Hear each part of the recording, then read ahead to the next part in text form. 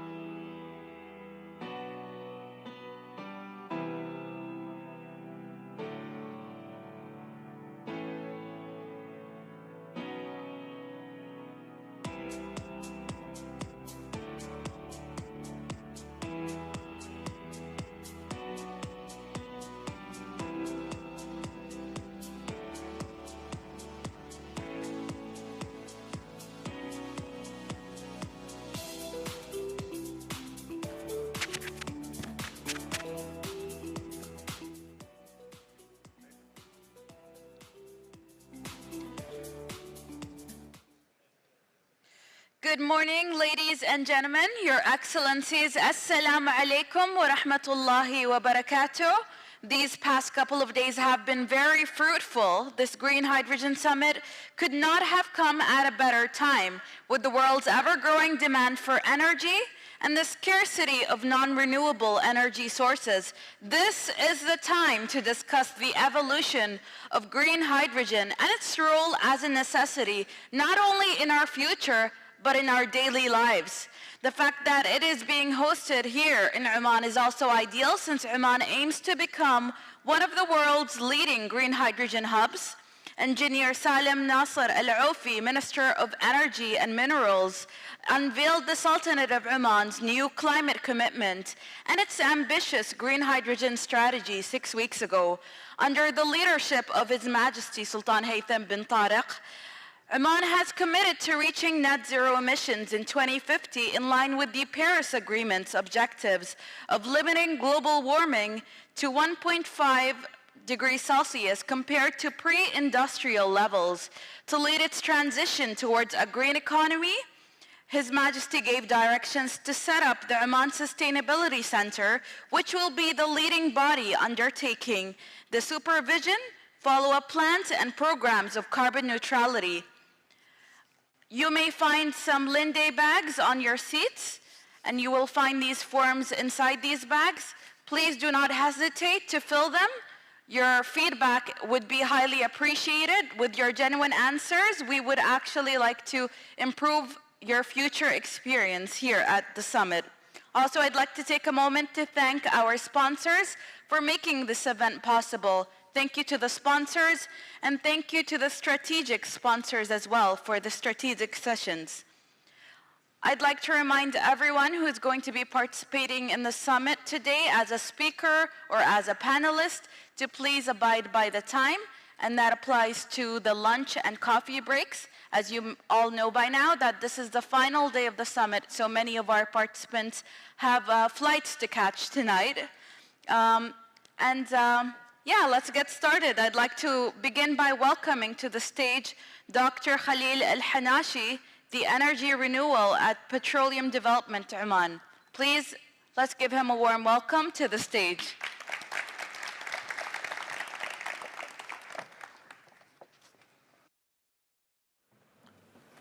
Assalamu alaikum. Sabah al-khair and very good morning to you all. Happy to see as many giving the excitement of the football last night, and those who are not here are pardoned because it was such a wonderful experience for everybody, and I'm sure that our Portuguese delegates are not here from the late night game. First of all, I think I would like to thank you all on behalf of the technical committee that looked at the technical program of this conference. They've spent some time reviewing the submissions and organizing the program. So thank you all on behalf of everybody from the technical committee. The task was to recap on first day. I think it's not easy. It was a very fantastic intellectual discussion on all fronts. We started with Oman perspective, and it was very rich discussion from policymakers, from operators, and also from even a public perspective, even from a perspective of a student asking a question, what is my opportunity in this big stuff you're talking about? We've talked about the ongoing plans. Hydron presented a very clear and structured land auction for hydrogen with a clear timeline. We also heard from Abdulaziz on the policy making. What is it that we are working to make sure that we have a complete policy set of policies that support energy transition? It's not only hydrogen, but hydrogen is part of an ecosystem that is developing in Oman together with other components to move forward with an energy transition target, supporting our net zero pledge that was issued a couple of weeks ago. Having said that, the session ended with,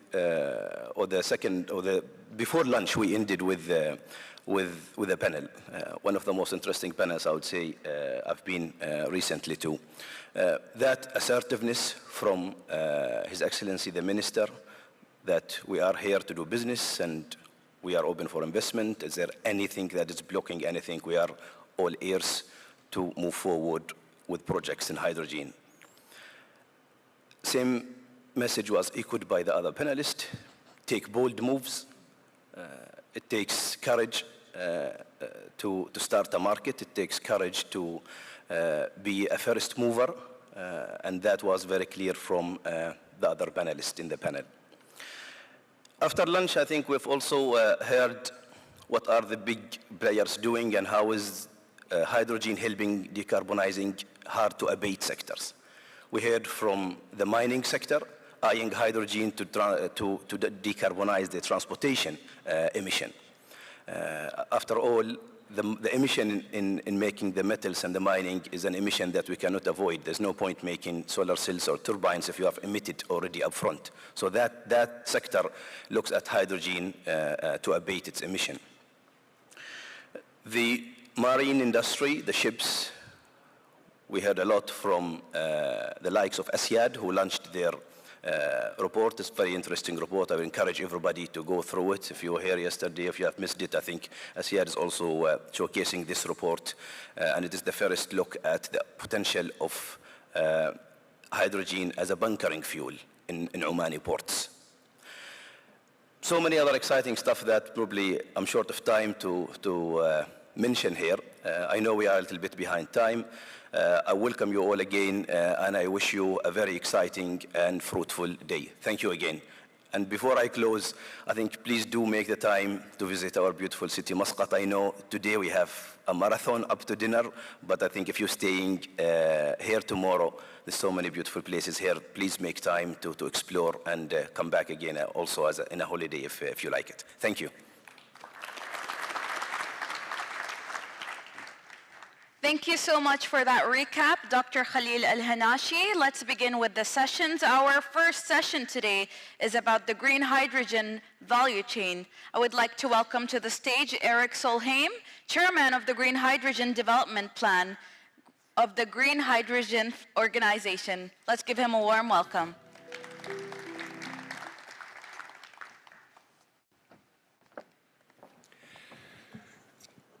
A very good morning, Muscat. Salam alaikum. I'd like to start by impressing upon all of you how lucky you are, how lucky we are. Because contrary to the extremely negative picture of the world, which is normally in media, we are living in the most exciting of times. And I will start with sharing with you three major developments on green hydrogen or the energy transformation, which just happened within the last 24 hours. Yesterday, the International Energy Agency made its new report. Please take a look. It's a report full of optimism.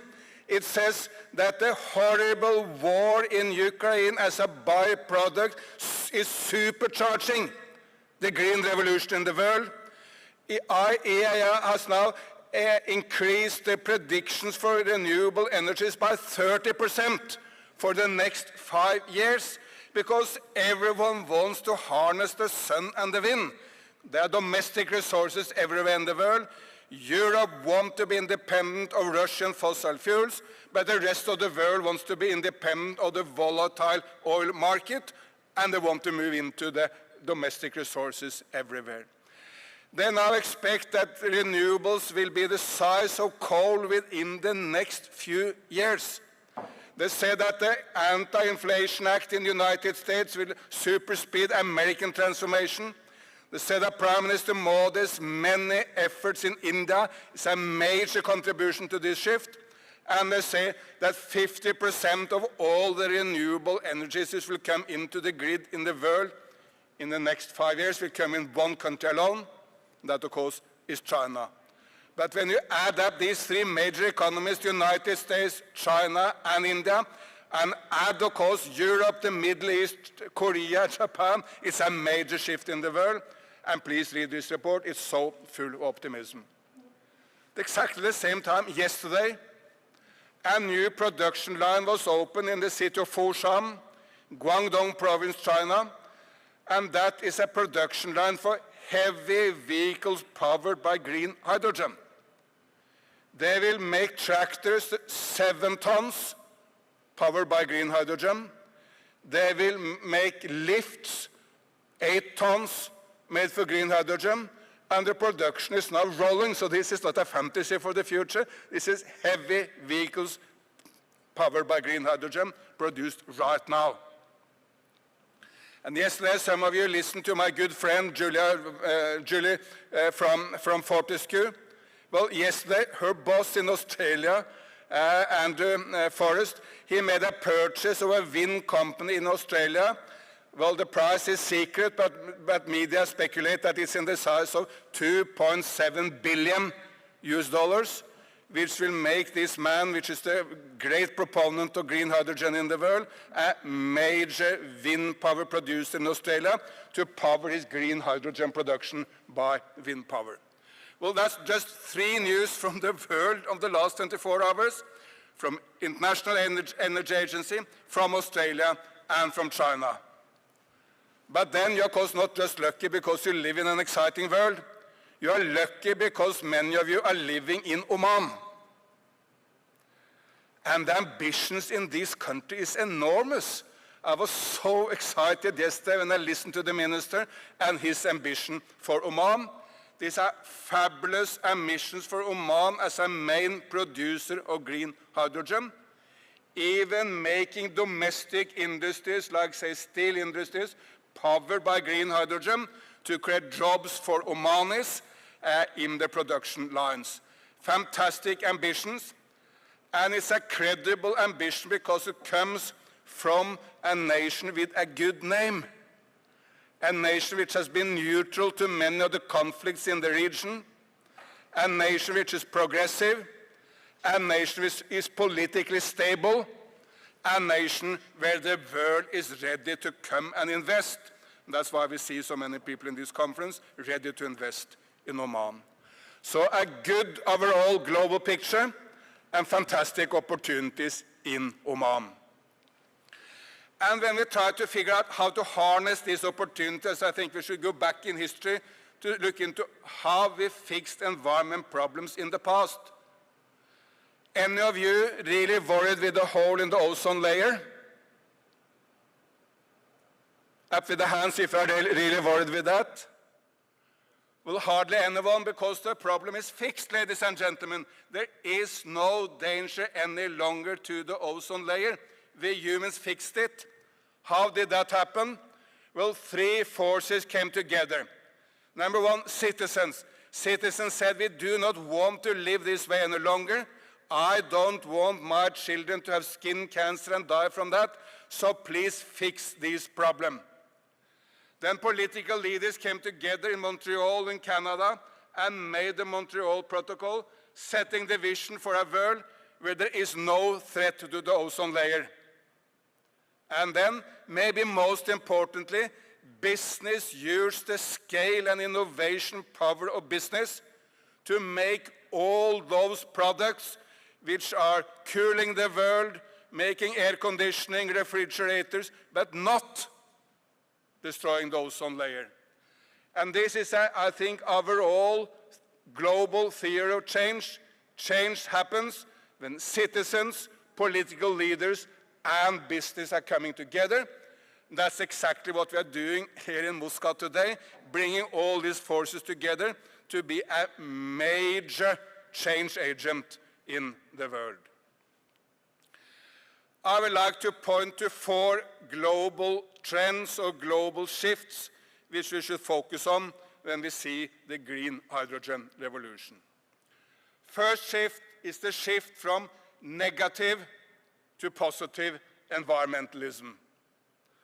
Environmentalism in the past was about the negative. When Richard Nixon, the conservative president of the United States of America, wanted to take action against pollution, he formed the American Bureau to protect America against pollution. It was the America Protection Bureau, protect from the evils of pollution. It was not a positive vision of a world where we can create jobs and health and protect Mother Earth at the same time. But that's the new vision of environmentalism. It's not about avoiding the negatives. It's about setting out a vision where we create jobs, create prosperity, bring every single human being out of poverty, but at the same time, we are doing good for Mother Earth. And a new global development paradigm is possible for the first time in human history. The old paradigm was very clear. First, you go for all-out economic growth, you create havoc to the environment, and you build your development on coal. No one did that because they thought it was good for the environment and for health, but coal was the only way to development. And that's why it was done that way, first in the United Kingdom, then in France and Germany, then in the United States, then in Japan, then in Korea, then in the Middle East, then in China. Everyone was the same. First you destroy nature, you build a development on coal, and when you get rich, you start taking care of the environment. But now, solar energy is the cheapest energy in the entire world, everywhere. Solar energy in India is the cheapest energy which has ever existed on planet Earth. If you shift from coal to solar, not only you do good for the environment, you create more jobs, better jobs, you create prosperity, and you save money on your budgets. So it's a win-win proposition, and that's the future of the world, not economy or ecology, but economy and ecology. Yes, thank you. Win-win. And this is why we have formed the Global Green Hydrogen Organization. That's to help the world harness this development, to see how we can finance, how we can set standards, how we can bring governments, citizens, and business together with this great aim. A number of the biggest companies in the world, ThyssenKrupp from Germany, Hyundai from Korea, Envision from China, Acme from India, they have all joined this organization with this great aim of bringing everyone together behind green hydrogen. We met in Barcelona, Spain earlier this year and made the green hydrogen standard, which is to set out how we can distinguish between green hydrogen and other forms of hydrogen. I will not go into the technical details of the standard here. Easy for everyone to find on the net, so please go in and take a look and see if the standard can be a vehicle for your development into green hydrogen. But this is the first shift from negative to positive environmentalism. And ladies and gentlemen, all the great, the biggest, most important leaders of the world has understood this. President Xi of China is saying green is gold. Going green, China can capture the jobs and the markets. President Biden of the United States put forward an anti-inflation bill. It's all about opportunities for America in going green, and the same is the case in India and the European Union. Sorry? I thought I had 20 minutes. That was what I was given. Sorry? We're running tight on the time, but go continue. Sorry, I was told I should speak for 20 minutes. Okay, thank you. Okay, I try to cut short, but second is to harness the enormous power of the fourth industrial revolution. Bring together the energy revolution with the IT revolution, the data revolution, because if we bring these together, we can get a lot more done. Artificial intelligence is a major force for also improving on the energy revolution, so we can take this into a combined force. And don't worry, the change will happen much faster than we can think. Just give one example. In my nation, Norway, 90% of all cars sold are now electric. Why is that?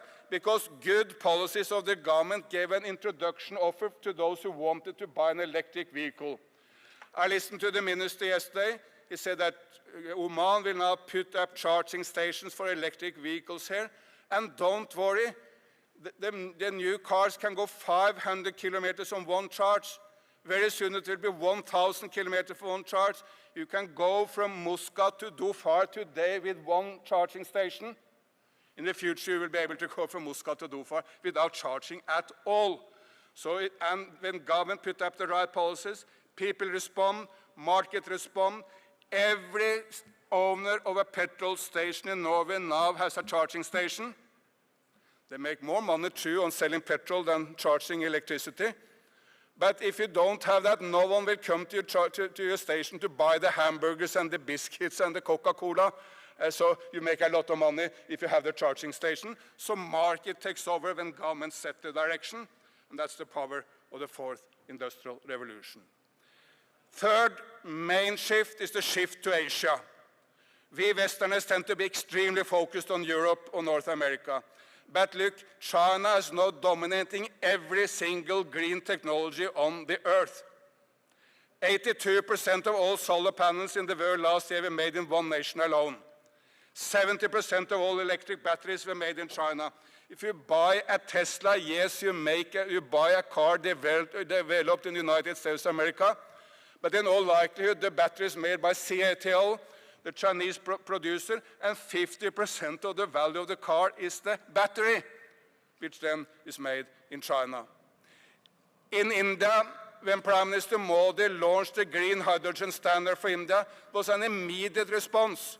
The big captains of Indian industry, Mr. Adani, third richest person in the world, Mr. Ambani, one of the 10 richest persons in the world, they immediately said, we will support you, Mr. Prime Minister, and we put tens of billions of dollars upon the table for your great vision, and we will make enormous amounts of green hydrogen produced in India. But add on Japan, Korea, traditional partners of Oman. Look to the geographical location of Oman, so close to India, but also close to all other Asian markets. It's an enormous opportunity for Oman to harness this power of Asia in the 21st century. But be of no doubt, if we Europeans and Americans do not get up early in the morning, we will lose out in the green competition with China and with India.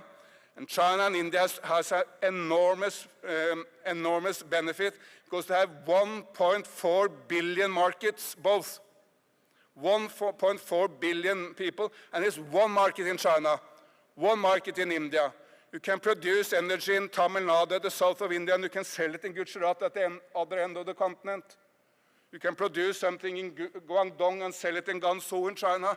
An enormous power of these huge markets, and that's why the future will belong to China and India and Asia at all, but it's an opportunity also for Oman. And finally and lastly, the green revolution is an enormous opportunity for the developing world. In the climate convention in Sharm el-Sheikh, there were huge deals made with Egypt. Some of them were even South-South deals. Indian company Renew invest heavily in green hydrogen in Egypt. Mauritania came forward with enormous proposals for green hydrogen. There were deals made between Namibia and the Netherlands to promote Dutch technology and Dutch investment in Namibia. And these are, of course, relatively small developing nations with enormous ambitions and enormous opportunities. The proposed investments in Mauritania is a number of times bigger than the GDP of Mauritania. So, of course, a nation like Mauritania may need support to get the right contracting, to set up the right agreements, to make the right investment conditions, and that's exactly what the Green Hydrogen Organization aims to do, to work with Mauritania and Namibia, and of course Egypt and everyone else, to make sure that we get these investments right. Thank you so much for listening. I think if we look to the world today from the point of view of media, we get a very negative view of the world. That worldview is not true. The world is a much better place than people tend to believe. When I was born, life expectancy on this planet was 46 years. Now life expectancy on average of the Earth is 72. Here in Oman, life expectancy is 78. That, by the way, means that life expectancy in Oman now have passed life expectancy in the United States of America. So it's not small achievements. And if humanity could achieve this in the past, of course, we can also manage the green revolution, which is the main issue for the 21st century. Together, we can create an ecological civilization. Together, we can create many jobs and a better environment, and Oman is front and center in that, and I'm really looking forward to follow Oman on this great way into the future. Thank you so much. Shukran. Thank you so much, Mr. Eric Solheim. We've heard some very interesting facts. I'm delighted to hear that there's no longer a danger to the ozone layer. And also it's very unfortunate that it took a war for green hydrogen production to get that push it deserves.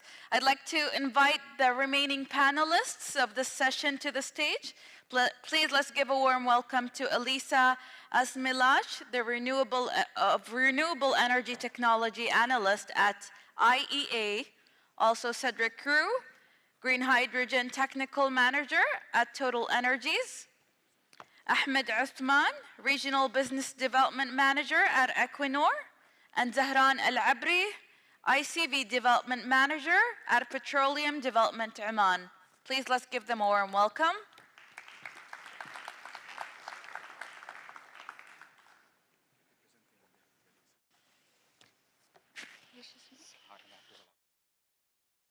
Also, Abdullah Al-Abri will be filling in today for Elisa Asmilash. Let's begin, Abdullah. Please go ahead.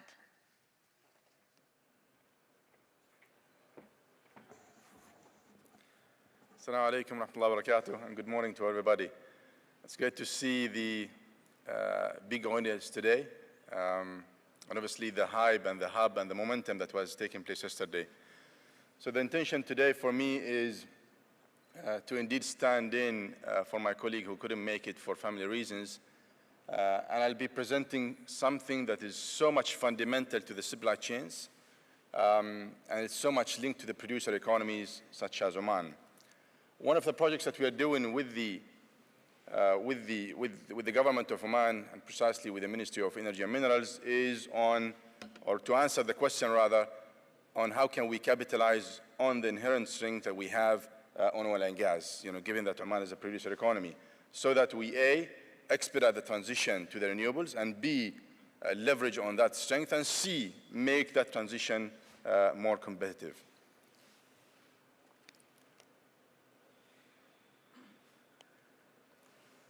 So the project that was done with or in collaboration, and again with the ministry and the stakeholders in Oman, we've done surveys as a methodology. The surveys were shot to the international players on the energy space, and I see some of them present in the room today. Precisely the oil and gas producers, the energy producers in the world, the technology providers, as well as the service providers to the oil and gas, to the conventional oil and gas, but also the transitioning entities. The survey was done to the global entities outside Oman, international entities, but also with the stakeholders here in Oman. So letters were sent from the ministry to the stakeholders. So the concept was how can we leverage on the value, as you said, how can we repurpose some of the infrastructure, some of the capabilities that we have, so that we make things move in the right direction and capitalizing and making sure that this is a just transition and we are leaving nobody behind. Throughout history, and I think this needless to emphasize that if you do not innovate, if you do not repurpose, if you do not kind of be agile enough, then things could work against you, basically. So nations, firms, and clusters have kept with the technological paces and developments. Few examples are shown on the screen, but they're not the absolute ones. There are many other examples that the companies have done. It's also the chance to exploit the latent strength that a nation, a firm, a conglomerate has to really drive into the future with resilience and in many ways opening the doors for opportunities. On the economic structure of any country, in this case Oman, and we've taken it as a producer economy, is that it showcases that resilience. So and again, transition, just transition, not leaving anyone behind, economic diversification that the Oman's 2040 aspires to, and of course, opening the doors for opportunities for the conventional oil and gas producers. And I've already see a number of them present in the room today. So, opening the opportunities is fundamental. I'll try to speed up. The conceptual framework was, as I said, the oil and gas, it's the center of the economy, for producer economy. There are a lot of transversal capabilities that we need to leverage upon, but we need to understand first, whether they are on the infrastructure, on the products and the services, or also on the knowledge and the organizational skills. So there's a lot that needs to be leveraged in that space. There's also a fundamental link that you see on the left-hand side, which is on the fiscal, the investments. How can we also make bridges between the investments already made in the ground, the infrastructures, so that we can extend them in a structured way to the renewables. So all of that, we're trying to address what does it mean for the renewable energy from a supply chain and skill perspective, but also from the hydrogen, the clean hydrogen, whether it's blue, green, in this space. So once we kind of finalize the project, this is still analysis and project is still in progress, and we're trying to finalize this in Q1 next year. So I've mentioned a few things on this slide, but it was done in collaboration with many stakeholders globally and in the region. 4 companies, at least in Oman, they provided really extensive analysis of what they're aspiring to and what are the things they're taking to ensure the resilience and the transformability of the company. You could see examples of the companies on the right-hand side. Some of the companies are focusing, obviously all of them on the low-carbon hydrogen, but some on the wind, some are focusing on the solar, some on the combo. There's the bioenergy. You see the EV charging as well. And lastly, the convenience. So it's a good mix and a good basis to understand that global perspective of how the global is thinking. Global companies are thinking, the investors are thinking, but also linking that to the potential supply chains. And I so much admire the presentation before me. I think it captures and highlights the opportunity very well. These are some of the results in a schematic way. You could see the bubbles, the uncolored bubbles, which is the oil and gas, the conventional for, by definition for the producer economies. You've got on the right-hand side the solar, the wind, and the low-carbon hydrogen, the clean hydrogen. So these are the central pillars that the economies are evolved around, at least from the definition of a producer economy. We're trying to highlight, or we're trying to sketch here from the responses of the companies that anything that was mentioned by more than 50% of the respondents, it is shown in green. Anything that was shown in the responses by less than 50% of the respondents by purple, and if there is no linkage identified from the responses, it's kind of dark blue. So from the oil and gas producers, companies, service providers, they see that transportation and pipelines is something that can be transferable. That's something that needs to be leveraged upon. The geoscience and site preparation, the chemical engineering, the temperature and fluids engineering, and of course the biofuel and refineries, and using the reservoirs as a national storage sites for the CO2. So these are the linkages that can be leveraged upon. Of course, the responses were providing so much of the details. We don't have the time today, but this gives the perspectives. The other respondents, they were saying that the offshore technology and experience, the catalyst and solvent provision, and of course the consulting services and the energy business is something that was also highlighted by some of the respondents. So these are the opportunities or the natural kind of opportunities for any oil and gas provider, service company, technology provider. They should be kind of questioning or pondering around. Deep diving a little bit into the results, the responses were highlighting that the internal redeployment of labor versus the external hiring was dominant, and this is how companies are seeing this. So redeployment was ranging from anything from 36% to 89%. Huge number. So redeploying the current expertise that companies has.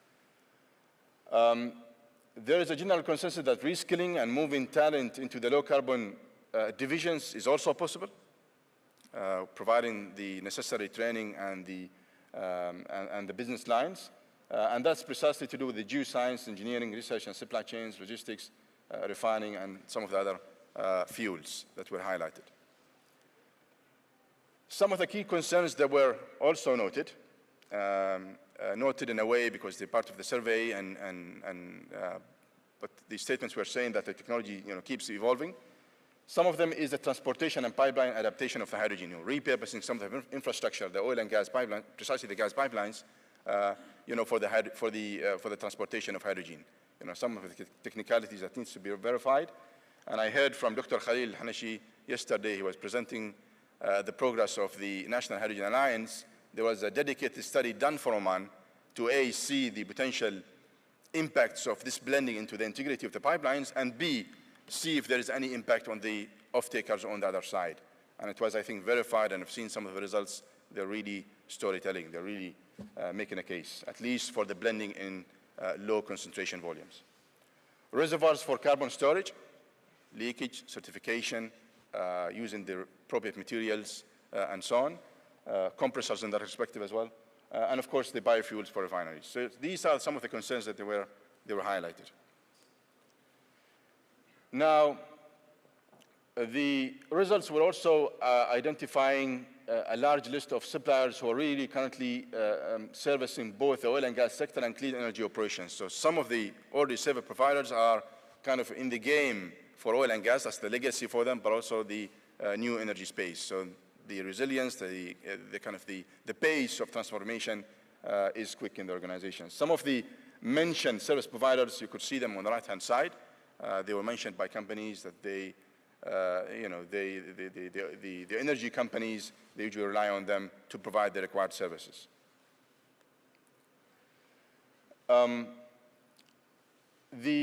What does this mean? So we've seen, the project started so much, and I've shown a presentation yesterday on the opportunities for green hydrogen, for low carbon hydrogen for Oman.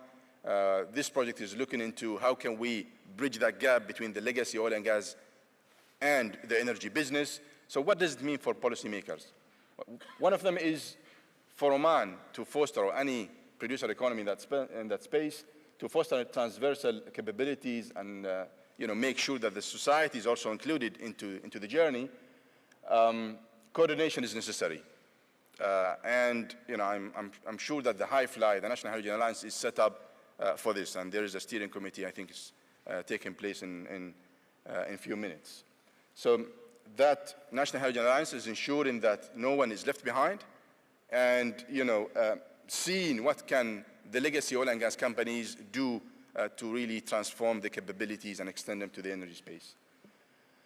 Multi-dimensional policy toolbox, so toolboxes, frameworks, procedures are also necessary to help people recognize and move into the opportunity. But also multi-stakeholder approach, given the variety and given the extensiveness and the complexity of the oil and gas business is necessary. So how is that stakeholders coming together?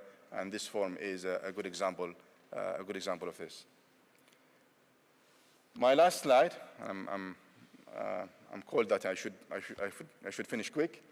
The last slide is the project has really identified some of the key perspectives on what needs to be repurposed, what can be repurposed, and what needs to be repurposed, and how do we do it? At least from the eyes, and this is based on the eyes of the major oil and gas companies internationally, but also on the operators in the country, service providers and technology providers, and educational providers. There is a considerable amount of productive capabilities already that can be transferred, and they were identified in the survey. The technologies, the skills, the infrastructure that can be easily, in a way, repurposed. But some of them are technologically persistent, like, for example, using the pipelines, as I said. So how can we use the pipelines, the infrastructure, the export facilities in the ports? Are they purposed in that front or not? And when it comes, for example, to a high push of renewables, and I agree that there is I think it's a determined push towards the energy transition in the space of renewables for power, but also renewables for hydrogen, green hydrogen.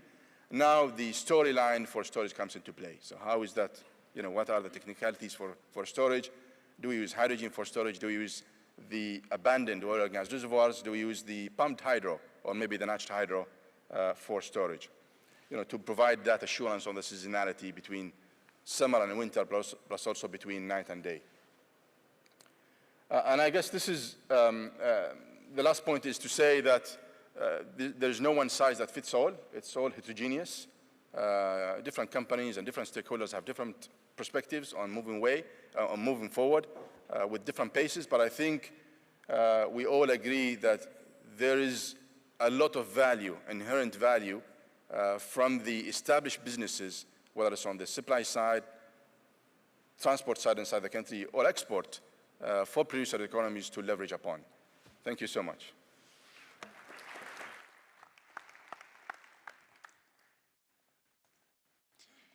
Thank you so much, Mr. Abdullah. Clearly, IEA have done a thorough investigation into what needs to be done for that switch to green hydrogen that other energy companies here in Oman may benefit from.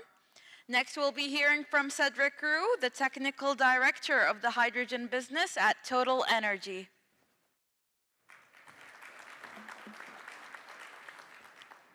Thank you, everyone, and thank you, the committee and the organization, for inviting me today. It's a great honor to be here to talk with you. I'll be discussing today about the topic of the green hydrogen value chain, and specifically focusing on the equipment supply, and in particular in the short-term supply, and what we can see in terms of development today. I'll also be discussing about the local context and how it can help in developing this ecosystem, and then giving two examples of what we are doing within the company that could be maybe taken as an example for this type of value chain. But before I start, see you, Mr. Abdullah. Before I start, I wanted to start with a little story. As part of my job, I have to look at innovative technology. And 3 months ago, one of my colleagues sent me an article about a technology that was very promising, an hydrogen carrier, that was first of a kind, that was a rupture technology, and we had never seen this. And so I decided to look in our advanced tool for research database, so google.com, and I found the same technology and the same articles written 25 years ago, saying the same thing: rupture technology, this is a promising future. And okay, without talking about the technology itself, it made me think about why didn't this happen? Why didn't this technology make it happen? And so one of the first answer to this, sorry. And I believe it's because we were not successful in building a massive production chain for hydrogen. And that's one of the key factors here. When we talk about hydrogen as an energy vector, we want an energy vector that is affordable. And for it to be affordable, we need a massive chain. But when we look at the massive chain today, as an energy vector, we see that the maturity is not there. Here you have the different value chains, and on the right, that's the main focus, the days that we expect those value chains to be mature. And we see that before the end of the decade, we don't expect hydrogen as an energy vector to be that mature, or not ready for a massive hydrogen chain. However, what we see is that today, we can focus on two factors: compressed hydrogen, that's where we have already existing product, and ammonia as a product. And that's where hydrogen is not an energy vector, but hydrogen as a product. And when we look at this, I want to focus maybe a little bit on what we can see in terms of development in the short term. His Excellency talk about going fast in the energy transition. Going fast is very good, and I think it's what we should focus on. But let's look at what is happening today in terms of short term. When you look at the green hydrogen value chains, you have three main blocks that I will be focusing on. The first one being the renewables. And the renewables, without the green hydrogen, we expect a factor 7 by 2050 in terms of development, which means that for us, we are in competition in terms of equipment supply, and we already start to see it. For us, we are also in competition in terms of overhead management, power networks management. And so this is not so much of an issue in the long term, but in the short term, it can bring a concern. The second item I want to discuss is hydrogen production. To ensure a robust ecosystem, we need certainty. Today, if you look at the analysts, you go from 20 million tons of hydrogen per year in 2030 to 150 million tons of hydrogen per year. How do you want suppliers, how do you want investors to say, yes, I'm going to go there? The uncertainty is huge, okay? And so we need to also tackle this type of issue. The last brick, is concerns the storage and transport. I'm not going to talk too much about it because that's not the focus of my presentation, but we see that hydrogen for ammonia is mature. The ammonia infrastructure today is mature, and so we have a focus here. Maybe that is not as critical as the two previous ones. Oops, Sorry, I switch it off. If I focus specifically on the hydrogen value chain and on the hydrogen production, we see that today the electrolysis manufacturing in particular is targeting massive production. IEA mentioned 14, 15, 16 gigawatt capacity by the end of 2022, 60 gigawatt manufacturing capacity by the end of 2030. Those are huge numbers. Huh? Those are huge numbers. And so we believe this will help in reducing the costs. However, at the same time, and in particular because of the competition with renewables, we see an increase of costs for all other equipment, in particular transformers. You also have electronic chips. You also have raw material, copper cables. All this kind of equipment is increasing. And so although the manufacturing of the electrolyzer might be decreasing, all the balance of plant, the balance of tax, all those elements today are increasing. And that's also a concern we have to tackle. And the last signals I wanted to talk about, although I don't believe it's major signal, is on the raw material. You probably have seen several articles showing that there is an issue here, or there might be an issue here. I believe that we will find solutions. It might be an issue today because the volume that is expected seems high, but technology development will help in reducing those volumes. Also, exploration in terms of raw material will also help in increasing the production of this production capacity, and I don't believe this is the main concern today. Where I'm coming from is that in order to ensure that we have a robust ecosystem, we need to work on several levels, okay? And one of those levels is also the local context. Dr. Abdullah just talked about the studies he did with IEA for Oman. If we look at the mobilization of the ecosystem in any country or in any country where it doesn't exist, we see two main factors. The first one is the mobilization of resources. And when your ecosystem doesn't exist, what happens? And that's what happens in Oman. First, you are going to mobilize international resources, and then progressively go to local manufacturing, local suppliers, local use of resources. In order to develop your local resources, you need to develop your local suppliers, as I said, but also to train your people, recruit the right people. And this will contribute to the local economy and the local infrastructure. What is also important to understand is, and that's the bubble that you see on the left here, one person that you employ in terms of an hydrogen production unit as an operator, it's one person for the operator, but it's a lot of more person that will be indirectly needed. And so we also need to train those people, maybe in maintenance, maybe in operations, maybe in support, maybe also dentists, doctors, all these kind of specialties will also need to be supplied. And so building a competitive local ecosystem can have also a multiplier effect, because by building this local ecosystem, you are not only building the jobs of tomorrow for the hydrogen production, you're also building the job of tomorrow for everything that surrounds the hydrogen production. But for this, we need to think how we are going to do it. This is a development phase. You know it. This is oil and gas based. In order to develop an oil and gas production field, it's the same as an hydrogen production facility. We need time. We need time to develop. We need time to assess it. Then we need time to build it, where we need a lot of resources. And then we need time to operate it. But if we focus only on the first part of the work, we see that the local content, for example, will be high. We'll need a lot of local content. But if we only focus on this, we'll build an infrastructure that will be good for the development, but bad for the operations. And so when we think about the ICV, when we think about building the local ecosystem, we need to think long term. And that's one of the main messages here. We also need to think long term. So what does it mean in terms of hydrogen ecosystem? And that's an example of what you can find, I believe, today in Oman. Site installation or operations and maintenance of facilities, may they be renewables or may they be electrolyzer or hydrogen production, today are local, because of course operation is local and maintenance is local. But you need to import all the equipment. How will we go to 2030, to 2050? Will we move everything to local, for example, production?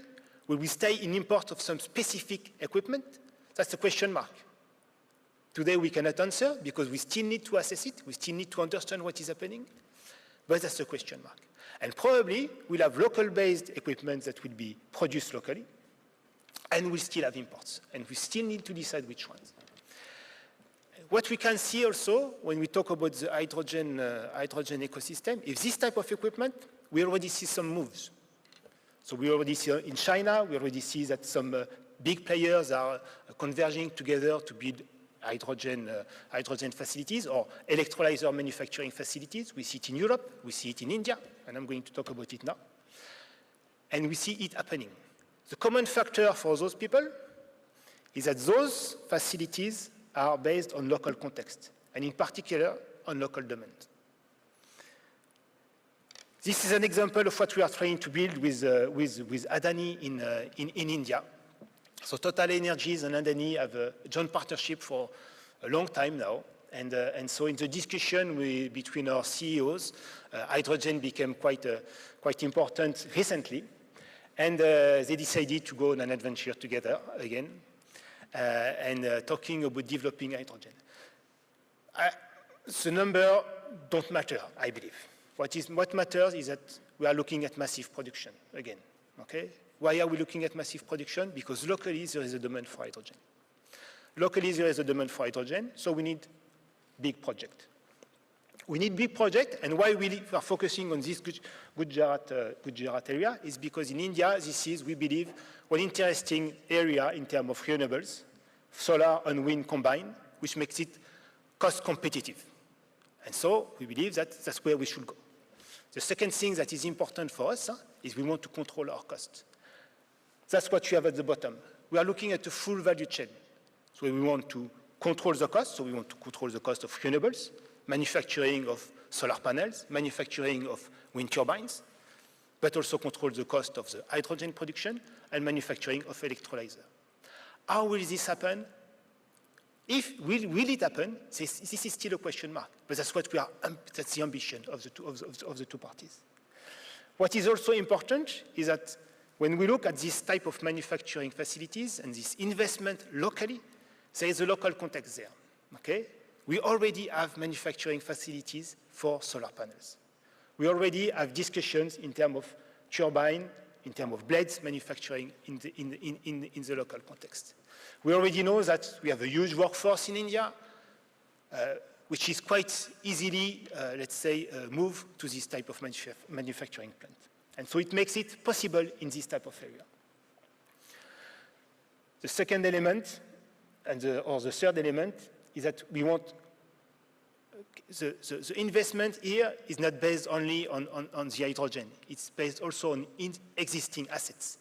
We are already developing renewables in India, and so we already know how to develop the manufacturing plant in India. So we already have a knowledge of what is happening there. Another example I wanted to show is that when we talk about local resources, and in particular training, in France, we have a small project, well, small, 120 megawatt capacity of electrolyzer. And we have not yet decided to go ahead with the project, and we are in a feed phase. But we are still already thinking about who we should be training and what we should be doing in order to have the operators ready, the maintenance ready, but not only them. The administration, the public, the people, the fire brigades, the people who are going to intervene on all hydrogen incidents. We want them to be ready in 3, 4, 5 years. And already we are building our training for safety in the area where we're developing our hydrogen project.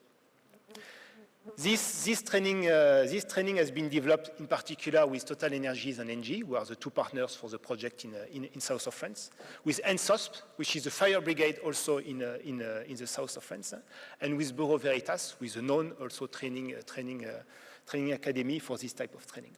I think this is a kind also of examples of you don't need to go as far as building a manufacturing plant today.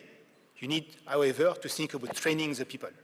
And this, you can do it quite easily, and you can do it quite rapidly. To finish with, I want to give 3 main takeaways. And the first one is on the risk in terms of the green hydrogen supply chain.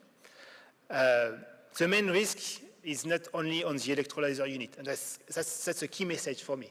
When I look at the risk assessments we do on the supply chain for the hydrogen production unit, today my main risk is on the electrical equipment. And that's a key factor. We also need to assess how we are going to develop renewables and hydrogen at the same time. The second item is an open door, obviously, is we need a long-term perspective in order to develop a robust ecosystem. And so that's what we saw in the oil and gas. It took a long time in order to build the ecosystem. That's what we see in the hydrogen. And the last message, maybe, is that we'll be competing between different geographical zones, okay? When we talk about, sorry, that's the 15 minutes. When we talk about development of hydrogen, we talk about IRA, we talk about Europe, we talk about Asia. All of them have different advantages and constraints. And we need to make sure that the advantages that we can bring on the table, especially as part of Oman, are here compared to those zones. It can be availability of resources, it can be cost of manpower, but it can be also drive from the government, and I believe in Oman that's something that is very strong. So thank you for this opportunity, and I wish you a good end of the summit today. And thank you to you for your global perspective on the green hydrogen value chain. It's always interesting to learn how different countries tackle the same issue differently. Next, we'll be hearing about a global perspective as well from Mr. Ahmed Uthman, the Regional Business Development Manager at Equinor. Thank you very much, ladies and gentlemen, distinguished guests, Your Excellencies. It gives me a great pleasure to be here today in Muscat and to get the opportunity to speak with you about Equinor's operations, history, strategy, and the view that we have on hydrogen. And I have to start by saying that the last 2 days have been great for two reasons. One, football, Morocco winning, great match. And two, most importantly, spending the last 2 days in this conference and listening to the keynote speeches and presentations and seeing how Oman is developing to become an energy hub, not just for the Middle East, but globally, is something that gives me a lot of joy. So I'll share a little bit about Equinor. And for those who don't know Equinor, we used to be called Statoil in the past. We changed our names a few years ago. And I'm certainly not going to go through this long disclaimer, so I'm going to jump that one. Equinor, we started 50 years ago in Norway, developing oil and gas resources offshore. In the 80s, we started moving internationally. And right now, I can say with a lot of confidence that we are an international energy company. We operate in more than 20 countries around the world, with more than 20,000 employees. We're still, to a great extent, an oil and gas producer. We produce 2 million barrels of oil equivalent per day. But we're also growing our international portfolio of renewable projects significantly. Right now, we have more than 1.5 gigawatt of renewable projects, mainly from offshore wind, and we have very ambitious targets to grow that tenfold by 2030. This is all based on our purpose, turning natural resources into energy for people and progress for society. And it's also based on our core values. And we see that the world is changing. Geopolitical context is changing. Focus on energy transition, focus on decarbonization. And that's, for us, creates opportunities. And we've set ourselves a net zero target by 2050. Many countries have done that, and I want to congratulate Oman for setting the net zero target a few weeks ago and for putting a very thorough plan to achieve this. And as an Equinor, we think that we can achieve that net zero target by 2050 through the three core elements of our strategy. And our strategy is always safe, high value, and low carbon. We're going to do that through working on three distinguished pillars.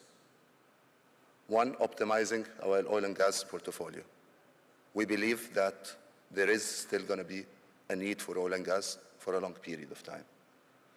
But we see our role here is to produce oil and gas with the lowest emissions possible. And we're building based on our experience from carbon capture and storage that we started in the 90s, from our experience in electrification, and many other elements. The other core element is the growth in renewables. And as I mentioned, we have an ambition to reach 16 gigawatt of renewable energy production by 2030, mainly from offshore wind, but we also have projects in the solar and onshore wind side. And we've committed that by 2030, more than 50% of our capex is going to go into renewable projects and what we call low carbon solution, which is the third element of our strategy. And low carbon solutions for us is carbon capture and storage, and it's hydrogen, both blue and green. So hydrogen, the main topic of this conference. Why do we think hydrogen is needed?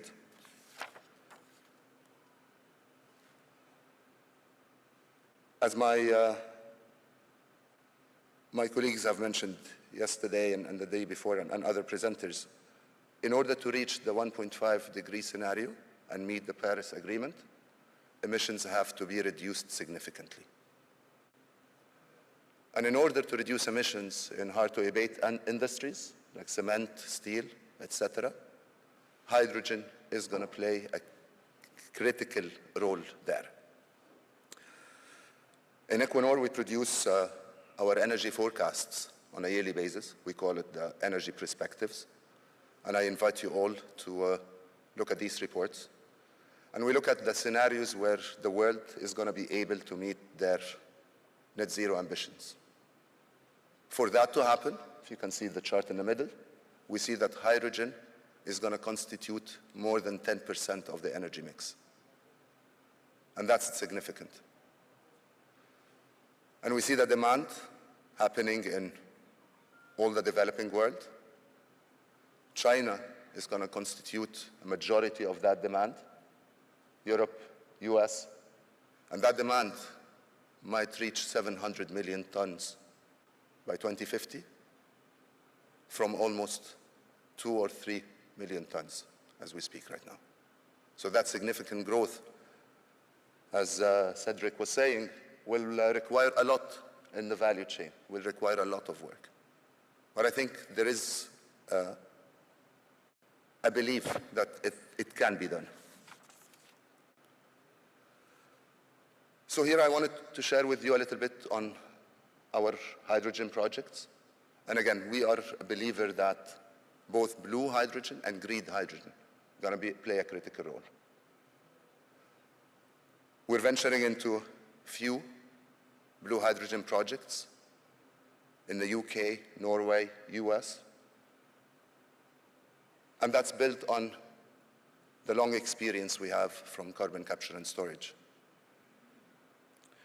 We're also working on green projects, green hydrogen projects in Holland, in Germany. And I want to share an example of one of these projects with the North H2 project in the Netherlands, which is a kickstarter of the green hydrogen economy.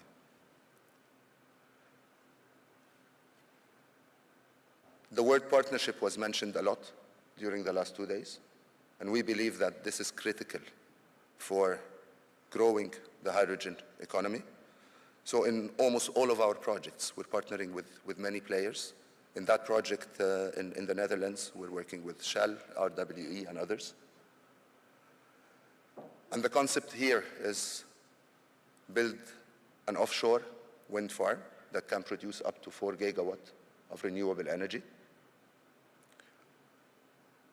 transport the hydrogen onshore, and use that hydrogen to hard-to-abate sectors as the off-takers. Our ambitions is to produce 300,000 tons of hydrogen by 2030. And again, that requires a lot of work and collaboration between us as the partners, with the government, with the off-takers, but it's happening.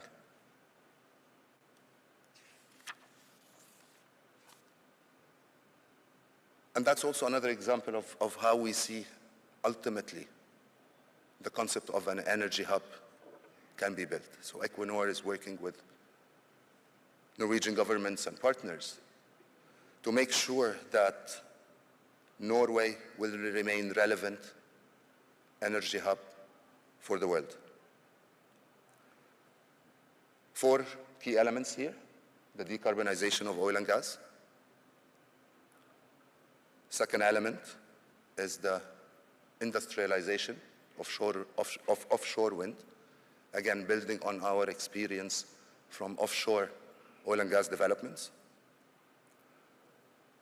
Providing commercial carbon capture and storage solutions for industries, and build an industrial-scale hydrogen industry in Norway.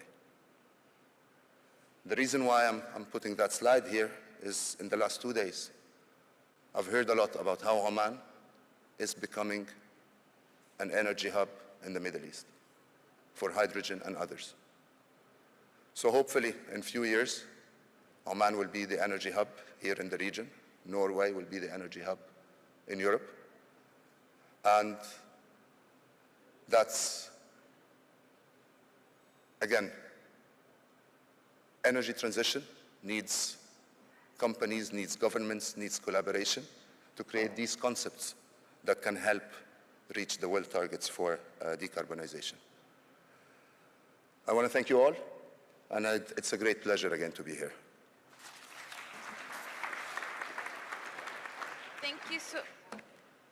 Thank you so much, Mr. Ahmed Uthman. Next, we'll be hearing from Zahran Al-Abri, ICV Development Manager at Petroleum Development Oman, to give us a local perspective on the green hydrogen value chain. Assalamu alaikum. Good morning, everyone. It's my pleasure to be here today talking about a very critical element, which is ICV and hydrogen and what's in it for Oman. I'll start. Trying to go right. Okay. Just an outline of what I'm going to take you through. I'll take you about the ICV concept in Oman and where we are today when it comes to ICV. I will talk about green hydrogen. I will talk about potential new energy and hydrogen opportunities projects building on the existing ICV, what we have accomplished so far in Oman. Similar to what Dr. Abdullah basically mentioned or talked about, but from a different angle. I'll talk about hydrogen opportunities upstream and midstream, and about repurposing of our existing assets, our existing capability basically towards hydrogen, and the ecosystem, which is a very crucial element for our success going forward, and key ingredient and what success would look like going forward. Let me give you a background about ICV. We started ICV in oil and gas business probably in the 1990s, but it was mainly focused on creating jobs. But the structured way of ICV started back in 2012. And that's almost more than 50 years after we started our oil and gas businesses for Oman. So we did not have really a structured ICV for more than 50 years. It's only started in 2012 when the Ministry of Energy and Minerals launched the ICV blueprint. And that's when we came up with our basically focus areas when it comes to ICV, our governance, our guidelines, our processes, our KPIs, true north, so on and so forth. And we identified at that time 4 different elements to focus on: goods and services, how to localize our supply chain, how we do local manufacturing, how we localize our services.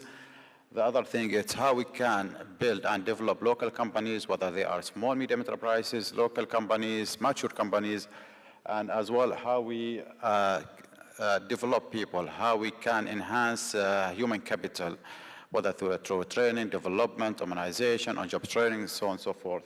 So these were the focus areas, and the fourth element, is a capital investment, FDI, how we can attract foreign direct investments. These were the different pillars of ICV when we started oil and gas through MEM, the Minister of Oil and Gas. At that time, we were operating at 18% ICV value return. Out of what we spend in oil and gas, only 18% used to stay in Oman. Today, after 10 years, we doubled that basically figure, actually more than doubled. Today, we're operating at 38% ICV return Oman to 40%. So what has been accomplished in 10 years basically was not accomplished in 50 years before. So we are set for the right track. And the difference now between oil and gas we started after 50 years, but when it comes to hydrogen, we're starting from today, and that's a difference, and that's a very positive thing. And I was very pleased to hear yesterday from His Excellency that ICV is already built in our basically agreement, our MOUs, and whoever contributes to higher ICV, higher local content, will get basically evaluated in a positive manner, and will take some preference going forward. The amount, if you look at basically what's ahead of us, huge opportunities when it comes to hydrogen. The figure I quote over the last 2 days, more than 100 billion worth of investment in the hydrogen over the next few years in Oman, and thousands of jobs that to be created going forward. This is the supply chain when it comes to hydrogen. Just I'll take you through the different elements in the upstream and middle stream and what's in it when it comes to ICV. If you look at basically the supply chain or the value chain, it starts with feedstock. If we look at our focus in the green hydrogen, is renewables. And renewables, if you look at the solar system or solar panels, the number that was basically shared yesterday, up to 20 million solar panels that basically for the next few years to be constructed. And that's a huge number. That's a huge potential for local manufacturing of solar panels. Of course, we have solar panels, we have accessories, we have civil work that goes with it, we have maintenance, we have basically QA/QC, so on and so forth. And when it comes to the other renewable part, which is a focus area, is the wind. And the wind, up to 15,000 turbines basically can be installed up from now until 2023. And imagine that's how much steel will that require? The accessories, inventors, transmitters for that. So that's a huge civil work as well. Again, huge opportunities, not just for manufacturing, but for local businesses, small, medium enterprises. Moving to the production phase, which is the next phase. Currently, there is a capacity of 8 gigawatts per year of electrolyzing. That's the capacity that we have today.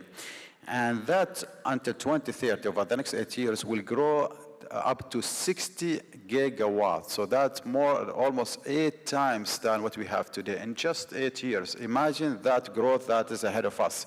What's in it for us when it comes to electrolyzers? That's a huge business. And when we talk about electrolyzers, we talk about supply chain, manufacturing, services. We talk about chemicals, a lot of opportunities in the arena. And that's in the green hydrogen. If I look at the blue hydrogen, we have the CCUS again. We have stations, we have to capture CO2, we have to store it, we have to reuse it for energy or again for enhanced oil recovery when it comes to oil and gas. Distribution phase, and that's again, there's lots of opportunities, different elements in here. You have the piping, either basically that's repurposing or investing on new pipes, you have the tankers, you have the stations, you have the interconnectors, transmission. All of these come with huge opportunities. of course, the marketing that's on the downstream, and again, that's by itself a completely huge industry. If I look at here on the at the bottom, the skill set and the jobs that can be generated or stem out from these different phases of hydrogen production, we talk about actually the jobs that we have today are not in oil and gas or energy are not so much different from the job that we're going to need when it comes to hydrogen production. So we need chemical engineering technicians, mechanical engineering, that's for upstream and middle stream, chemical engineering, software, IT, QA/QC, designers, so on and so forth. All of these human capitals in Oman have been developed in the energy sector, and it's just a matter of upskilling, reskilling, or even tapping directly into the hydrogen basically business. And that's what Abdullah Al-Abri, Dr. Abdullah basically initially highlighted. There's so much link between what we have today in terms of the capability and what's ahead of us when it comes to nitrogen. Even petroleum engineers, when it comes to CCUS or reservoir engineers, there is a demand for them when it comes to CCUS and injecting CO2. These are lists of opportunities that we have in different phases, some of them manufacturing, some of them services, some of them employment, and across the value chain of hydrogen production. This is about repurposing the existing capacity that we have today in Oman, or even worldwide. If you look at the human capital, which I mentioned earlier, the talents that we created over the last 50 years in energy sector, they can easily transfer to serve the hydrogen arena.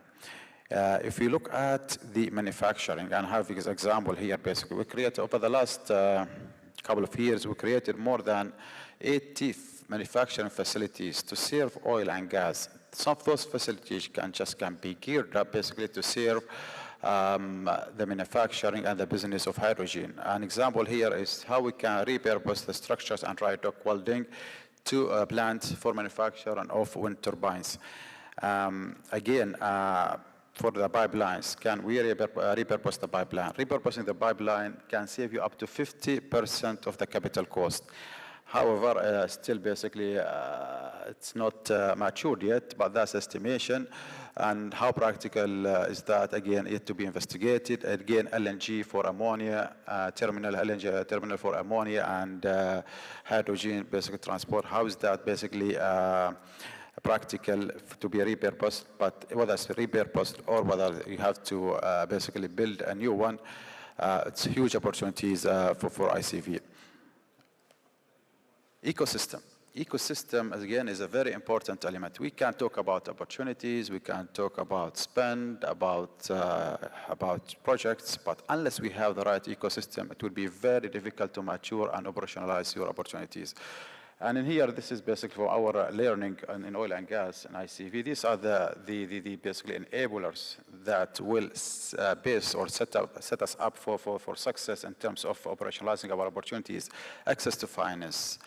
We have lots of small, medium enterprises, local companies who like to invest, but they don't have access to finance. So how can we come up basically with modern and innovative funding system? And I know that some government authorities are working basically towards that. Access to technology, how we can partner and get the know-how basically from abroad, from international, to be competitive and to have basically, and how can establish R&D today in Oman and focus on it just to be on the front line when it comes to hydrogen technologies. Access to infrastructure.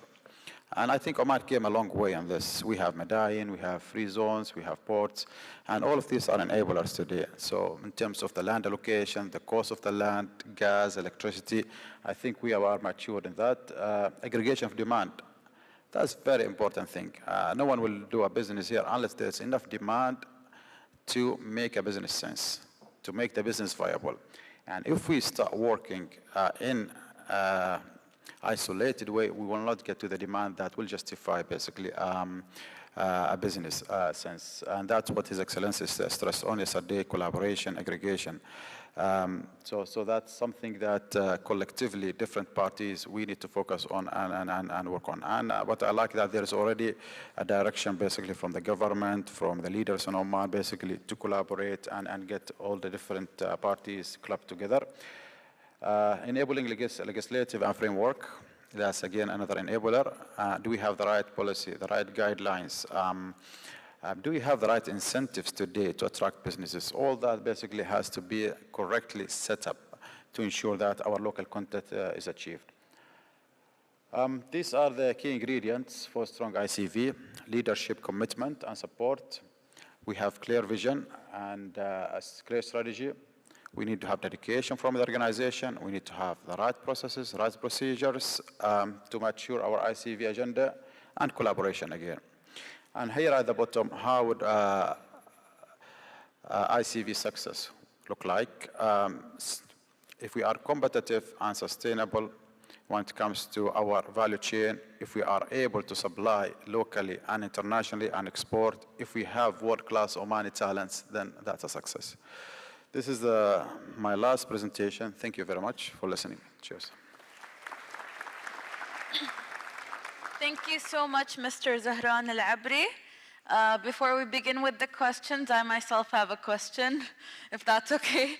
The offshore wind farms that you presented earlier, are they solely a concept at the moment, or is PDO, do they have a plan to implement this concept?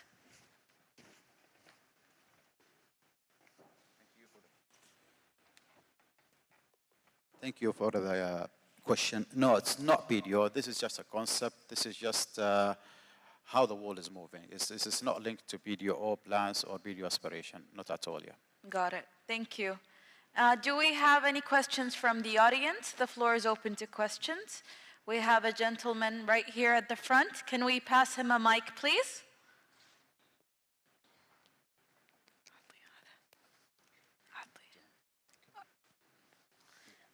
Right here at the front, please. Thank you.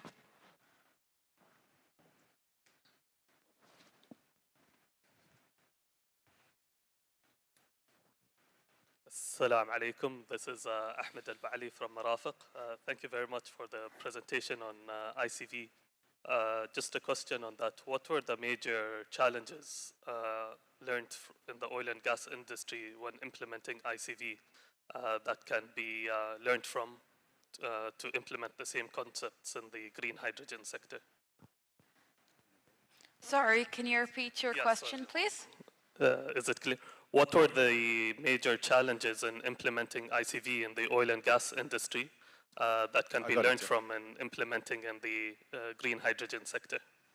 Yes, there are lots of learning that we can get from oil and gas that we should avoid basically facing when it comes to hydrogen.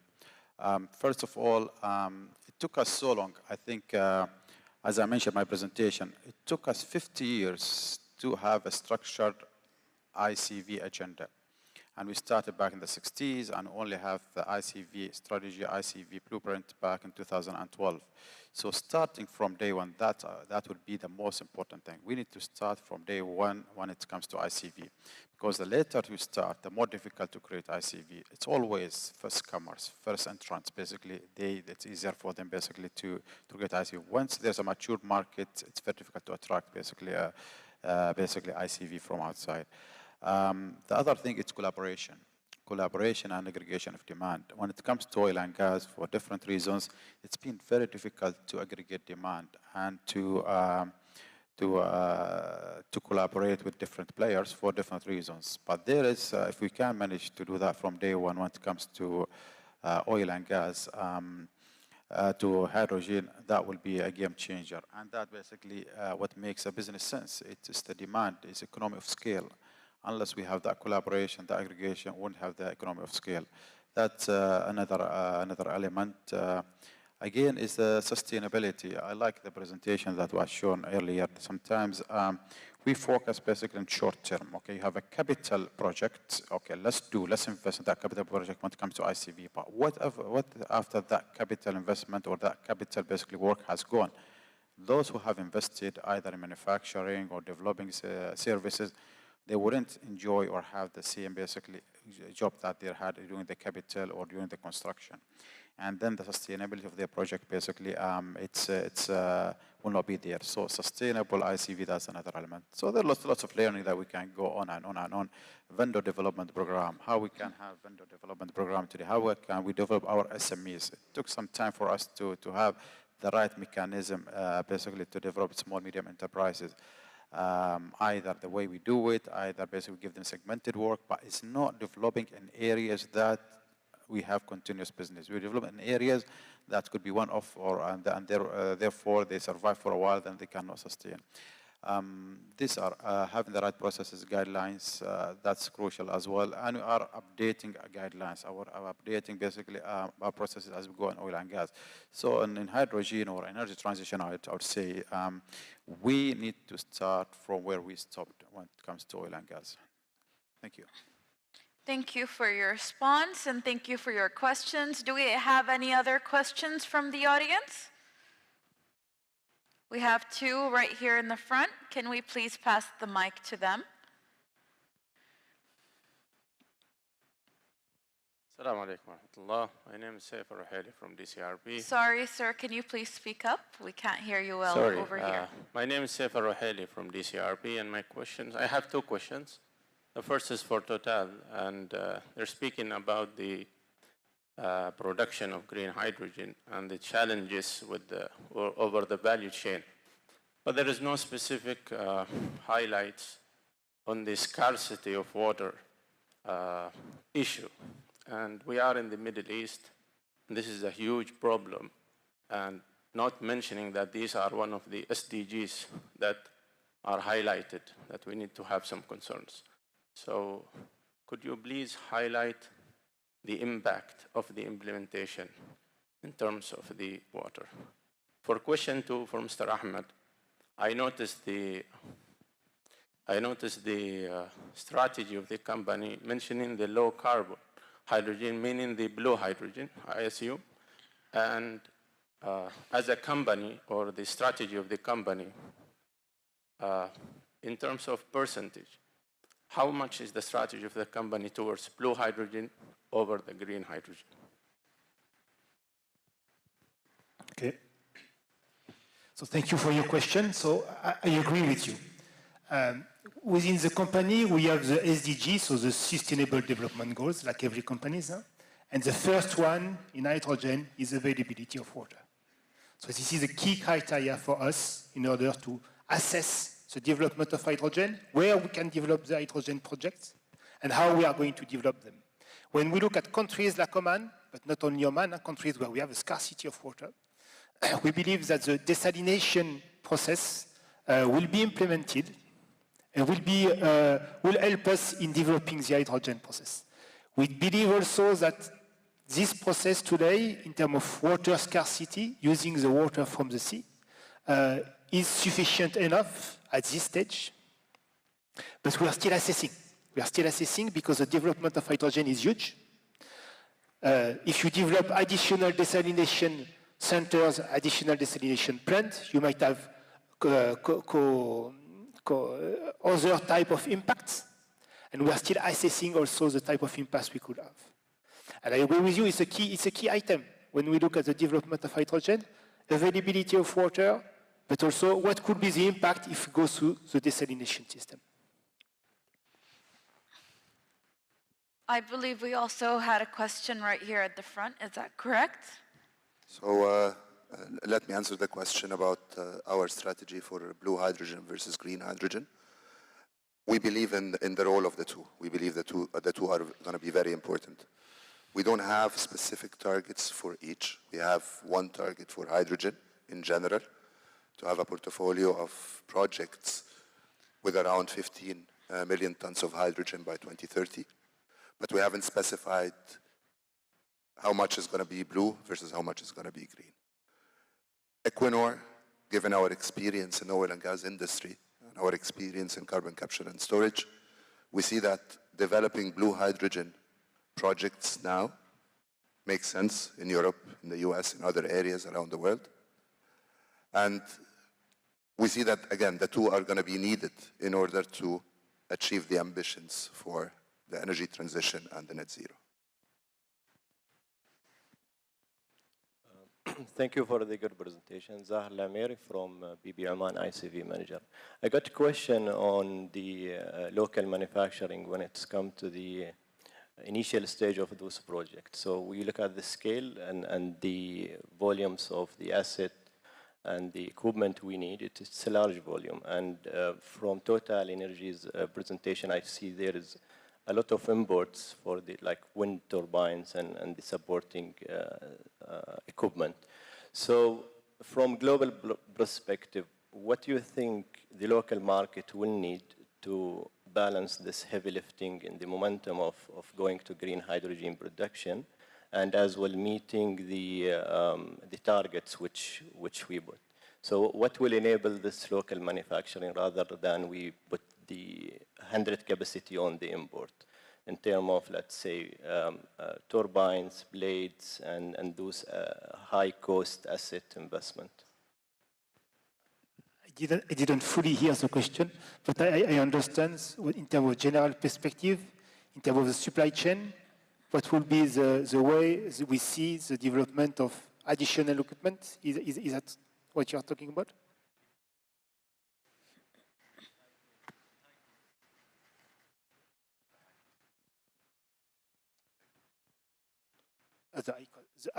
The cost you mean? Yeah, the high-cost equipment like wind turbines and solar panels, electrolyzers manufacturing locally. I mean, what will enable this? Okay, so in terms of the, you're right in saying that the high-cost equipment are mainly on renewable. Today, when we talk about development of hydrogen project, 40% to 70% depends on the structure of the cost related to the renewable part. The development of this type of equipment, we see two main things. We see that in terms of technology, there is a will in order to build bigger, to build more efficient, to build better equipment that will help in having additional load factors or additional capacity factor, and this will help in reducing the cost of renewables. The drawbacks in this part is that it means that the suppliers also have a short lifetime of their product, and I think that's a bit complicated for them also to manage. The second thing we see is that we also need to focus on supply of this type of equipment in countries where the cost can be low at the beginning at least. And that's why we are focusing today on countries like India in order to develop our hydrogen project in India, in order to help us to target cost-effective projects. If I wanted to see in terms of Oman, for example, and I think that's an interesting question. I believe when we went to Port of Duqm, we had the presentation of what is being done here, in particular for iPort. Ideas like starting with the manufacturing of blades, this kind of equipment, structural equipment, I think that's where we should start, because that's quite easy to be imported in the country. Ideas of building turbines, building more delicate equipment or more design equipment, that's a bit more complicated, and maybe it's not the best idea to bring this type of equipment here, or this type of manufacture here. Thank you so much for your questions. Unfortunately, we're running short on time, so we must start the next session strictly to the time constraint we're facing. Thank you so much once again to our panelists. Your presentations have been extremely insightful. Our next session will also be centered around green hydrogen value chain, but this session will be discussion orientated rather than presentations. I'd like to begin by inviting the session moderator, Paul Wallace, the team leader for Middle East Energy and Commodities from Bloomberg. Please join us on stage.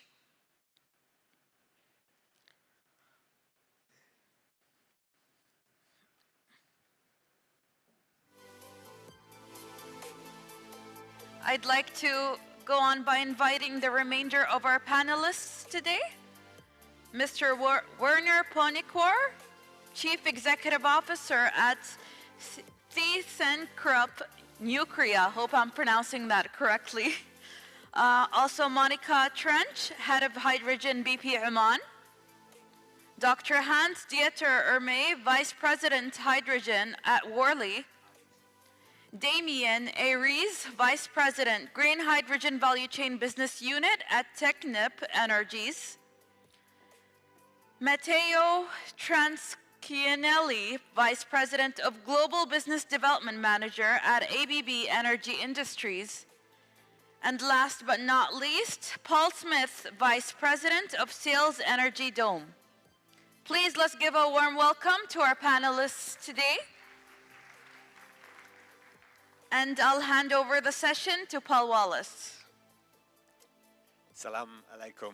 Hello, everyone, and thank you for joining us today for this panel with a great lineup of speakers here.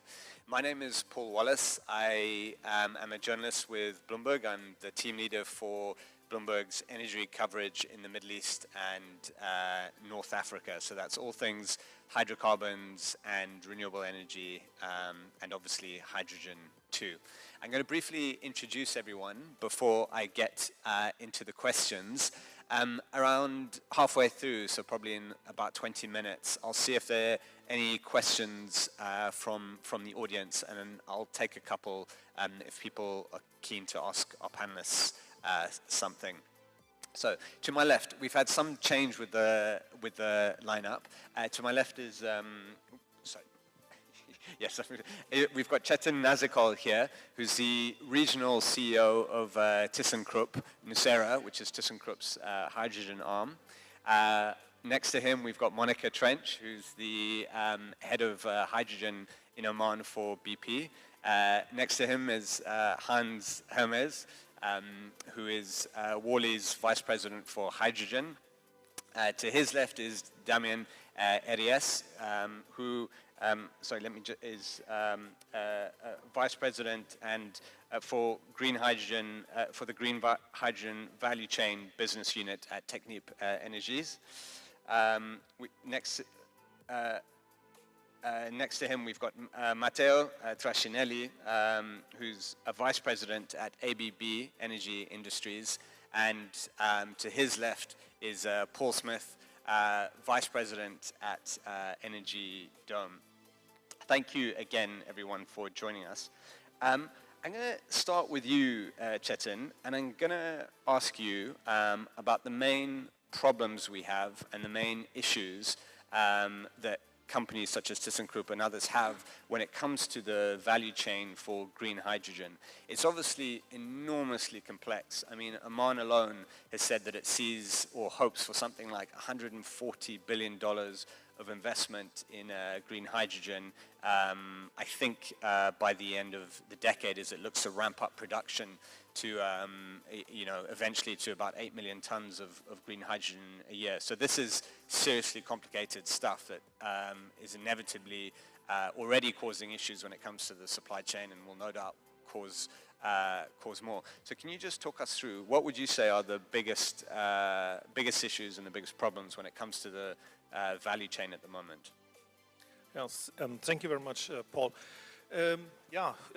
Everyone who attended the sessions yesterday, they pretty sure were impressed by some numbers given. And actually, I was very impressed by two numbers. And one is the number of announced green hydrogen products globally, which is around 1,000. And at the same time, when we look to the number of projects which have really achieved final investment decision, it's only 30. And then the number of projects which have even offtake agreements reached, it's only 10. So it's very clearly, we see the intent is there. And but there are so many challenges in order now to really bring the projects to the investment decision phase. And everyone is working at the same time on trying to solve everything regarding the hydrogen value chain. And I would sum it up as the most important thing is definitely certainty.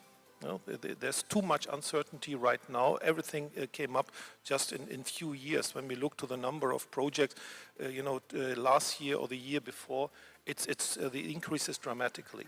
So what are the challenges? Let's see, from our perspective, it's for sure the scale up of capacity. We as ThyssenKrupp and ThyssenKrupp Nucera, especially the division which is focused on electrolyzers, we are doing it now for around 60 years. And so far we have, set up 600 projects with 10 gigawatt. But now suddenly we have projects which are at least 500 megawatt, 800 megawatt, and even 2 gigawatt, the project which we have in Saudi Arabia. So the demand in the market is huge. That's one thing. Second thing is for sure we have to work also on our technology. We are developing continuously further in order also to give more, let's say, security regarding the cost here. So there are huge questions to be answered, many challenges to be taken. And but if I really summarize, I would say it's definitely certainty which is needed for investors really to say, okay, we can, the projects are bankable right now. Yeah. Thanks, Chetan. And moving to you, Monica, a similar question. Your role is a relatively new one, and you're working in projects in the Netherlands beforehand. You're based in London at the moment, so you have a good sort of global overview of the issues when it comes to the world of hydrogen. What would you say are the sort of most challenging things when it comes to the supply chain? Yeah, thanks, Paul. I would say what's really relevant for Oman as a potential export hub, I think challenge in the value chain is around export vector. I think the industry hasn't really converged into an answer yet to what will be the most appropriate export vector. I think the industry has identified 4 solutions. It could be liquid hydrogen, it could be in the form of ammonia or methanol, or in the form of liquefied organic hydrogen carrier. But I would say the industry is still working through trying to understand the engineering and technical feasibility of these solutions, the cost feasibility, what is the most energy efficient way of transporting the hydrogen molecules that can be produced in Oman into the import countries. And I think, probably project developers and potential operators like BP will need to work with, I guess, companies that are represented by this panel here, engineering companies and EPC companies, and to really figure out the solution. Thank you. And I'll ask the same thing to you, Hans. When you look at the industry, what do you think are the biggest issues? I think it's important to be selective and have a long-term plan. And that is why, because the in-country value is not a new concept. We have worked with that since long. But in former times, it was more a tool to create local labor, GDP, contribution, etc., socioeconomic driven. Nowadays, it is simply also a tool to de-risk projects, to de-risk the investment projects. And I say selective because it's a very long value chain, and it's like standing in a big supermarket, and there's a lot of opportunities you could shop into the country. But this is a long process, and it requires a long-term planning. If you imagine that a 1 gigawatt project means material in vast amounts, that is 60,000 tons of steel, for example. It is 1.2 million solar panels, 3,000 kilometers of cable, 40 kilometers of road, and you multiply that with the projects that we know around. That is a lot of material, and it's a logistic challenge. So it is going up the value chain from raw materials to construction ability, to assemble ability, to assemble all this, and labor. So experts to be built up. And it's also a long process, I think, to ramp up a supply industry. That's why I say be more selective in certain parts, because maybe you don't want to start with wind blades, which is technically one of the most delicate parts in all that. Electrolyzer is important, wind turbine parts are important, cabling, etc. And it is also not a one-off. It's not the question, do we try to do that or not? It's about how much and how fast can you phase in. I think we are far beyond the question if that's needed. We are at the question, how do we do that and how much? And in the projects that we work globally, it's normally a question between, if you do little, it can be 10-12% of in-country value of your whole value chain of a green hydrogen project, up to beyond 40%, which high efforts over a long time. And in that range, that will play out, and it depends. To make that happen, it is important that government and investors and all stakeholders work together for free zones, tax questions to be solved, etc., to attract more and more parts of the value chain to be provided locally. But also, I think it will be never 0 or 100%. It will always be a phase in how much can be done locally. Thanks, Hans. And I think the three of you have really outlined some of the problems there. And Damian, I'll go to you next. I meant to mention that Technip Energy has recently started a joint venture based in Abu Dhabi with the MPCC that will, if I'm correct in saying, be the sort of main vehicle for Technip Energy's business in the Gulf region. I'm going to ask a slightly different question to you and say how much, there's a lot of pressure when it comes to time. I mean, Hans, he sort of alluded, or he asked, you know, how fast are we going to do this? And I get the impression with green hydrogen that because of the global energy transition and the push to stop the speed of climate change, there's enormous pressure on companies, on investors to get green hydrogen out there quickly. Can you talk us through what that how difficult that sheer demand for green hydrogen to come as soon as possible? You know, how much more difficult that makes these projects? Thanks, Paul, for the question. So I think it's a question of time and cost. And for the first item is a cost. We need to reduce the cost. We need to reduce, all of us in the supply chain, the cost of this green hydrogen, because today we are at $6 per kilogram. And if you want to compete somehow, you need to reach $3 per kilogram for this hydrogen. And you need to do it quick. And what the industry is asking for is what we spend 30 years to do in the LNG business. For example, so we need to change a little bit our approach on the business and the way that we collaborate across the supply chain. When you look at the capex of a project of green hydrogen and a gigawatt project, and you are looking at, for sure, we need to secure the supply of the electrolyzer. It's key, and to reach the performance. But at the end, the electrolyzer, the stack is 20% of your capex. So you need to optimize the surrounding also, the 80% remaining.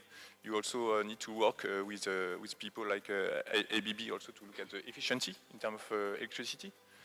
So all this one need to be done in an order manner between all of us. So it's really a question of reducing the cost across the supply chain. And what we have done, for example, with NPCC, so we form a JV with NPCC, with the major or biggest yard in the Emirates. It's also to reduce this capex by designing one and build many. And to do that one, we need to partner with a construction company like NPCC, because they will help us to drop the price down.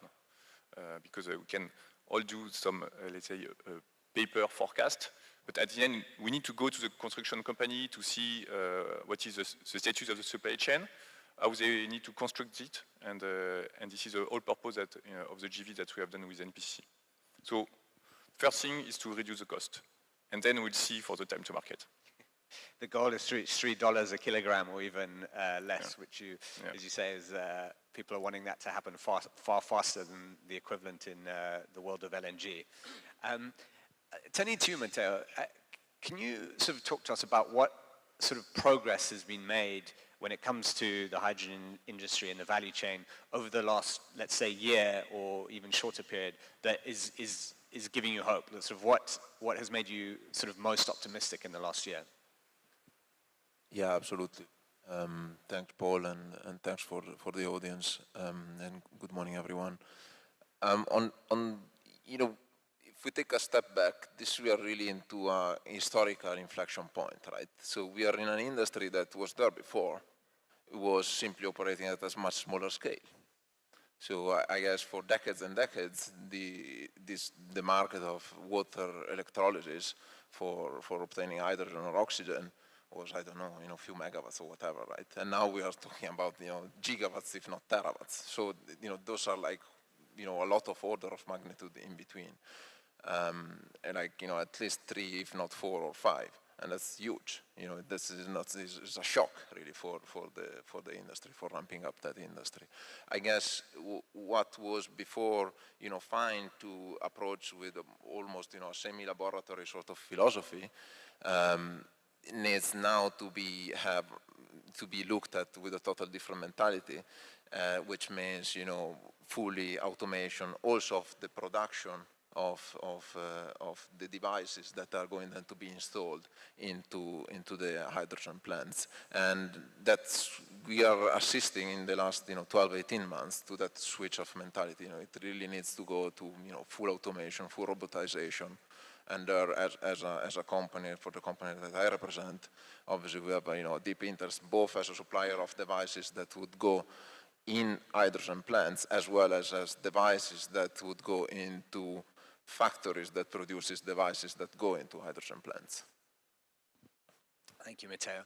And I'll ask the same question to Paul. What have you sort of seen in the last, in the recent period that has given you sort of, has made you particularly optimistic? Yeah, thank you.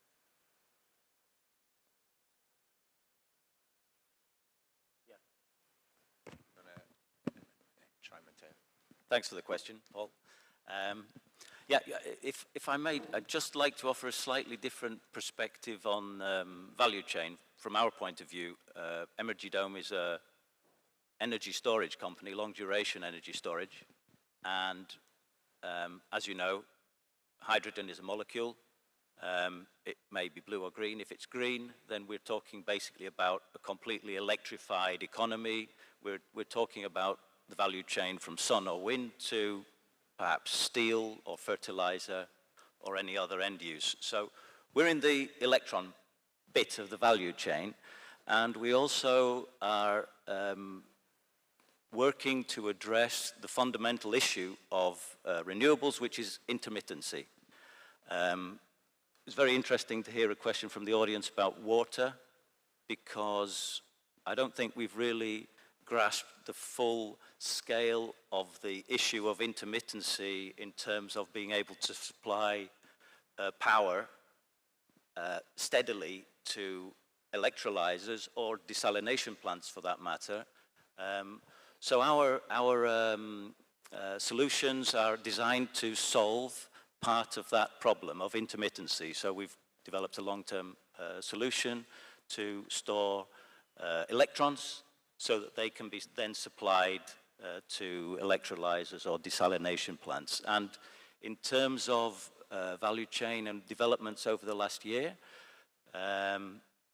we have actually focused all of our development efforts on designing something which, to the greatest possible extent, de-risks the value, the supply chain aspects of our particular solution. So we've got a solution which is designed based on standard products, carbon steel, very much existing supply chains. And in terms of developments over the last year, final point to Cedric Roux's discussion earlier about key risks on the green hydrogen supply chain, we have also seen that a tremendous increase in costs on electrical equipment. Absolutely correct. I don't think we've really grasped that. There's a lot of work going on supply chains for hydrogen, electrolyzers. certainly not so much on very traditional pieces of equipment like transformers. So that's a very, very interesting development over the last year, which certainly needs to be part of the thinking of how we address the whole problem overall. Thank you, Paul. In turning to Monica again, I'm going to ask you about how the supply chain issues for green hydrogen, how in your view do they differ from other massive energy industries, primarily oil and LNG? Yeah, good question, Paul.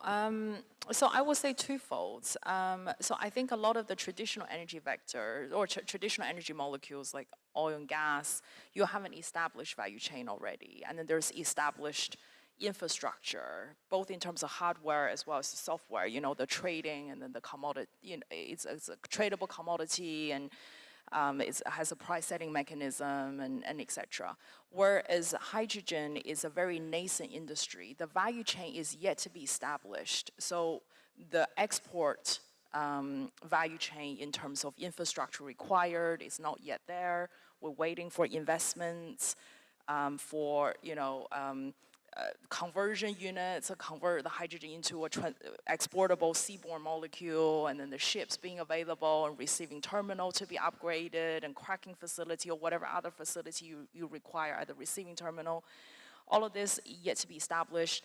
And also, we don't have a price setting mechanism at the moment for green molecules like green hydrogen or green ammonia. So, you know, this is not a tradable commodity yet. And if I go further down the value chain, I think a lot of the demand is still yet to be created. I mean, I agree with your comment earlier about there is a lot of enthusiasm and expression of interest for demand. But like you said, the offtake is still very small as of now. And I think we still need to create demand of the use of green hydrogen in new industry applications or new applications in general. So new applications like steel making or high temperature heat generation or power generation or you know, many other applications in residential, for example. So I think there is still a lot of part of this value chain that needs to be established the level similar to what we have for oil and gas and LNG as an example. Yeah, and I guess we all know just how long it took for both the oil and LNG industries and markets to get where we are now. I suppose one day there will be a sort of a spot market and a futures curve and all that for green hydrogen, but if precedent is anything to go by, it's not going to happen overnight. A similar question to Damien. Technique Energy is also heavily involved in building LNG trains around the world. In your view, how does, as nascent as it is, how does green hydrogen differ? What are the big differences that you've noticed between, say, the LNG industry and green hydrogen when it comes to the value chain and other things?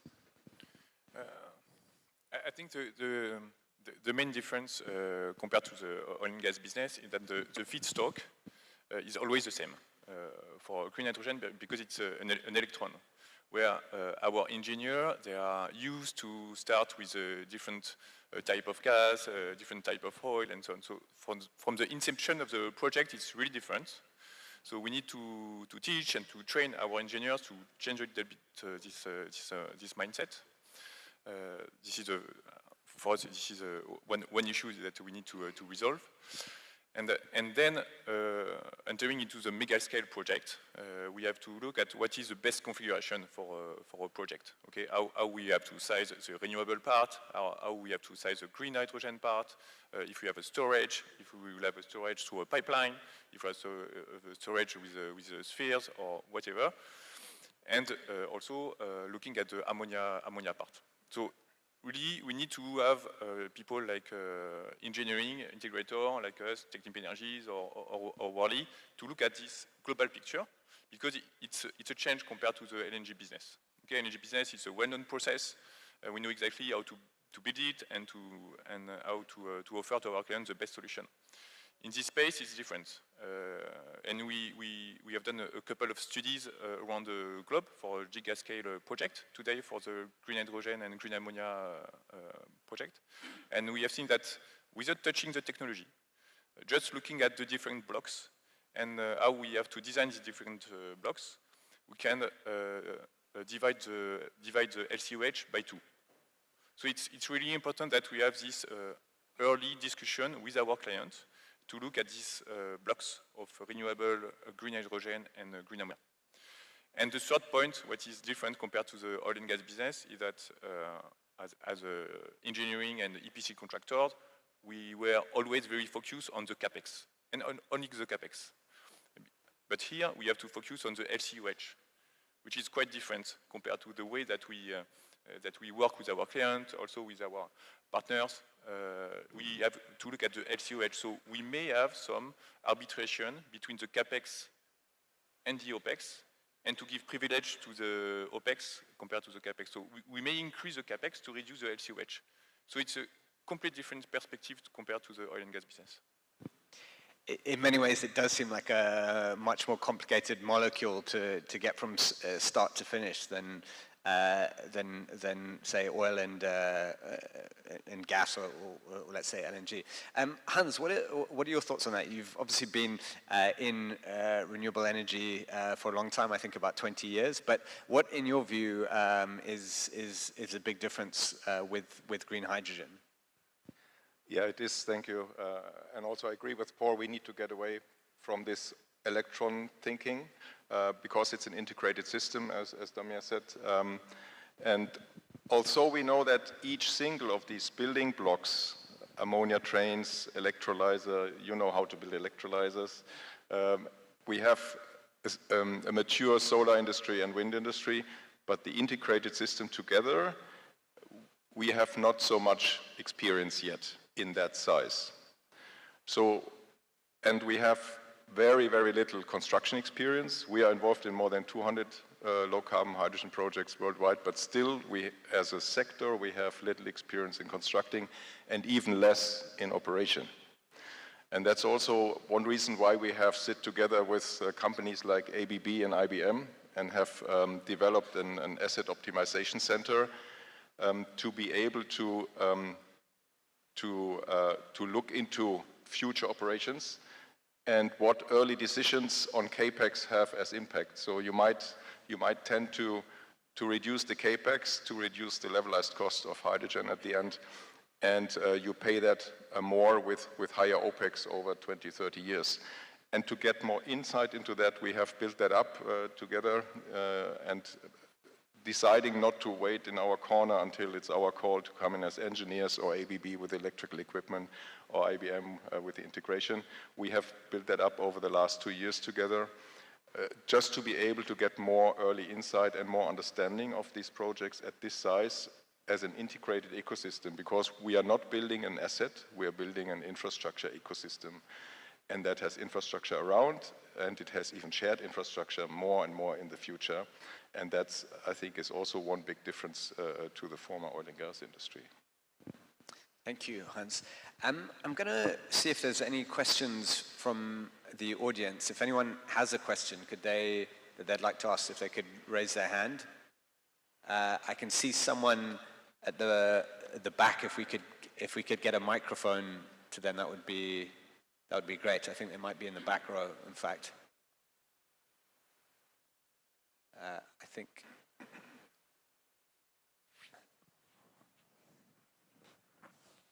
Is there a microphone with them?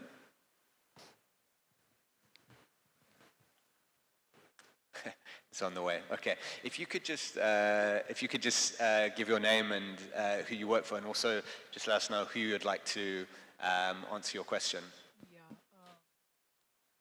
Good morning, everybody. Can you hear me clearly? So my name is Mohit Bhatia. I work with the Bhatia family office, and we also connect with a lot of royal offices which are focused on SDG investments, green hydrogen. So a question on investment and certainty, because we came across a few projects that came to our table, and the question was, do we have offtakes? Does the investment come in and the return on that? So that kind of uncertainty was not taking off the investment. So just a question to the panel. Thank you. So I think, Monica, you touched on that earlier about the whether, the sort of lack of offtake agreements at the moment is an issue. Chetan, would you like to take that one? Yeah, when it comes to offtake, I think there are two questions, really. One is really the availability of the hydrogen where you need it, and the second thing is the cost. And both has to be set up first. So just let's take the example of ThyssenKrupp. We are one of the biggest steel producers in Europe. We have just on one location more than 10 million tons of iron, steel which we are producing, and we have committed clearly up to 2030, for example, to reduce the CO2 emission by 30%, and up to 2045 we want to be net zero. So we are definitely an off-taker of green hydrogen, that's clear. But the question is, where do we get the green hydrogen? And to which cost do we get it? And both questions are right now not easily to be answered. The technology is available. So we can produce green hydrogen, we all know, and we can transport the green hydrogen. Technologically, everything is there. But the capacity, this is a question. And the second thing, as I said, is the cost, to which will be the price really at the end of the day. And ThyssenKrupp is interestingly, on one side we are off-taker of green hydrogen, on the other side we are enabler of the green hydrogen, because we have the electrolyzers and we are also manufacturing of ammonia plants, so which is a vector for green hydrogen. And we can see it quite well, so the challenges which we have here. And so as long as the availability is not there, the costs are not there, so we are really struggling to really sign contracts. And actually, last year already we approached a lot of green hydrogen producers or future ones, and we even said we are ready to sign 10-year contracts if you really give us the guarantee. So you see the readiness is there from the off-taker side. It's the availability and it's the certainty regarding the price. So it's Monica, I think you explained it super well. Everything has to be set up. I think we are forgetting too often green hydrogen. And this magnitude. This is just few years. What we are experiencing is an industrial revolution on super steroids. This is just, everything is in very few years. Everything is done at the same time, and we all are very eager. We want everything at the same time, but it will take, I think, another 1-2 years until we have, let's say, more clarity and we have more off-takers who can then sign the contracts, and this will definitely also then drive the scale up, and we will have much more projects in the next month and few years, definitely. I'm glad to sit next to some off-taker. I mean, we can certainly supply, so. But I think I want to add to that question. So I think, sure, today the offtake, the actual offtake amount is very limited. However, I think you have to kind of look in the long horizon of the fundamentals, right? So today, 26 countries have committed to using hydrogen as a clean energy vector in their energy systems. And then if we look at national targets, if we sum up the national targets in terms of electrolysis deployment, it's more than double in the last year. It's gone from 74 gigawatts up to 190 gigawatts. And then I think the fact is we know not all the industries that use energy today can be electrified to decarbonize. So hydrogen will have to play a role to decarbonize all the industries, to kind of, satisfy all the countries that have pledged, for net zero by 2050 or earlier. So I think you have to believe in the fundamentals of hydrogen will play a role in the long term in the energy system. And I guess we're cautiously optimistic about the horizon, even though things hasn't been set up and we're all working through a lot of challenges. So I think that's why we believe it's important for companies like BP to collaborate in the industry, and also I think collaboration both in the private and public sectors. We also need support, I guess, internationally between industries, governments, agencies in terms of certification of green hydrogen. So I think a lot of collaboration partnerships are required also internationally to really establish this value chain to realize the offtake that we all talk about today.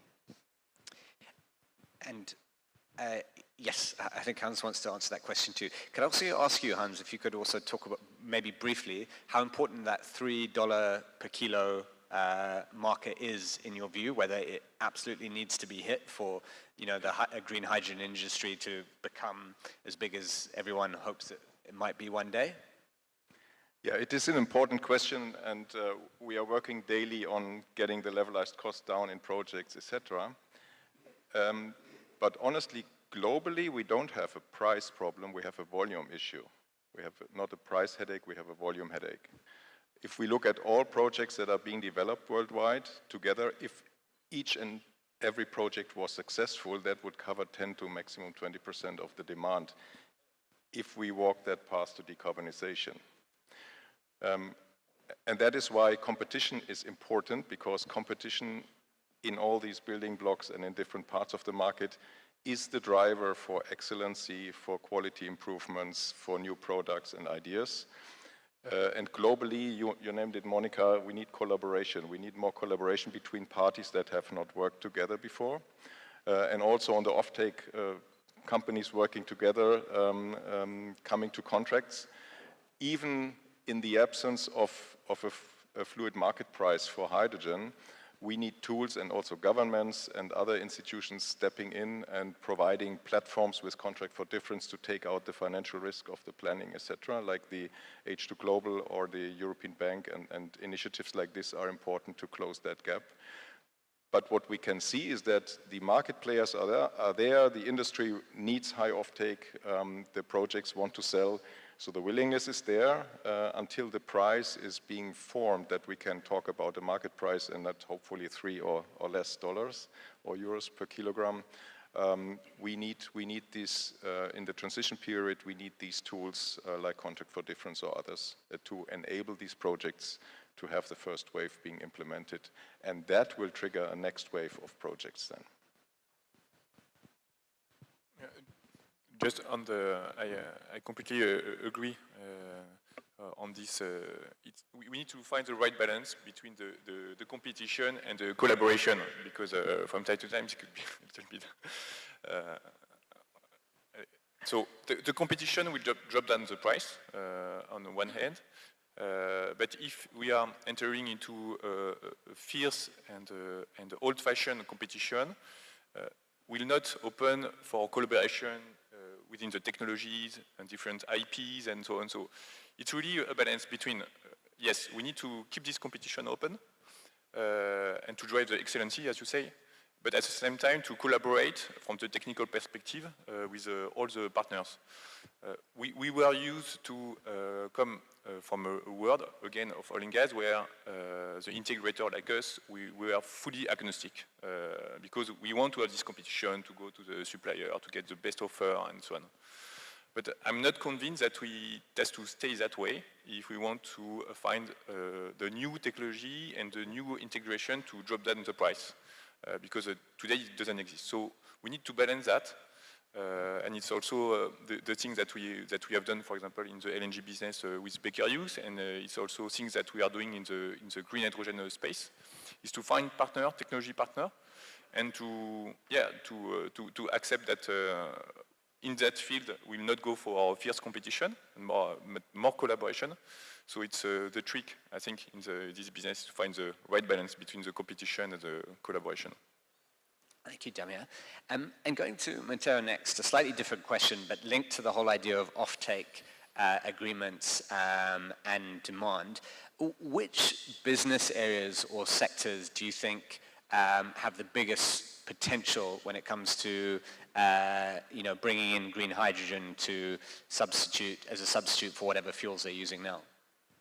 So I believe the industries that are better positioned to capture hydrogen right away are those that are already using hydrogen as a feedstock. So you can think of fertilizers. Obviously, you know, we rely on the Haber-Bosch reaction that at the beginning of last century made possible to fix nitrogen to the ground, and so have, you know, the global population basically growing the way it has grown. It would have not been possible without that reaction, and that relies on having hydrogen, and 99% of that probably today comes from gray hydrogen, so from natural gas fundamentally. And I guess you know, producing ammonia and hence fertilizers from green hydrogen should be an easy substitution, because fundamentally once you have the molecule, the process is exactly the same. Then clearly there are ambition in the steel and metal industry to have a reduction of iron oxide utilizing hydrogen instead of traditionally coal. That probably requires a little bit of an additional amount of development and will come next. And obviously there is also, you know, the entire subject of transportation, which is that unfortunately is a little bit of the typical chicken and egg sort of problem of, you know, fleet versus availability of the fuel. But clearly for heavy duties or for marine transportation, there's a logic. I guess also sustainable aviation fuel that is a segment that has a lot of attention from the public and visibility. So probably the sustainable aviation fuel will be one of the segments of focus, and there is a huge fleet of planes, and those will not be kind of transition to something else overnight. So not easily. that's an issue, because obviously you need to cope also with the concept of existing fleets, and you know, and those transition will take the span of a decade. Not to mention that obviously, I mean, there are prototypes of directly hydrogen fueled planes, but clearly the easiest way to transition them away of being net producer of carbon dioxide is to look at the sustainable and aviation fuel and synthetic kerosene. So those will be my top picks. Then I mean, obviously the power to X2 power, that, you know, at some point will come also that into play. The problem is that the efficiency of the full cycle is not really great. So yeah, that might come probably in a later stage. And Paul, the same question to you. Which areas do you think are going to see the greatest use of green hydrogen? Yeah, I mean, I can only agree really on that with whatever's been said before. This is pretty well known what the low-hanging fruit are. So clearly fertilizers, clearly hydrogen in hydrocarbon processing, and Krupp, if I may offer just a word of optimism on the costs. So thinking about how do we drive down to lower costs, and I also want to say a word of sympathy to the people developing these projects, because they're complicated and there's a lot of new stuff going on that's actually quite difficult to follow. So I mean, our company is 3 years old, and we have a process now operating at commercial scale for 6 months already in Sardinia, which is, we think, a game changer in the long-term duration energy storage space. So that hasn't been factored in, or any other kind of new technologies have mostly not been factored into most of the project development. So there's a lot of work going on within that optimization of the CapEx. I mean, I also started my career in the petroleum industry with BP. Value engineering was a catchphrase at the time, you know, and we were always looking for ways, even spending more CapEx to get a lower operating cost over the years. But what we have here is a huge systemic thing to look at, which means we have to look at optimizing the cost of the renewables part. We have to look at how does energy storage figure into that, and then how do we have a sensible, moderate cost for the hydrogen production part. We don't want to be building hydrogen production plants which are 3 times bigger than needed and have a utilization factor of 30 or 40%. That doesn't make sense. So there's a tremendous amount of work to do. It's happening quickly, and we're just very happy to be part of that conversation. Thank you, Paul. And I realize we're running out of time, so I'm just going to ask a last question maybe to a couple of you, starting with Chetan. As a regional head of ThyssenKrupp Nucera, what would you say are the biggest advantages this region, let's say the Gulf or the Middle East as a whole, have when it comes to green hydrogen? What is it that makes this place particularly exciting? Yeah, actually, it's to a certain degree it's obvious. It's the sun, it's the wind. So we have really very good renewable energy conditions here. And second thing is the region knows very well there's the energy transition going on. And in order also to secure the future, the investments here in this region is going clearly into the direction of green hydrogen. So the projects are definitely here in the region. And we see whichever country you take here, if it's the United Arab Emirates, is it Saudi Arabia, Morocco, and Oman, clearly the agendas are clear, the ambitions are quite high. And yeah, a lot is going on here in the region, and the optimal conditions are here. And I would say definitely these are, it's clearly distinguished to, let's say, many other regions. Very exciting times here in the region. And Monica, I guess you'd agree about the exciting bit, obviously. Absolutely. I think everything Chetan said, I agree. I think it also helps that the government, Ministry of Energy and Minerals have set a national hydrogen strategy, which is, and then Hydron providing the framework of, having the developers, how we develop the projects. So I think all of these things help that we understand that developing hydrogen value chain in this country is really at the forefront of the government's agenda here. So I think that makes it an attractive place to develop hydrogen. And Han, the same question to you, but also if you could talk briefly about in-country value, ICV, because I know you mentioned that earlier in the sort of, I think you said there was a goal to get to about 40% ICV or something. How does that factor in with this region's attractiveness as a place to manufacture green hydrogen?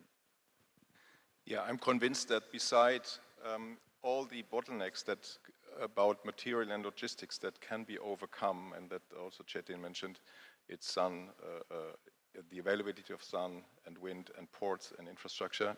It's people, long-term to develop skilled labor and people.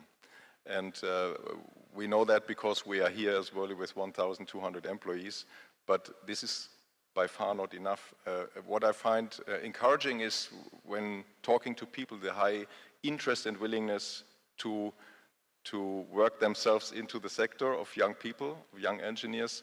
This is very promising, and that is something that should be a focus, I think, because you can implement construction projects, and we are all working in development of early projects, and you can have a second wave, and it's okay if all experts come in from all over the world and the material for the first wave, but you don't want that in 10 years still. So it's to start now to develop the skilled labor and the people that can pick that up and develop that sector. And ICV is, we always think upstream, like supply of materials, but it's also downstream. I mean, once these amounts of hydrogen are produced, and maybe it should not all be 100% exported via ammonia, maybe there's also in-country applications that can be developed to also walk here according to the path of decarbonization. So the bottleneck on long term is people. Thank you. And I guess another sort of big advantage for this region that goes without saying, at least in the GCC, is that these countries know energy, and they've been working on oil and gas for decades now, and hydrogen may be a different type of energy, but it's energy nonetheless, which these countries obviously have a lot of experience with. I'm going to have to end it there. We could have gone on for a lot longer, I think. Thank you very much, everyone, for your fascinating insights. That was very, very interesting. Thank you, Paul, Matteo, Damia, Hans, Monica, and Chetan. Thank you very much, and much appreciated for joining us today.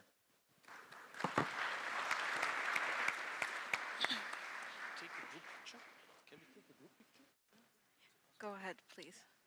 Thank you once again to our panelists, and thank you to you, Paul, for that excellent moderating. We will be taking a short coffee break, but before we do, I'd like to notify you that there are two major agreements that are going to be signed right here. Immediately after the coffee break, these agreements will drastically influence the future of green hydrogen here in Oman. So make sure to be back in time to witness these agreements being signed. The coffee break will be 10 minutes. Please enjoy your coffee.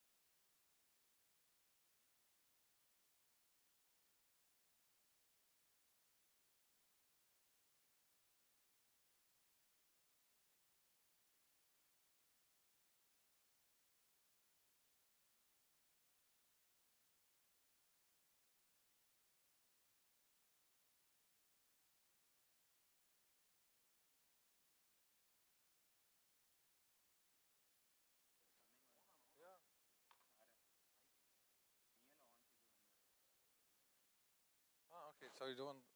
It's freezing.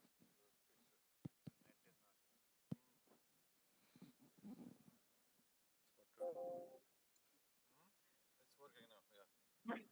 Hello. Hello, can you hear me? Yes, I'm hearing you. So do you Yes, hear I us? can hear you. Yes, I can hear you very well. Yes. Now it's very well comparing to a few minutes ago. Yeah, the music was low. Okay, perfect. So we'll be waiting for Amal to come, so to explain for you more about today's Okay. session. Okay? Yes. Okay, thank you very much. Thank you.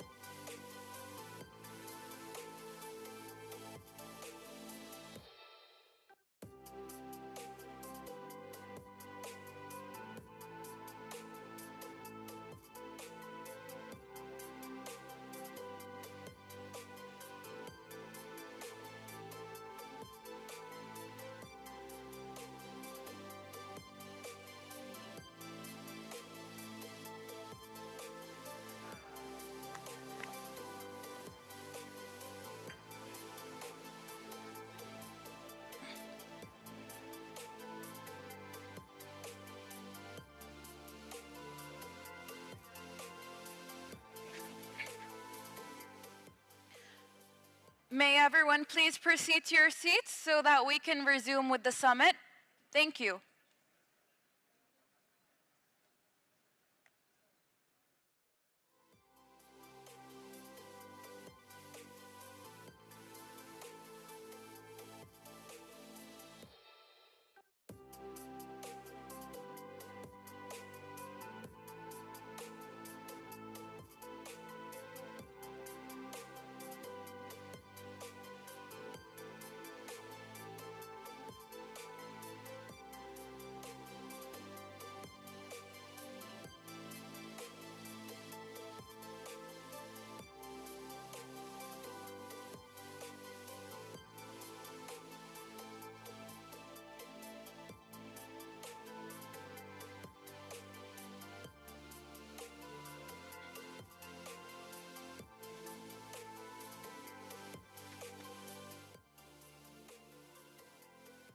Okay, before we proceed with the sessions, we have two agreements being signed here today at the Green Hydrogen Summit. Two agreements that will drastically influence the green hydrogen future here in Oman. The first agreement is between Sahar International and IFC, which is a member of the World Bank Group, for potential financing facility to Sahar International for its climate financing in Oman. I'd like to welcome to the stage Mr. Walid Al Murshid from IFC, head of IFC Saudi Arabia. Please let's give him a warm welcome to the stage. I'd also like to welcome Mr. Ahmed Al Musalmi, the CEO of Sahar International.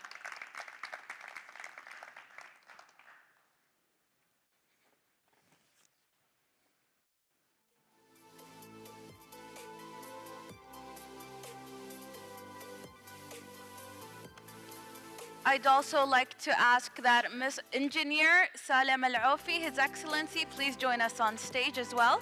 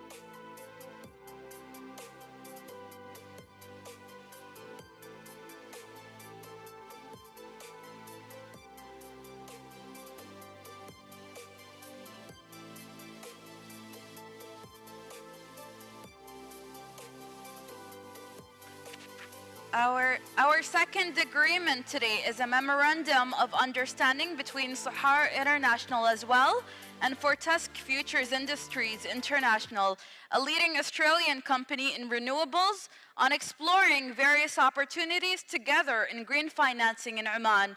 I'd like to invite to the stage Mr. Julie Shuttleworth, Senior Executive for Global Growth at FFI. And we already have Mr. Ahmed Al-Musalmi, CEO of Sahar International, here on stage.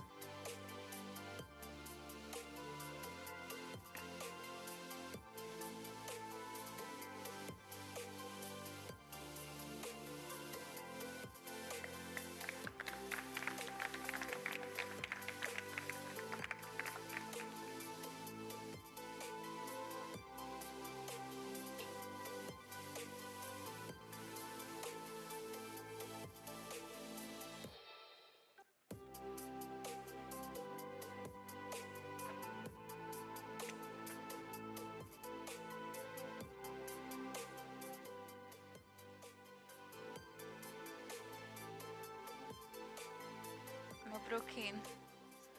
Mabroukeen. Congratulations, Sahar International, FFI, and IFC on the signing of these agreements. Let's proceed with the sessions. Our next session today is on investment and partnership. I'd like to invite our session keynote speaker, George Gabelman, Senior Director of Linda PLC. Please join us on stage.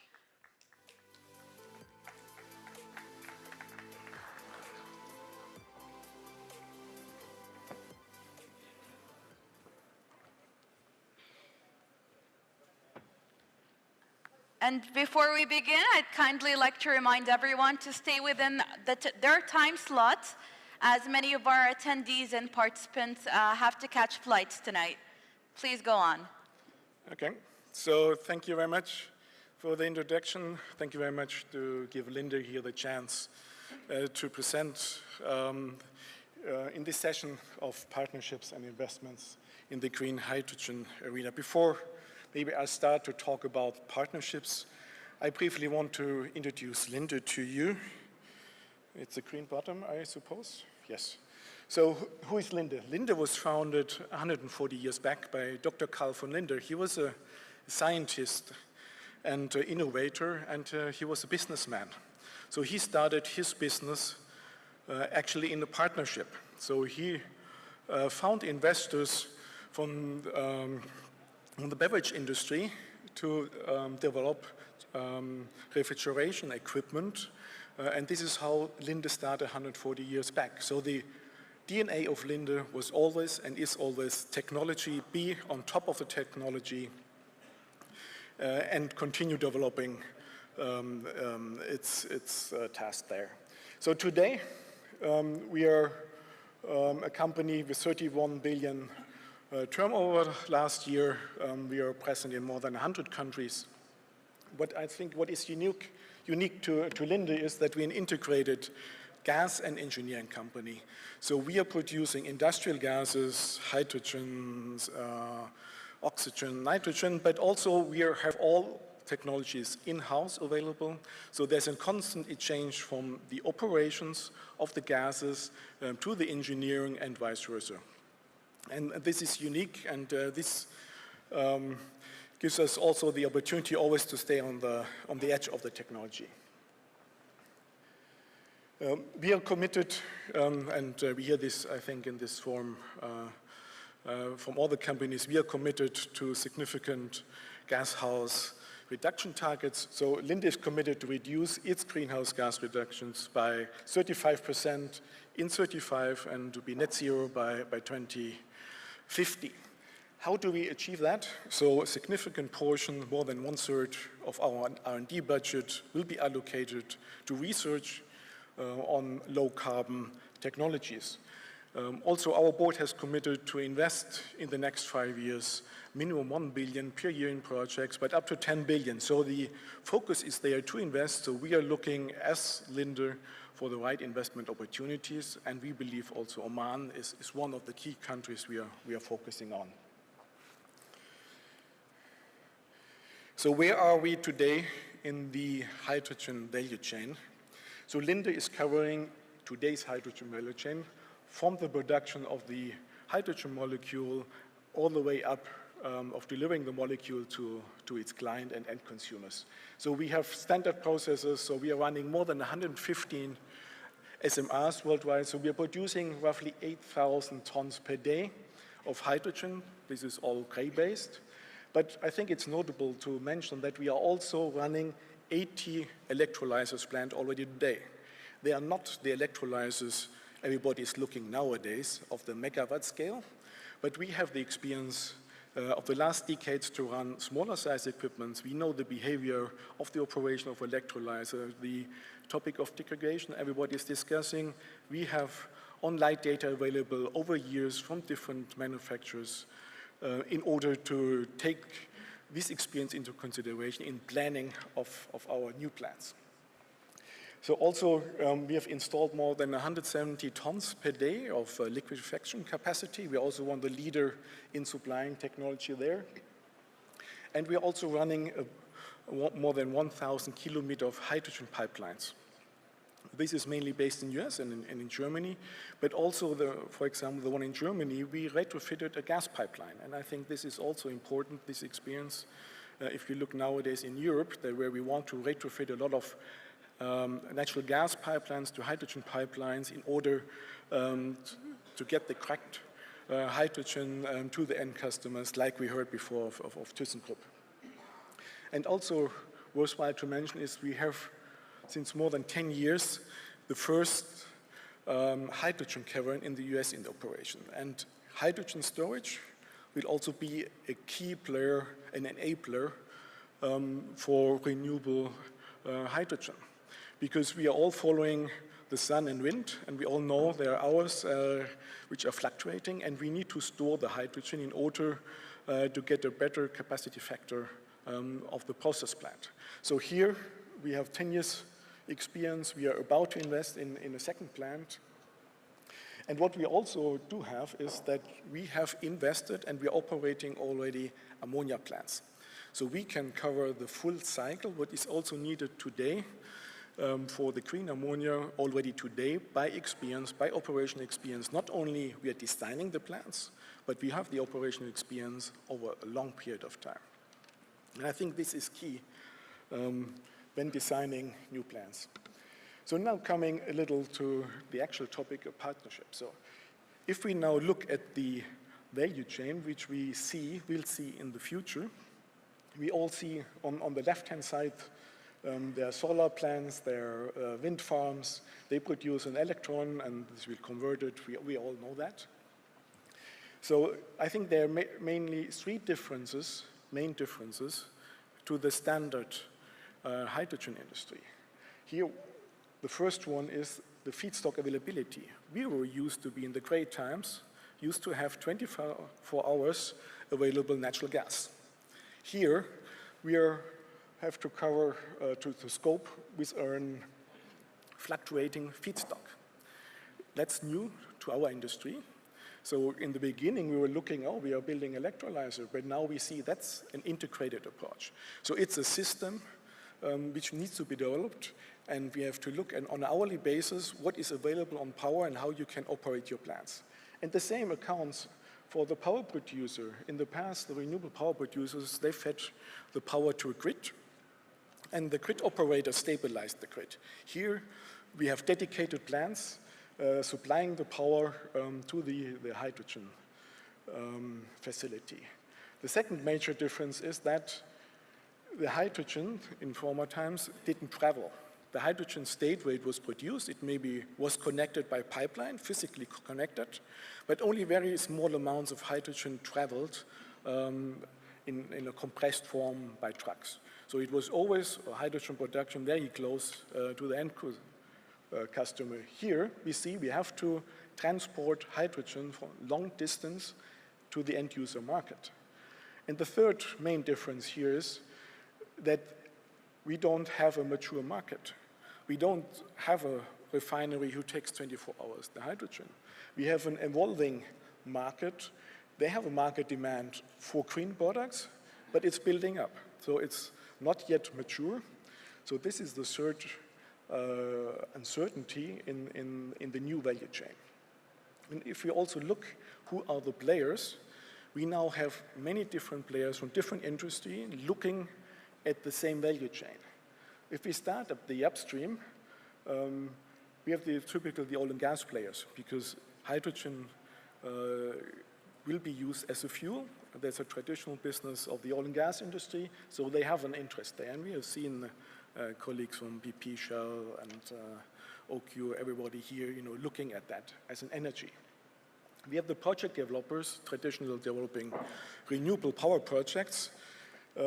They're also now looking, they cannot develop only renewable power plant, they also have to look at the hydrogen production. And the same accounts for the utility companies. All big utility companies nowadays have a hydrogen strategy. And last is, of course, the industrial gas company, because it was it is our traditional business, producing hydrogen. Then we have the midstream. So these are the traders. If you look at today, the traded ammonia market is roughly 16 million tons per year. If you now see what are the ambitions of Oman to have 1 million ton of hydrogen 2030, this translates to roughly 1/3 of today's traded market. And that's only Oman. So there will be a significant impact on the midstream, on the actors in the midstream, who will operate the ships, who will trade the ammonia. And then the third are the players, actually the end users. And there also we have a new situation that we first have to crack a product to come back to the original product we produce, the hydrogen. The ammonia cracking technology, the technology itself is available, but still not at the scale required for the big volumes we're all talking about here in this conference. So these are, and here you see a lot of players have different interests in different parts of the value chain. So what can Linde contribute in this value chain? So Linde is investor in the production facilities. So we are open for cooperation in development of new green hydrogen, green ammonia, e-methanol plants. Our core, what we bring is, and I explained to you where our core in technology is in the production of the molecules itself. So we will partner up in projects, always with complementary partners who bring, for example, the renewable power, who might be the off-taker, to form a consortium.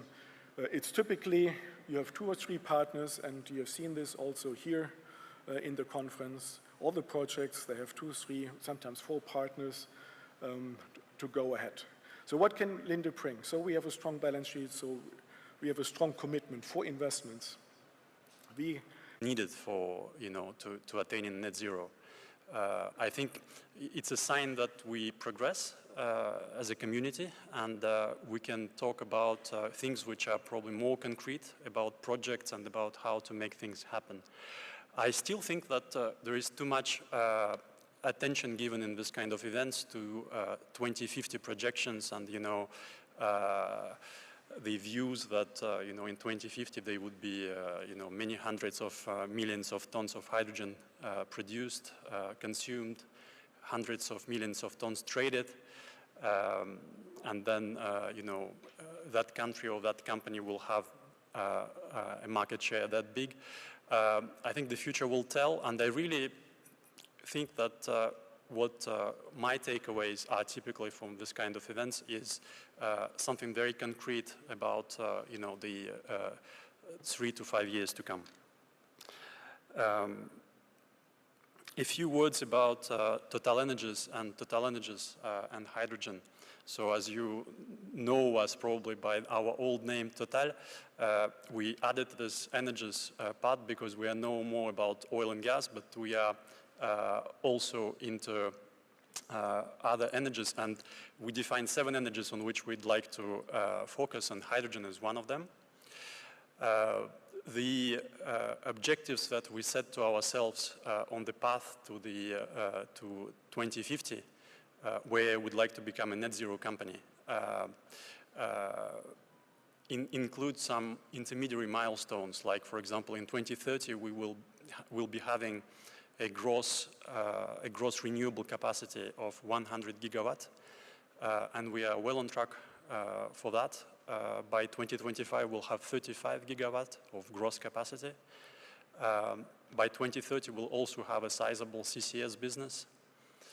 And on the hydrogen part, somebody, I think Michael Liebreich, that some of you know, said that before we talk about hydrogen as a solution to climate change, we need to address hydrogen as a problem.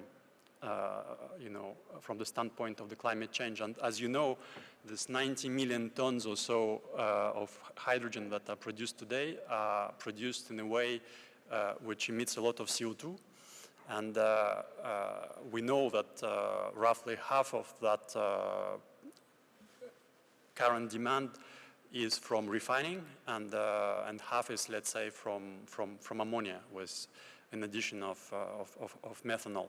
So on TotalEnergies side, our first projects basically aim in hydrogen, in renewable or low carbon hydrogen, basically focus on decarbonizing these 2 uses. And to decarbonize the refining, we are developing a series of what I call human scale electrolysis projects, let's say in the scale of 100 to 300 megawatts electrolyzers that will be co-located with our refineries in Europe. We need to decarbonize about 300,000 tons of gray hydrogen consumption a year in our European refineries. We'll do that by 2030. 2/3 will come from green hydrogen, and 1/3 will come from CCS that we'll put on some of our SMRs. And we think about our refining and petrochemical sites elsewhere, the United States, Jubail in Saudi Arabia, Korea, and so on. The fertilizer part. Cedric earlier this morning talked about our exciting partnership with Adani in India, whereby we formed a joint venture that would produce hydrogen and derivatives both for the Indian market and potentially for export.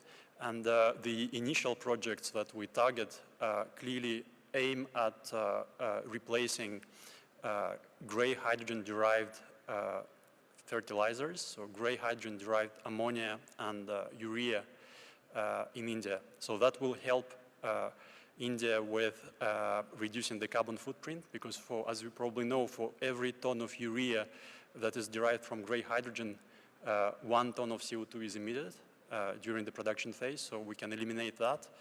And as you know, India is the #1 consumer of urea, so they consume about 32 million tons a year. And they do that by importing a large part of their needs, and also importing a lot of gas that is used to produce gray hydrogen, ammonia, and urea locally, so deteriorating the trade balance. So by producing hydrogen in-house in India, thanks to the Indian sun and wind, the money stays in the country. And that project is, that joint venture is quite specific, as Cedric reminded, because as an exception for TotalEnergies, we decided that this joint venture will not only invest into this integrated renewables to hydrogen, to derivatives projects, but will also manufacture its own electrolyzers, solar panels, and wind turbines. The idea is to say that India is a well-known country that has a reputation for being able to produce things at low cost. Very few countries are able to do so. And also our willingness, especially for the projects that will be developed in the coming years, to be fully in control of our destiny and not depend on some geopolitical issues that can disrupt supplies of some equipment from China or elsewhere, for example. Maybe to conclude, a few words about Oman in hydrogen. So clearly we are impressed with what Oman authorities and Oman ecosystem and the champions, the national champions, are doing in this space. We see the progress by day, and clearly when we compare that to many other countries which may have some hydrogen strategies and so on, the clarity of purpose, the clarity of organization that we meet in Oman is always much less. Now, the other thing that was mentioned many times, about Oman in the past discussions, and I can say that I agree with all above, is that there is land. The solar potential is very great, and the wind potential is very great as well. Now, Oman is not the only country with this kind of advantages, as you know. We can try to compare, and sometimes comparisons, illuminate the discussion. We can sometimes compare Oman to Australia, for example. In my previous position, I was leading TotalEnergies businesses in Australia, and so I can probably give two parallels with Australia, one on the costs and one, actually both on the costs. One of our big businesses in Australia is LNG. So we are a major partner in Gladstone LNG and Ichthys LNG, which together produce somewhere around 16 million tons of LNG a year. And as you might know, this project was sanctioned during the last hydrocarbon super cycle, so around, let's say, 2010. And at that time, many projects of that kind were sanctioned in Australia. And that resulted in huge cost overruns because, every project was competing for the human resources, for the engineering services, for the EPC services, and so on. And when I look at the ambition of, let's say, pursuing the 6 legacy projects that were mentioned, and to tender 2 blocks in the first round and up to 4 blocks in the second round, I just wonder whether up to 12 projects, if they developed concurrently to 2030, if economic conditions, allow to take the FIDs, whether it won't be, too damaging to the economics of these projects because of the delays and cost overruns that can result. And I wonder what would be the authorities thinking about that, and maybe some kind of master plan to avoid this kind of effects. I think one thing that was very positive that we heard is the willingness to push for common infrastructure among these projects. This is a very good initiative, and we'll be very attentive to that. The second point I wanted to mention on the cost side, and I'm almost finished, is the cost of debt. As you know, this kind of projects are typically financed with high dose of debt, and in the form of construction loans first, and then typically project financing. And when you compare Oman to Australia, let's say, which is a country member of the OCDE and considered a tier one investment destination, the cost of debt that you can get there on the projects there is significantly lower than you can get even in Oman, which is also a very nice country from that perspective. And that alone, for highly capital-intensive projects financed with project financing, can compensate for probably 15 to 20% of capex difference. So what I'm trying to say is that, and I'll finish there, what I'm trying to say is that in 2050, I hope the hydrogen, will be, thanks to the efforts of everyone, cheap enough and so affordable enough for the demand to be high. But I see the situation by 2030 as a competition. And, we talk a lot with the potential clients. Some of them are our traditional LNG partners, and we struggle to see how the green ammonia or hydrogen projects, even in the privileged destinations like Oman, match the willingness to pay of the potential customers in Japan or Korea. So there are many more projects in Oman, Namibia, Chile, Australia than the solvable demand we see there this decade. So it's some kind of competition, and I think that what the authorities are doing in Oman set Oman on the good track. So we are evaluating the bids that are ongoing, and I think that to end on a very positive note, I think if hydrogen takes off by 2050, Oman will play a large role. Thank you. Thank you so much, Mr. Mansour Zakupov. It became evident we're missing one of our panelists today, Sanat Hichami, Senior Regional Investment Advisor to Power Africa Program, Anthony Blair Institute for Global Change. If you're in the hall, please join us, and if someone is filling in for her, please don't hesitate to join us on stage. Let's move on to Mr. Kamal Abi Saloom, Vice President of Hydrogen MENA at BP.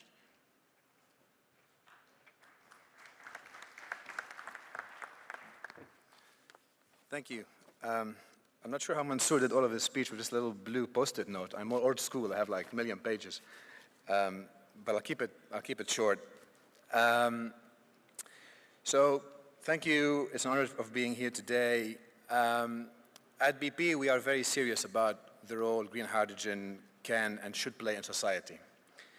We believe that Oman is one of green hydrogen's new hope, and it's a country with the potential to be a world leader in green hydrogen production.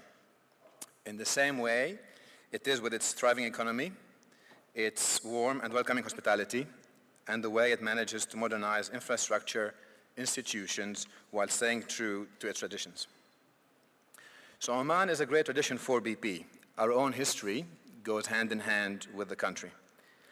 It was a century ago, in the 1920s, when BP's founder, William Knox Darcy, was granted the opportunity to explore for energy in Oman.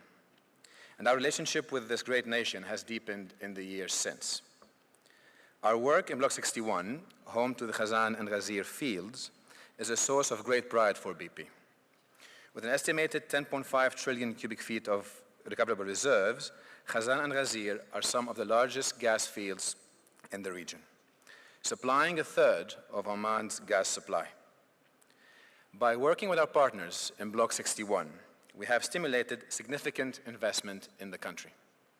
And I believe we can do the same with green hydrogen. BP, in partnership with the Ministry of Energy and Minerals, will be evaluating for wind and solar opportunities in Oman, which in turn would supply renewable power for the development of green hydrogen. We see this as a significant evolution in our work in Oman, and vitally important given the current state of play of the energy systems globally. So as we all know, the energy markets continue to be disrupted due to the war in Ukraine.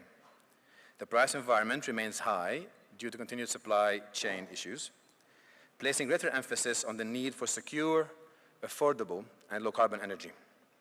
So in short, the world faces an energy trilemma. So all three elements, secure, affordable, and low-carbon, need to be balanced to have a functioning system. So that's true today, and we believe it will be true tomorrow. Solving the energy trilemma will require a range of energy solutions. It will need hydrocarbons, like the vast resources of Block 61, and it will need a range of low-carbon solutions with green hydrogen very much part of it. So we believe that hydrogen will play an important role in decarbonizing industries and processes that are hard to electrify. Processes that require high-grade industrial heat, like cement, chemicals, and steel manufacturing. Processes requiring hydrogen as feedstock, such as iron and steel making, refining ammonia and methanol production. And heavy transport, like trucks, ships, and aircraft, which need fuels that pack a big punch but don't take up much space. So given all the benefits of hydrogen, it's a little wonder why project proposals are on the up, and why hydrogen is projected to account for between 5 to 10% of global energy consumption by 2050. So this year alone, over 650 large-scale hydrogen project proposals have been put forward globally. And I'm not counting the ones announced in the last 2 days. Let's make it much higher. Equivalent to $240 billion in direct investments through 2030. So it represents a potential investment increase of 50% since this time last year. Yet, globally, only 10% of those proposals have reached the all-important final investment decision. They're either waiting for supportive regulation, or they lack clarity on offtake and demand for low-carbon hydrogen. So to decarbonize the sector, I believe we need to focus on 3 areas. 1 is around conditions, 2 is collaborations and partnerships, and 3 is about customers.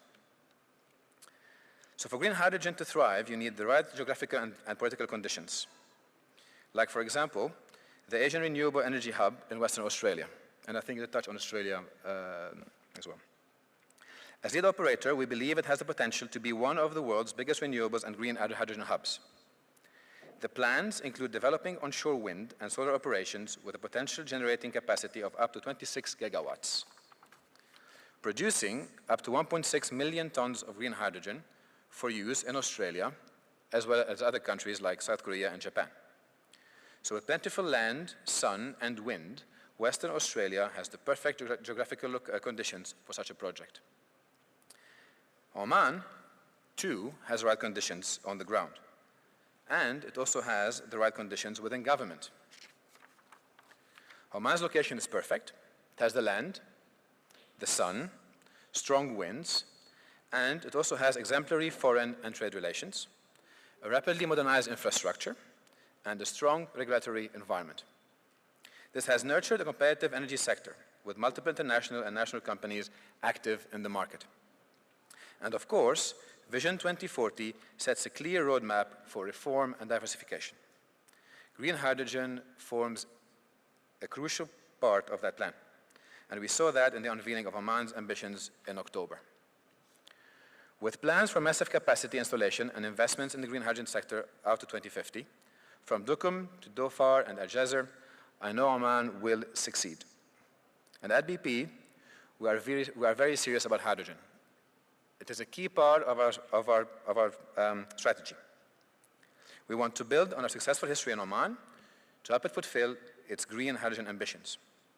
And we believe BP can make huge strides in hydrogen by capitalizing on our experience of delivering and operating complex global projects, drawing on the expertise of our world-class trading business, building on our long-standing relationships throughout the world, created through our oil and gas businesses, like here in Oman, and relying on our strong balance sheet, enabling us to deliver projects at scale.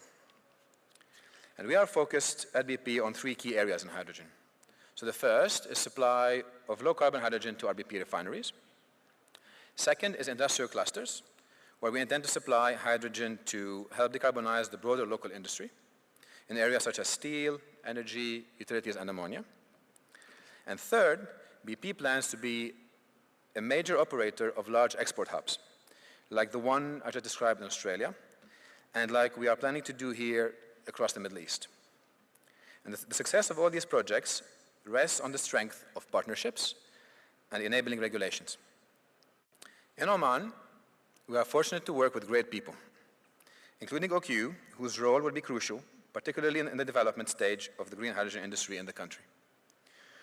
Which leads me on to my final point around customers. This is a new sector. We need to develop both demand and supply. In BP, we can leverage on existing global relationships and partnerships globally, as well as making new ones in markets where we are already present, such as in Europe, a region that could benefit from Oman's hydrogen, and a region where BP has a significant customer base. The same is true for Asia, where demand for hydrogen could be strong in countries such as Japan and South Korea. But on the demand side, mechanisms are required for helping customers switch from more polluting fuels in the hard-to-abate industries. We believe such mechanisms should include sector-specific targets in support of multiple uses of green hydrogen. And all of the above will have to be underpinned by infrastructure development to allow hydrogen to flow to demand centers. None of this will happen overnight. There are many challenges to overcome. But imagine if BP's founder, William Knox Darcy, had given up all those years ago. Perhaps his greatest legacy was that he never gave up. He kept searching for the energy that would progress the century before him. And we must in turn help get the best out of the energy that will help power the next 100 years. And in Oman, we have a new hope for hydrogen, a nation that in time can become a world leader for its production, in the same way it has been for hydrocarbons. Therefore, helping solve the energy trilemma of secure, affordable, and low-carbon energy. BP, working with others, is ready to help the country make the most out of this opportunity. I look forward to discussing these opportunities over the course of today and beyond with all of you. Thank you for your time.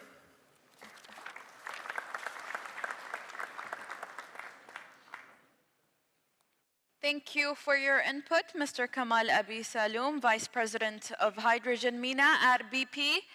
It's been brought to my attention that Ms. Sana Hichami will in fact be joining us virtually. Have the technicians set that up yet? Hello, I don't know if you can hear me and see me. Good morning, Ms. Sana. We can hear you, but we can't. Okay, perfect. Okay, good morning. Okay. Thank you so much for your introduction, and thank you also for the invite. Unfortunately, I was not able to be with you physically as I was held back by some professional commitments here in Abidjan, in Côte d'Ivoire. But I'm grateful to the organizing team for making it possible to me to contribute by sharing some humble thoughts on this very timely topic. So for my, it's very timely topic because Morocco is launching its green hydrogen roadmap, and also it's a timely topic as a Desert2 Power initiative, part of the Power Africa program. We are thinking about some partnerships, international partnerships that could position Desert2 Power and the solar potential of Sahel countries in the global and African hydrogen value chain. So from my position as an advisor to Desert2 Power with 85 projects and the development over Sahel countries, in addition to other projects that are in the way of being developed, or identified and discussed, and of which there are some hydrogen projects in Mauritania, for example. And also for my position as an advisor working for Tony Blair Institute, an institute which is focusing on policy making and policy advisory, my intervention will be slightly different from my colleagues, as it will focus on public sector importance in catalyzing the green hydrogen investment. So 3 points will be relevant to raise from my side and to add to this discussion. The first point is about the role of public sector as a central player in launching by answering the hydrogen investment potential through the different segments of value chain. The second point will be about partnerships and international cooperation, which is a very interesting lever to seize complementarities between Sahel countries, Morocco, and other partners such as Middle East or Europe, but also it's many countries globally. I will after this conclude by presenting the vision of Desert Power to integrate the Sahel countries solar potential in the African chain, but also to present the financing facilities and all the efforts which were made by Desert Power initiative to de-risk and to advance solar development in such a challenging to develop hydrogen projects and de-risk them in Africa and globally. So I will start my presentation with one figure, which is the estimated global investment need on hydrogen that must increase to $1.2 trillion by 2030. Currently, only 25% of this figure is pledged by governments and private sector. And this investment gap is mainly, as my co-panelists explained, by bankability and cost effectiveness issue of green hydrogen, which make it less competitive than blue or gray one. And here comes the role of some possible policy instruments or innovative partnerships through the hydrogen value chain, and which could help to bridge this gap. So I wanted to have some slides in order to present the scheme, but just to highlight the importance to customize the policy instruments and the policy making depending on different segments of the value chain, because investment barriers could be common to all the value chain of hydrogen, but there are also some differences from a segment to another. And before deepening the analysis and communicating our policy recommendation, it is worth mentioning also that the past 2 years represented the game-changing moments for green hydrogen policies, with interest rising around the world. Many countries, for example, Morocco, Italy, Portugal, and Spain announced and published national hydrogen strategies and post-COVID-19 recovery packages that included and integrated some measures for green hydrogen. But what is worth mentioning is that these policies directly or indirectly promoted hydrogen uses in transport mainly. About 2/3 of these policies targeted the transport sector, and other segments were underrepresented or underserved in terms of policy making. And that's why our scheme is covering all the segments. So the barriers faced by green hydrogen are like the barriers faced by renewable energy technologies during their inception phase. And that is a good conclusion, because here solutions can also be drawn from the experience governments have gained in supporting renewable energy in power and heating, as well as from policies in the industry sector. We can make also a focus on the main, instruments or policy instruments that could help enhance the hydrogen economy. We can talk about target setting, manufacturing capacity support, tax measures, financing instruments, which are different instruments from a segment to another. We can, for example, see that infrastructure segments will need innovative financing more than other segments, while, for example, industrial usages will more need incentivizing measures to unlock carbon-free products demand. So if we make a focus on electrolyzers as an important segment at the upstream of the value chain, we all know that the problem of electrolyzers is the capital expenditure costs that make the green hydrogen more expensive than other hydrogen shades. We can say here that hydrogen production targets can be a part of the solution and have become a defining feature of the global hydrogen landscape in hydrogen or national strategies. They serve as a principal way for public actors to demonstrate a commitment to the energy transition. And beyond being, a good tool in order to monitoring the renewable energy transition government commitment, it's a good signal to the private market. So we here give the example of the European Union, which sets a goal of increasing electrolyzer capacity to 80 gigawatts, 40 gigawatts, which is expected to be industrialized in Europe, and 40 gigawatts in neighboring countries by 2030. And here there is a great opportunity, for example, for countries like Morocco to join the global hydrogen value chain and to serve as an industrial base for Europe. Also, some financing instruments are needed to support the capital expenditure costs for electrolyzers, and I want to give the example of the recently measures adopted in the United States. And the last example of policy instruments which could be very effective for developing electrolyzers markets is paying a premium for green hydrogen through feed-in tariffs or other subsidies, which could be also an effective measure. And we can give here the example of the SDE program in Netherlands. So after this benchmark of policy making and this benchmark of policy instruments and different national strategies and highlighting the importance of policy instruments, there's another factor which is very important and which completes the policy instruments. It's about international cooperation.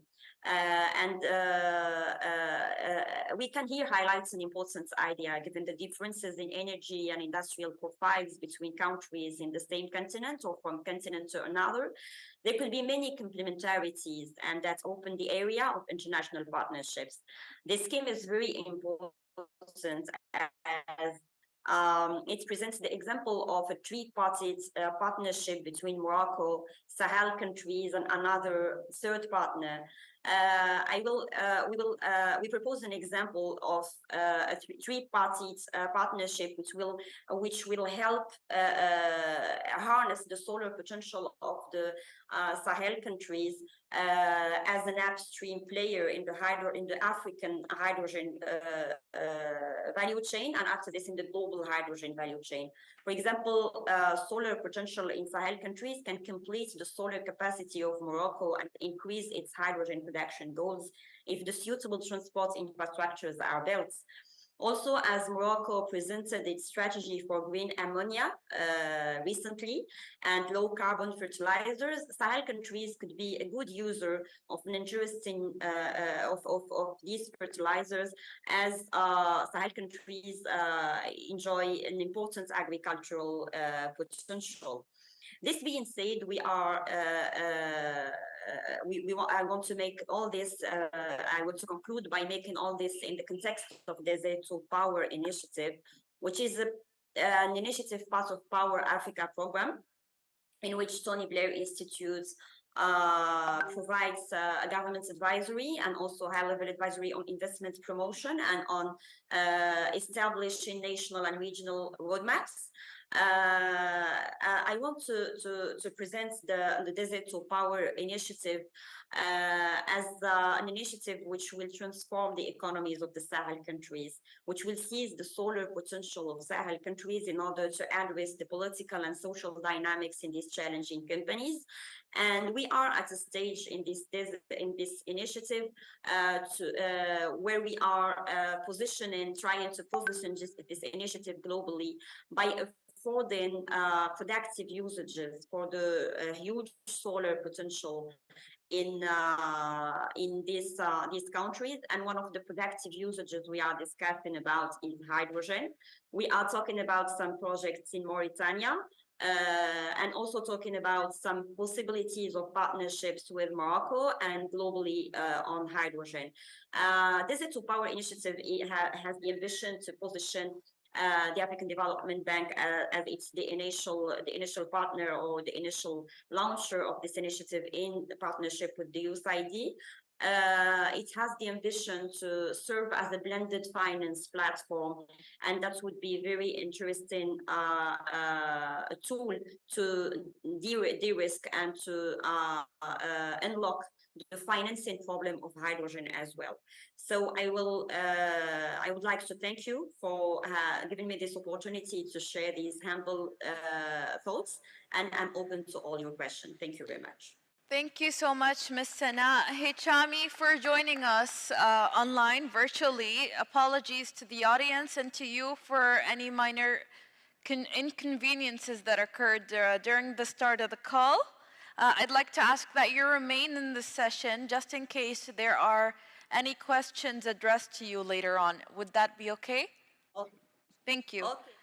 Joining us next, let us hear from Mr. Ghalib Al-Ma'mari, Vice President of Low Carbon Molecules at OQ.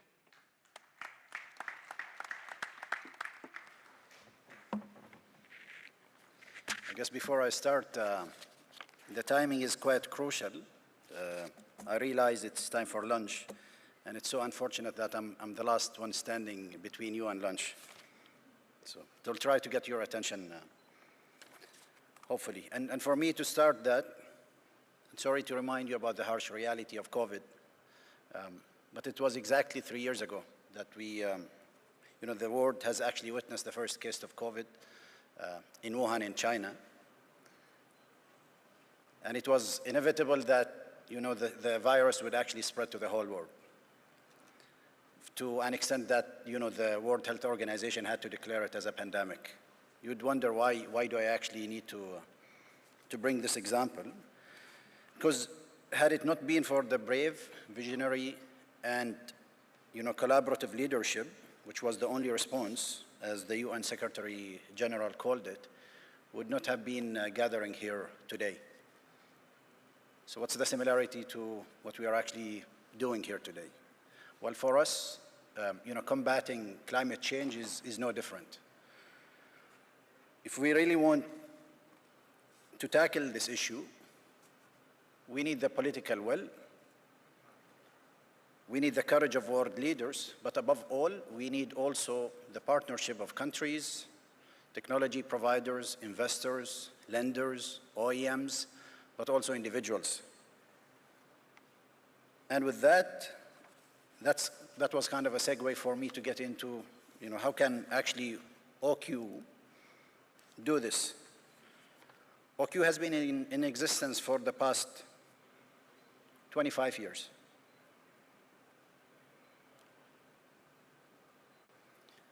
And OQ, so we are a large conglomerate that operates in more than 17 countries. Our main business is actually here in Oman, and the way we actually do this is through partnership. It's in our DNA. This is what we know how to do best. OQ Alternative Energy is the latest development within OQ group. We are fairly new. We are almost 2 years old. But we are the energy transition enabler for not only OQ, but for the whole of Oman. We have that mandate being a state-owned enterprise that is owned by the Oman Investment Authority. Why do we actually want to do this? Is to reduce mainly, and to start with, our carbon footprint, but also to create jobs and develop skill sets for our employees and also for the nation. And with that, we also want to attract partnerships and attract foreign direct investments that will help us de-risk the projects that we are actually into, which will help us reduce the cost of capital, which is an important point that Mansour has touched upon. And once we do this, hopefully we are going to diversify away from the conventional oil and gas or hydrocarbon business.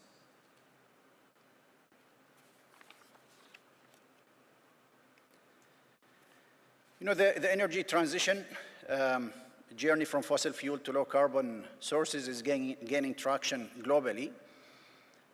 Oil and gas, conventional oil and gas companies have, remodeled their business model to ensure they have sustainable growth and to ensure also that their business is not interrupted.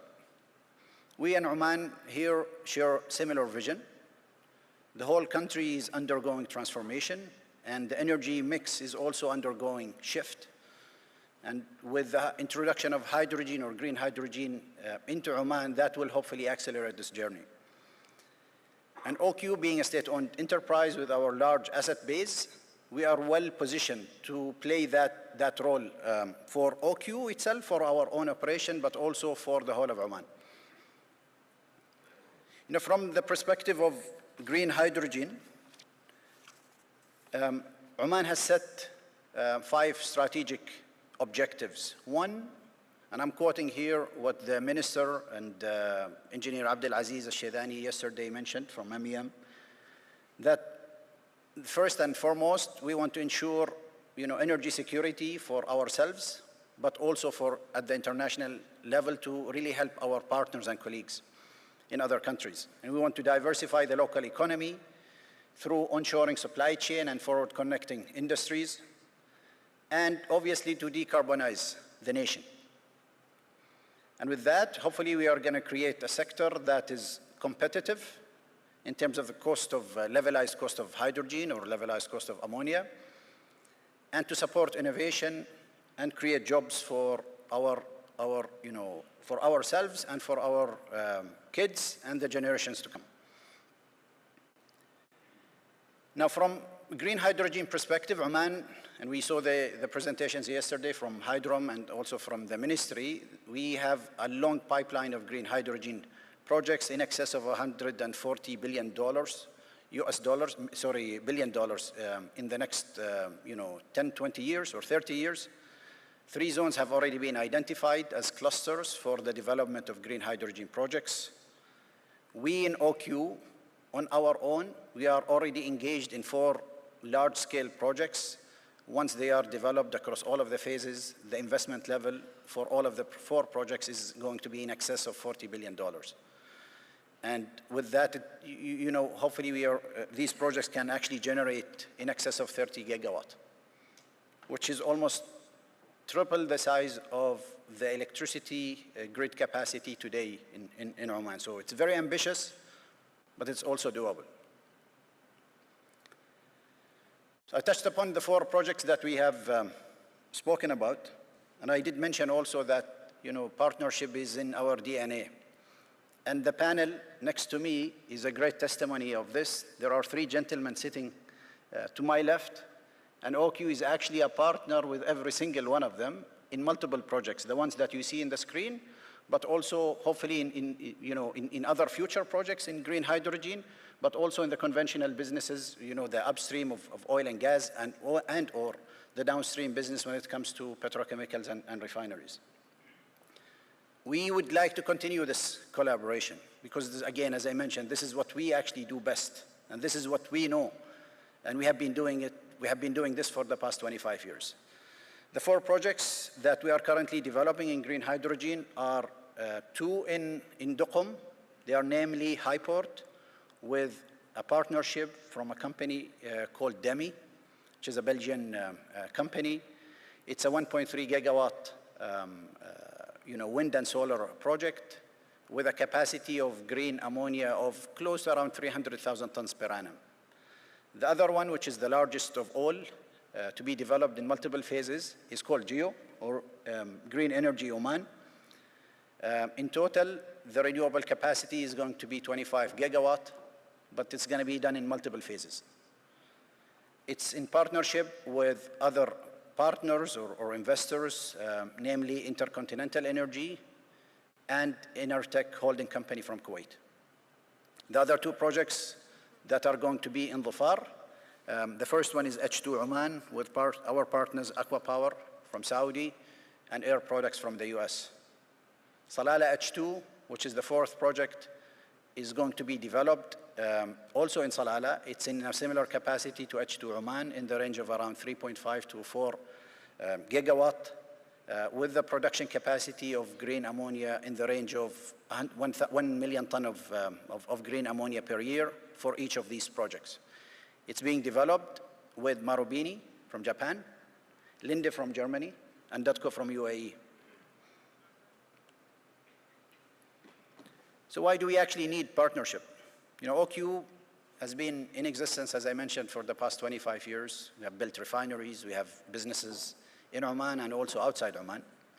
But we are a big believer in partnership, and more so in the hydrogen economy, because it's a new sector that it's not our bread and butter. And we rely on the support of other partners to basically help us in this new industry, to share knowledge, but also to have access to technology.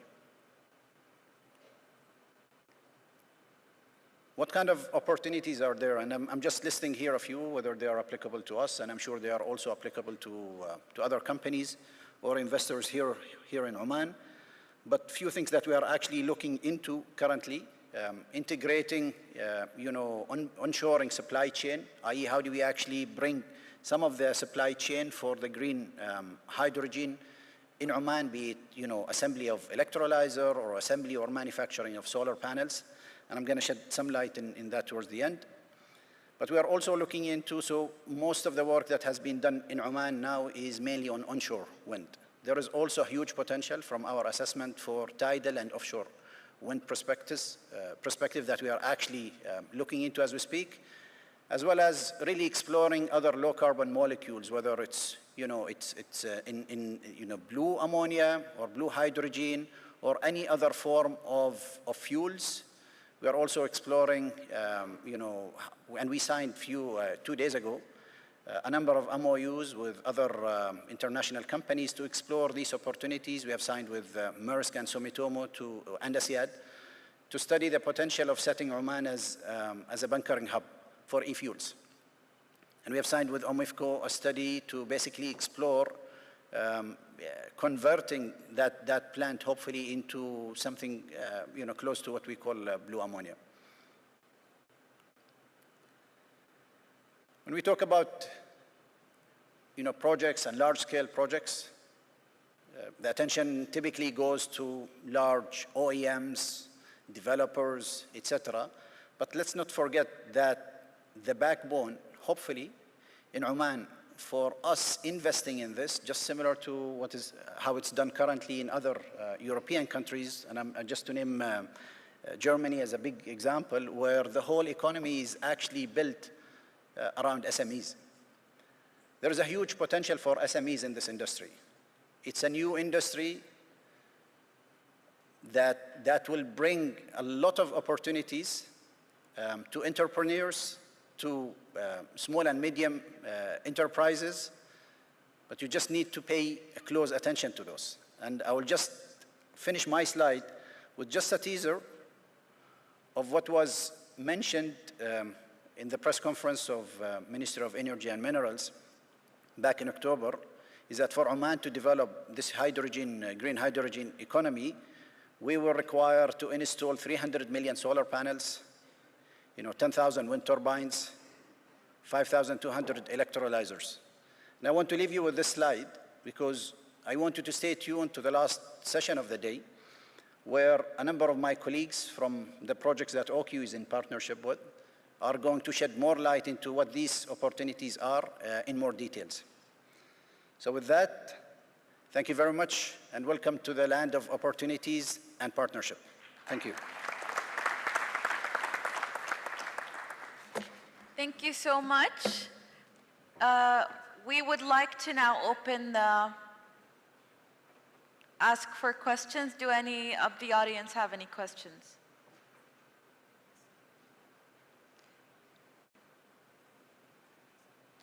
We have a gentleman right here at the front. Can we please pass a mic to him?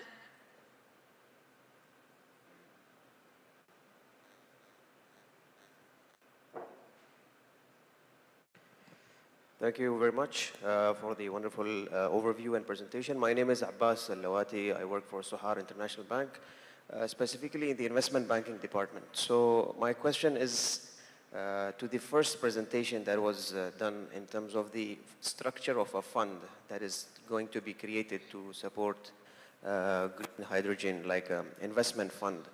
Just wanted to see if there are any existing funds out there in the market, and who are the investors at the moment in this particular sector in general, so that if there are any opportunities in Oman where and a company such as they want to set up green hydrogen project, which requires a mix of debt and equity. So what would be the right fund and who are the current investors at the moment? Thank you.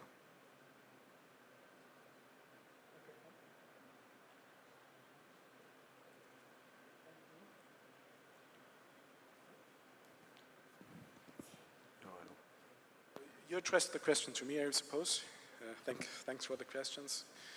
So mainly what we see in the projects, they're project developers and industrial players developing the projects. So in terms of investments, the developers, they're looking for co-investors in their projects. To be honest, I cannot tell you of any specific fund of a financial institution to invest, but this is what we commonly see in large-scale development projects, that the developers, they start the project, they attract industrial players, and for them it's of course to sell at the end their shares in the project to institutional funds.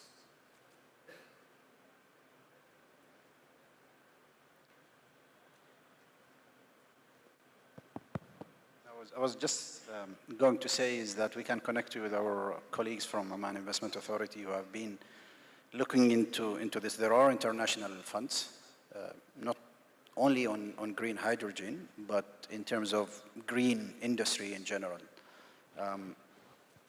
Just to name one, there is the Bill Gates, is it called Sustainability Foundation, which is an area that maybe it's worth looking into, but there are also others. Thank you for your question. Before we go on with the Q&A, I'd like to briefly interrupt. Sorry for the interruption. I've noticed many people leaving the hall to go for lunch. The procedure in order to obtain your lunch today slightly differs. You have to get your vouchers at a red counter opposite the Kicks Cafe counter. And then there are two different locations where lunch will be handed to you, at the atrium and at the concourse too. I hope that's understood. You have to first grab your lunch vouchers at the red counter in front of the Kicks Cafe counter. We may resume with the questions. Do we have any other questions from the attendees? We have a gentleman on the right.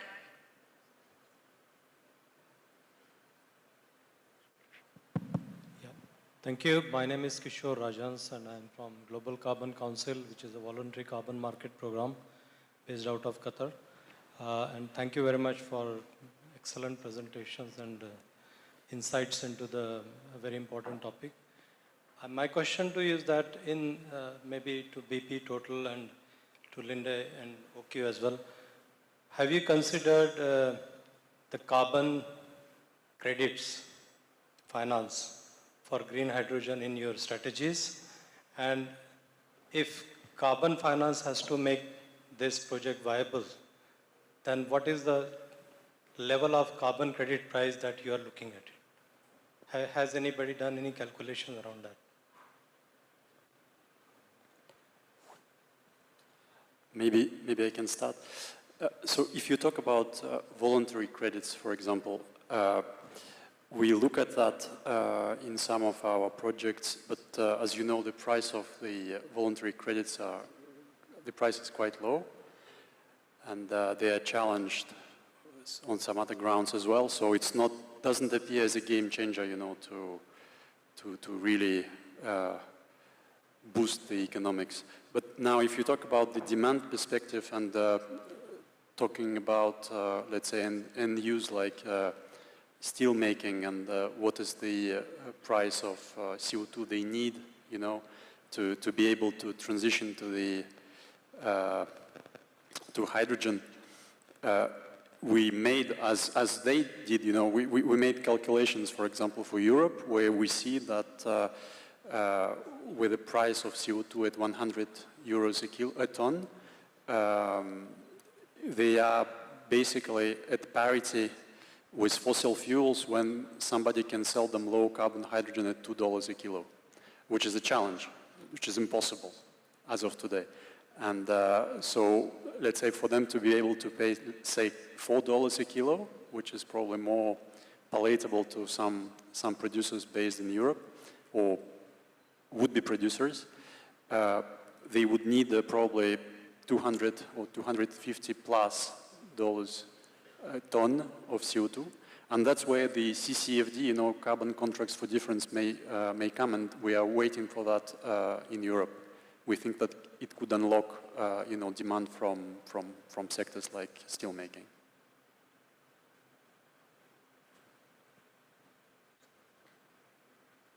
Any other questions from the audience? Maybe we'll take one last question from the gentleman in the corner. Thank you. During the course of yesterday and even today, regulations and policies has cropped out several times as a key enabler for investment. Can you elaborate a little bit more as an investor, what are you exactly looking for in the regulations?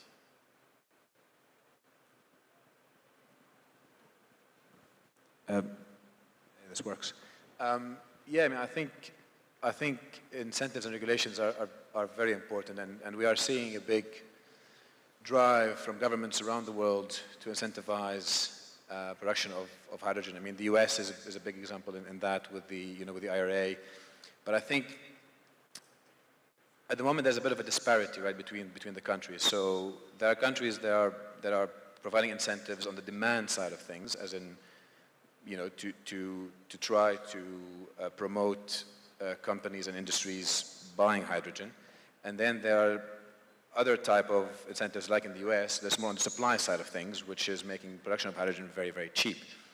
For example, if you look at Oman, and we compare with the rest of the world,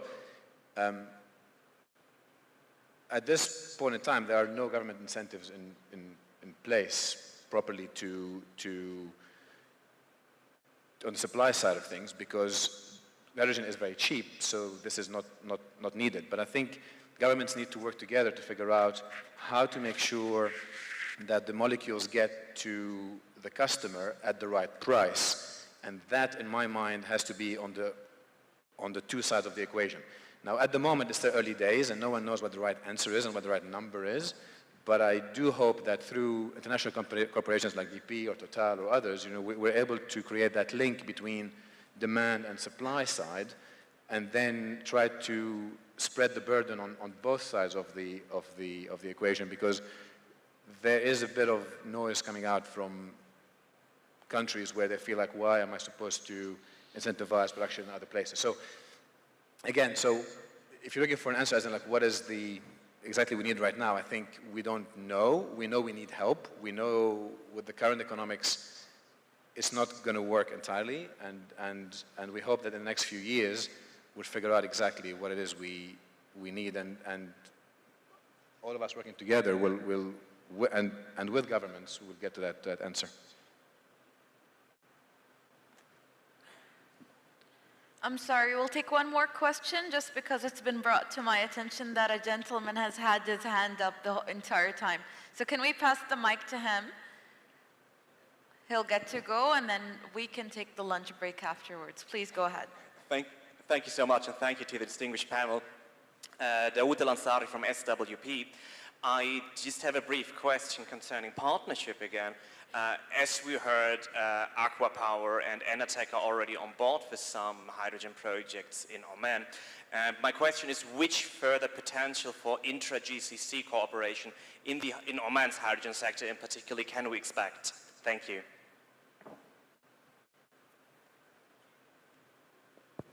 So if I understand, your question is, what kind of other opportunities are there apart from the projects that I've mentioned? So in total, there are 6 legacy initiatives or 6 legacy green hydrogen initiatives. We are involved currently in 4, potentially 6. Yeah. And in the hydrogen process, there was a set presentation yesterday, specifically that talks about there is a new bid round that has already been launched, with 2 other blocks that were kind of auctioned for an award by March of next year, with a potential of 2 to 4 other blocks next year in Dhafar. So there are multiple opportunities. There are opportunities for partnership within existing projects that are being developed, but there are also other opportunities in green hydrogen specifically as per the process that was explained yesterday. And I'm happy to share the details of that process offline. All right, thank you once again to our panelists for this great session. Thank you for joining us and for your input, and thank you for the great questions. Can we get a round of applause, please? Would you like to take a group picture together? And everyone, just a reminder that you have to grab your lunch vouchers at the counter in front of the cafe at the red desk. And lunch is being served at 2 different locations, at the atrium and at Concourse 2. Also, we will strictly be continuing with the event in 45 minutes due to time constraints, so please be back here in time. Thank you and enjoy your lunch.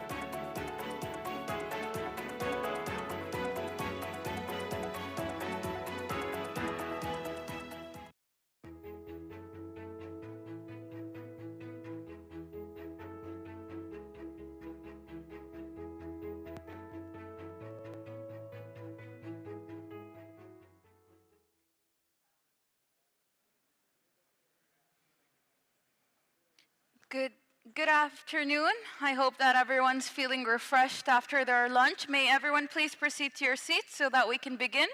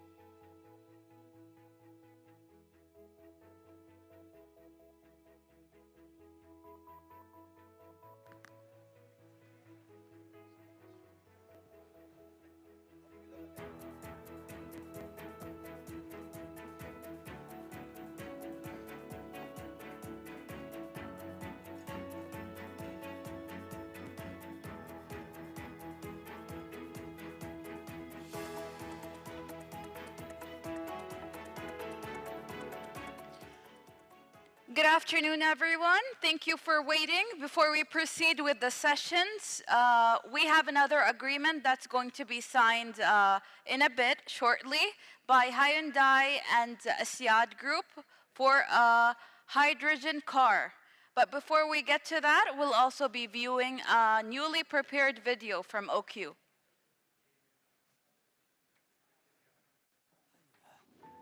نطوع فيها مجالات الطاقة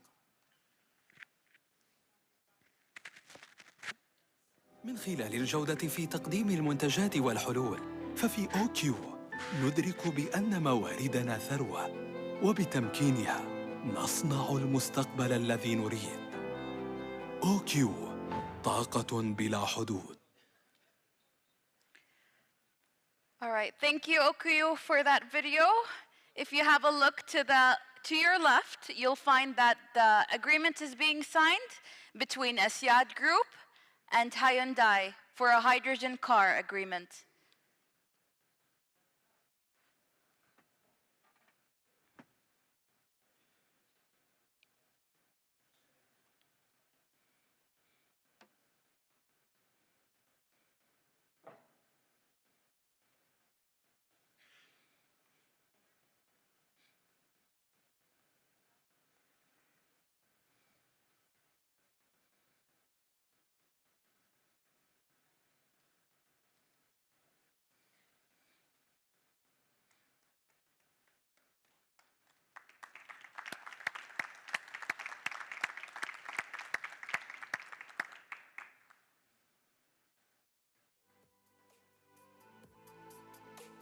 Congratulations to both parties, both Asyad and Hyundai.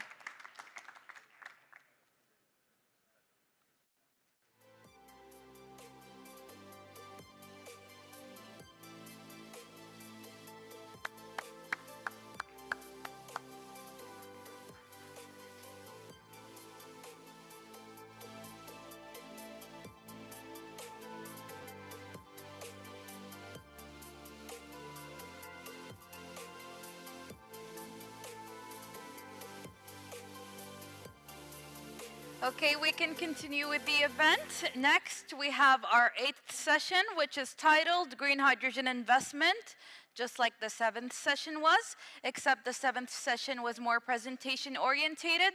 And this next one is a panel discussion. I'd like to invite to the stage our moderator today, Dr. Yusuf Hamad Al-Balushi, founder of SIG. And we're glad to see the first Omani moderator over the past couple of days. I'd like to also invite our panelists today, Tom Costa, Technical Advisor at Hydro, Nicholas Brahi, co-founder of 5T Hydrogen General Counsel, ESG and Public Affairs Director of Hi24, Vikram Kapoor, Chief Growth Officer at Renew Power, Alejandro Longuera, Senior Project Manager at Roland Berger, Josh Carmichael, Vice President of Hydrogen Wood PLC. Let's give them a warm welcome to the stage. I'll hand over the session to Dr. Yusuf Hamad Al-Balushi. شكرا حوراء. Good afternoon, everyone, and we are still missing Josh. I hope he's around. Anyhow, I think Oman demonstrated in the last few days that they are really serious when it comes to venturing into hydrogen. I think this been expressed clearly by His Excellency, and I think there is fundamental reason for Oman to go to hydrogen. We have plenty of land, water, sun, and we have a lot of international friends who is also willing to join hands to materialize this opportunity. Also, the Oman Vision 2040, which just recently started, 2021, focus into renewable energy and to transform the country into more diversified economy. And hydrogen among the key engine of growth in coming stage. However, I mean, materializing the potential of hydrogen and other opportunity here in the country, it's not as simple as we all thought. I mean, because of different reasons. I think there is some perception here when it comes to the government and industrial leader looking for certain objective in terms of job creation, environmental, CO2, and other objective. However, people who's going to inject the money, the shareholders, the private equity investor, has something else on mind. So, I mean, looking for the rate of return, looking for a break-even point, looking for the ecosystem, hard, soft infrastructures. And to get the thumb up for the investment is really need to package it in a way that meet the balance objective of both. Today I'd like to welcome our speakers, and we will have mix of presentation as well as discussion. Then I will have a few questions myself, then we'll open the floor to the audience also, because when it comes to the materializing the hydrogen, it's about investment as well. So we'll start with you, Alejandro, maybe.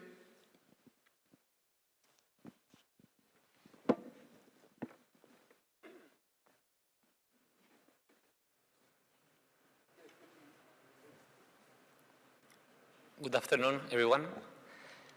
Thank you very much, Dr. Yusuf, for the kind introduction. Just 1 second, because we are preparing the presentation.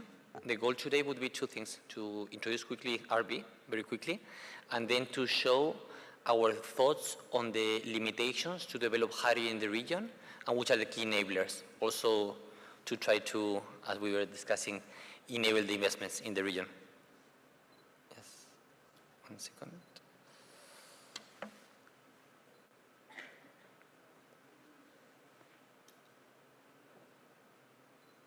Yeah, I think that one. It should be soon. Yeah, it's the presentation, if you can. I mean, I can see it in front, but I think we need to present it.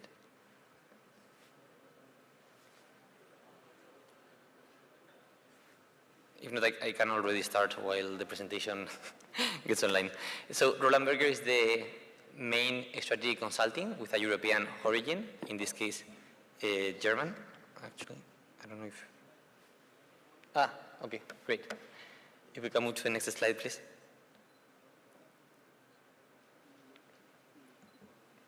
Well, so it's RB, only German, only consulting firm with German origin, more than 350 partners, 3,000 employees, with a very strong commitment to the region. We have offices across 5 countries in the region and growing. If you can, it's with this. Fine, great. Our hydrogen experience, what we do in hydrogen, we shape hydrogen policies. That means that we are supporting some of the governments to define how they should approach hydrogen. For example, in Abu Dhabi, we have supported the hydrogen policy. In production and transportation of hydrogen, we have supported many companies across the region, more than 10 projects across Oman, UAE, Saudi, Egypt. So we have a good understanding there, and we do other areas. For all of these, we have done more than 80 projects in the last 2 years, 10 of them in the region. And we do this through a strong global team. We are a true thought leader, and we have many documents. One of them, for example, together with the DII, that we have here Frank and Cornelius from the DII, with whom we collaborated on this piece, and obviously through proprietary market intelligence. If we go into the key limitations of hydrogen in the region, what we see in MENA, some of them more relevant for Oman, others not that much. The first one is the lack of a strategy and institutional design. Without a clear understanding of how should the regulation look like and where is the country going to, it's very difficult to invest. And we see that over and over again in the region. The second one is the regulation. There needs to be a clear ecosystem in which companies understand what do they have in the business plans. There are many projects right now stopped across the region because they lack clarity to really get FIDs. And that's a big part of that, depends on the clarity on the regulation. There's low local demand for clean hydrogen. Obviously, for gray hydrogen, there's enough demand. We have more than 1 million tons of demand in UAE, more than 1 also in Oman, or close to 1. In Saudi, more than 3. So there's demand for, let's say, hydrogen. For clean hydrogen, there's not that much demand because there's still a gap between the cost of production hydrogen and the price willing to pay by the off-takers. And in order to close that, the government should actually have a more active role enabling that, as we already see in Oman. There's obviously lack of certifications and standards, as we were saying before. There's still a gap, and there's a gap even if it's for green hydrogen. If you want to be green, consider green, you need to comply with regulations in other regions. To do that, you need clear certification. Last but not least, human capital and technology needs to be there. So there's to be R&D, there needs to be innovation, there needs to be a lot of localization of capabilities, and we see Oman taking very good steps on that sense. What can be done to address these points? On the strategy side, a national hydrogen strategy could be extremely helpful to really provide clarity on what is the roadmap. Again, we already see Oman going in that direction, but perhaps a bit more will be needed to also understand how the country will achieve the economies of scale required. Infrastructure, you need hydrogen valleys, that's a must. You need from the consumption to the, from the production to the consumption with the whole infrastructure. Infrastructure not only for hydrogen but also for water, CO2 or nitrogen, for ammonia or methanol. You need to have the whole system scaled up in order to be competitive. For the low demand, we see two types of enablers. One, macro level initiatives like creating a CO2 market, or more project-specific initiatives to bridge the gap between the cost and the price. Certification and standards. The good thing is that those things already are available in international markets. It's just about connecting with the right people to bring to the region the key certification schemes. And for standards, there are many standards in different countries that can be used for the region easily. In the technology side, R&D is key, and the region could become clearly a green hydrogen hub. So innovation should be localized. And obviously, on the human capital, there's a huge potential in the region, especially in Oman, that should be enhanced. That was all from our side. Looking forward to the discussions. Excellent. Nicholas, please.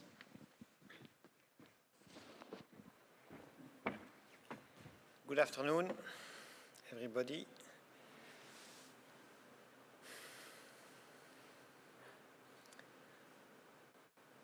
Can I have the presentation?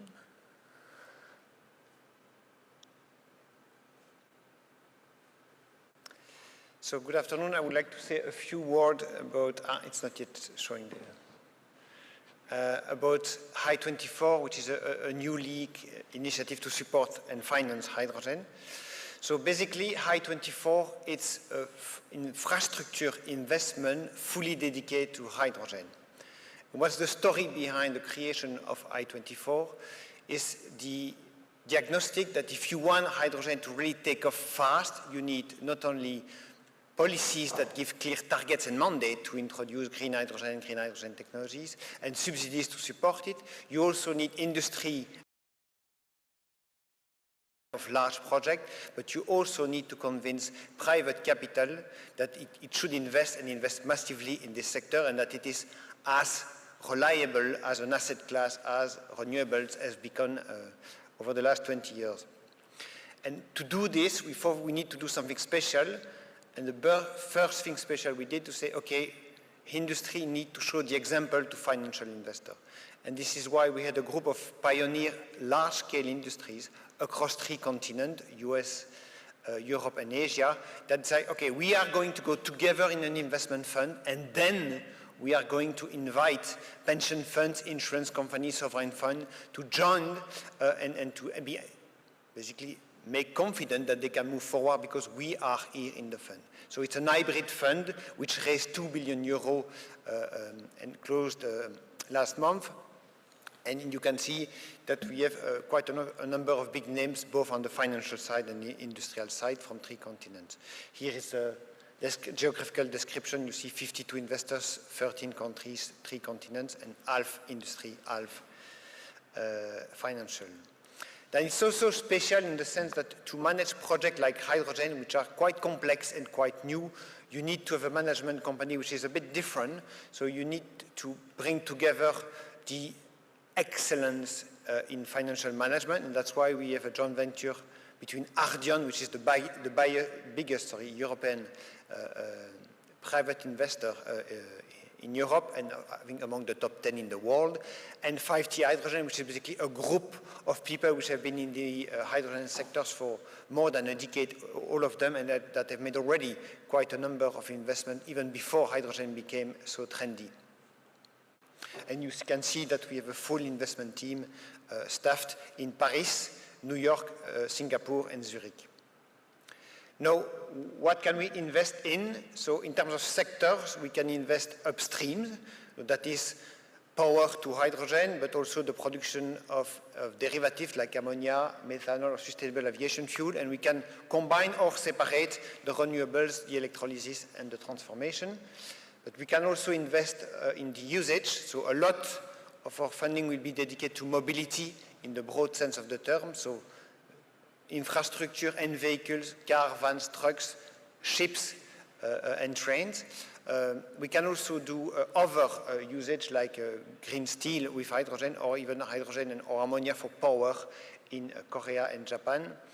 And midstream, that is to say, ships that will bring the ammonia from countries like this one to Europe or pipeline.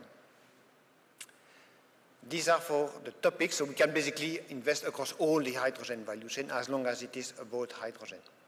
In terms of geographies, we can invest 50% in Europe, Middle East, and North Africa. And when I say Europe, Middle East, and North Africa, Middle East is a real part of it. So it's not just Europe and a bit of Middle East. It's really, there should be a substantial part in Middle East and hopefully in this country. And then we can invest the rest in the Americas and the Asia Pacific. So what kind of investment do? We are an equity fund and we take minority position. So the idea is that we don't take over your project, we invest with you. An active minority investor, because we believe that we know very well the hydrogen ecosystem and we can bring value. One of the value we can know is that we know extremely well the policies in the different countries that will be on the demand side of what can be produced here, and we want to help projects to navigate this policy landscape, because we have seen that sometimes the policy landscape here is complicated, or in the MENA region, but the policy landscape in Europe is also quite complex, and we can help to navigate that. And what can we offer? Basically, speed. We are an investment fund only dedicated to hydrogen. So contrary to many people, wait and see is not possible for us. We need to move forward and to invest.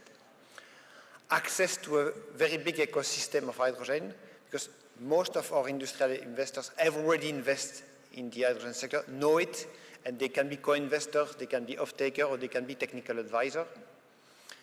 Plus, we will have a growing numbers of portfolio companies, all involved only in hydrogen, so we can start building synergies.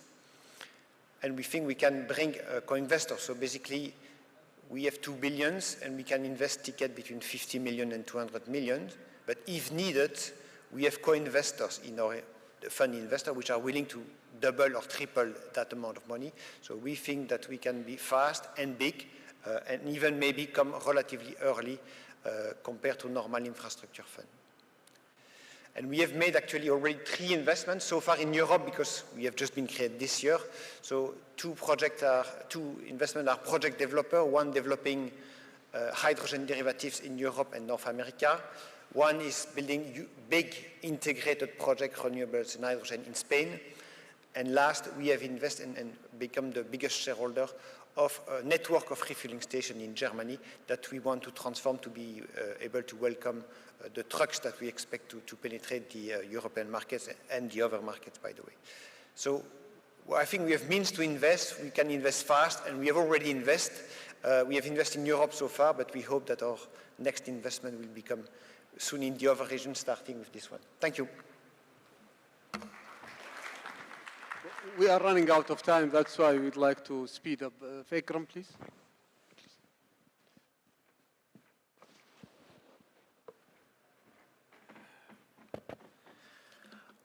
Very good afternoon, everyone. My name is Vikram Kapoor. I represent Renew Power. Renew Power is India's largest renewable energy company. We have, over the last 10 years of our existence, deployed about $8 billion of capital. We have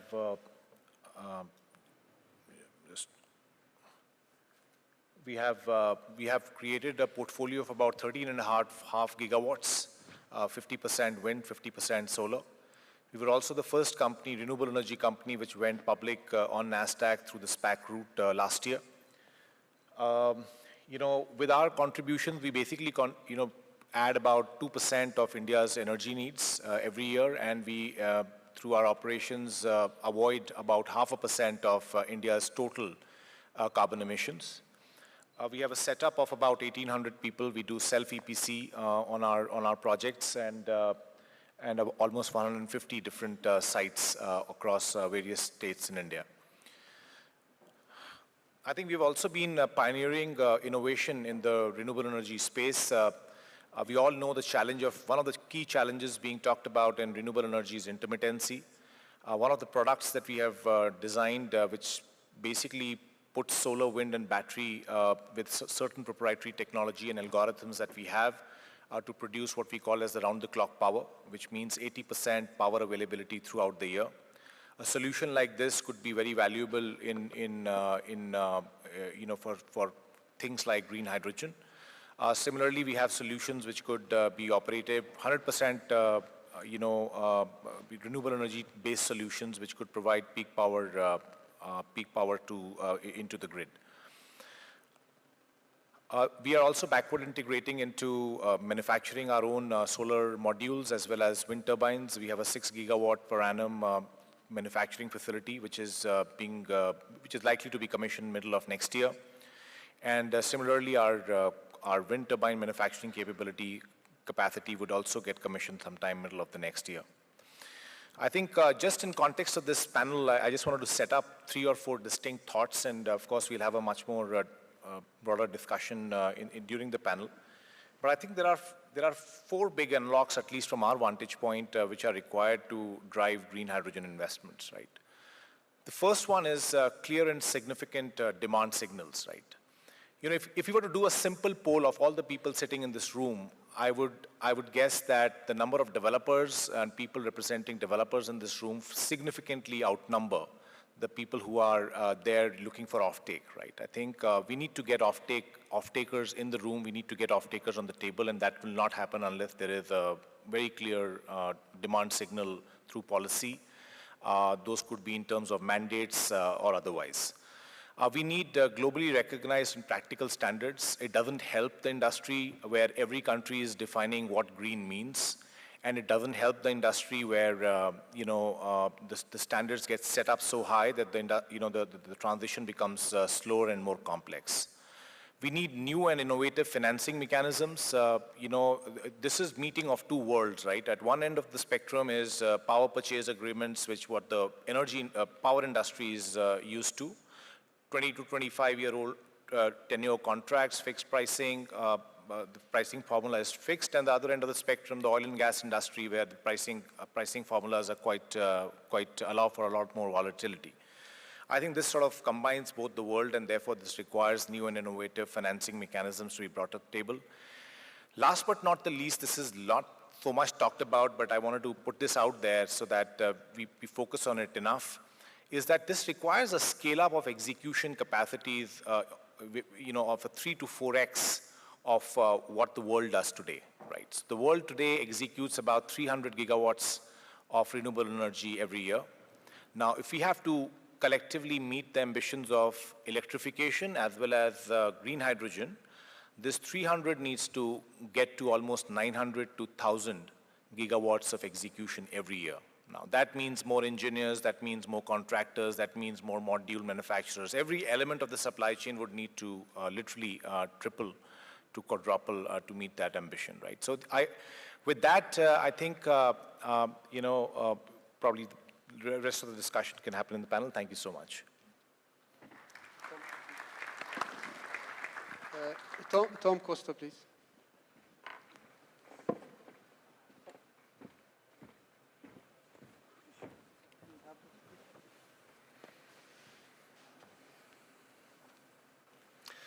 Hello, good afternoon, everyone.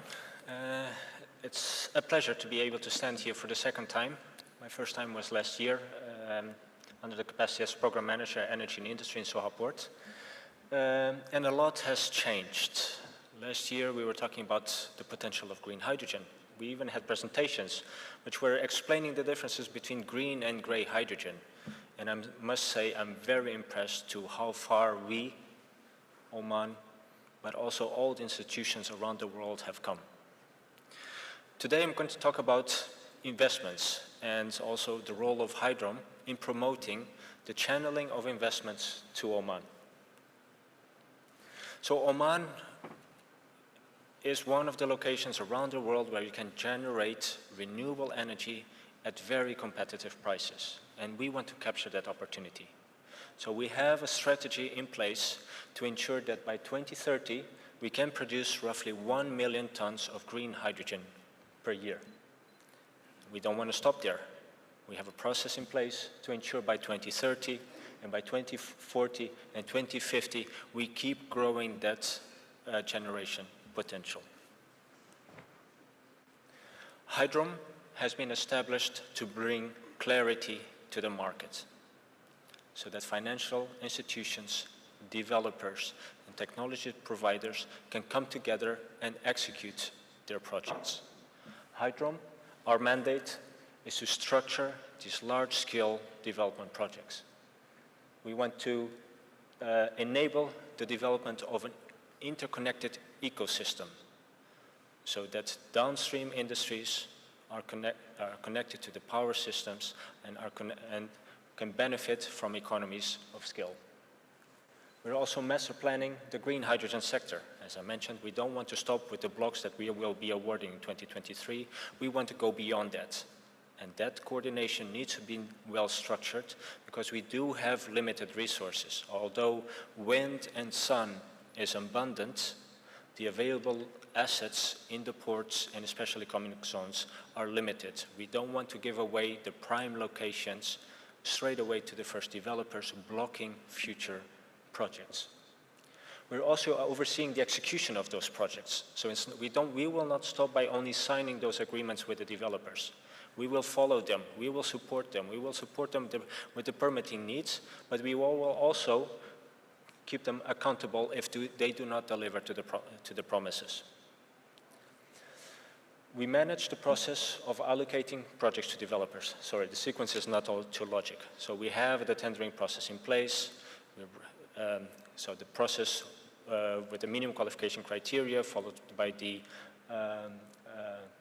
RFP is now has now started for the first stage. Another responsibility is that we want to manage all the data that's going to be generated. So we are very conscious that these first developers, they do not have that much data available. We don't have accurate measurements of wind and solar radiation. So we will do our own campaigns. We will gather the information from the first developers as to make sure that future developers down the line, they can benefit from the data that has been collected. We will also delineate government lands to make sure that these projects can grow. So it's not only about the first projects. If those developers wish to expand their operations, if they want to develop more renewables, we need to make sure that those lands are available and they have the appropriate conditions, ensuring that the appropriate regulatory framework is there for them to invest. And then ultimately, we will facilitate the development of common infrastructure. So if down the line we will have 10 blocks in Duqm or 20 blocks, we do not want to have 10 or 20 desalination plants, 20 water pipelines. That's not efficient use of land resources, of technical resources, of financial resources. So our contribution as Hydrom, as Oman, to these projects to ensure that they become financially viable is also to take advantage of economies of scale by ensuring that common infrastructure can be developed in an economical way to keep the levelized cost of hydrogen as low as possible. So most of you have seen this slide before, and just to clarify the role of Hydrom. So we have the Ministry of Energy as a policymaker and a regulator. Hydrom, we are the orchestrators, the master planners of the green hydrogen sector. We will make sure that blocks of land will be available for the development of green hydrogen projects. We will coordinate the development of common infrastructure. We will be coordinating with some of the parties that are already active, that could provide those services already, but there might be other areas where the know-how or the expertise is not available in the country, so we will then be reaching out externally to make sure that the assets are developed according to the highest standards, according to the standards that the developers expect. And this all so that the developers can focus on the financing, on the renewable power systems, on the hydrogen production, and on the derivatives. Ultimately, when energy leaves Oman, green products leaves Oman, Asyat is also positioning itself to make sure that those green products made in Oman leave Oman on an Omani vessel. Gentlemen, thank you. Please. We are glad to have Hydrom as accelerators and facilitators for the investment, I hope. Please start, Josh. Hello. So apologies for jumping off and on the panel. There was an issue with the presentation. I'm Josh Carmichael. I'm the Vice President of Wood, Wood PLC being a very large global engineering and consulting firm. We have 35,000 staff globally, around $5 billion in revenue. We're very active traditionally in the oil and gas upstream EPC. Increasingly, in the last number of years, we've been more involved downstream into renewables, and today you hear hydrogen, carbon capture, decarbonisation. My background, I worked a number of years for government. I was in a similar situation to Hydrom in 2017 when the South Australian government announced their plans to do a similar initiative around hydrogen for export. It was one of the first in the world, and it was relying on actually curtailed wind, so the renewable industry that had been built and how to export that to the world. Since then, a lot has changed. Many markets have developed, different strategies have developed, and now I'm really proud to work at Wood, leading the hydrogen business, including in the MENA region where we're active. In Oman specifically, we're involved in a number of the projects, particularly Duqm, the refinery. We do a number of activities end-to-end from consulting, projects delivery, capital project, operations and maintenance. Specifically in the last 2 years in the hydrogen space, we've been very active in both blue and green hydrogen. And in the green hydrogen space, we've been helping clients globally on a number of key projects. Two of those projects I think are probably most interesting for today's discussion around infrastructure. One of them is the Total Run gigawatt factory, or I should say ammonia production in Chile. Very similar to, I guess, a lot of the projects that we delivered here in Chile around gigawatt scale wind, gigawatt scale electrolyzer and ammonia. The other project that we're working closely with is in Teesside, Humber Teesside in the UK. And this is looking at decarbonising a whole bunch of different industries and clusters and how you bring them together in a collaborative way and trying to pick, I guess, the winners from the projects that are going to be supported. So today, and I apologise for the technical, but the good news is that we can go straight into the discussion now, and I'm really happy with the panellists that we've got before us to have the discussion. So thanks for the opportunity and look forward to the discussion.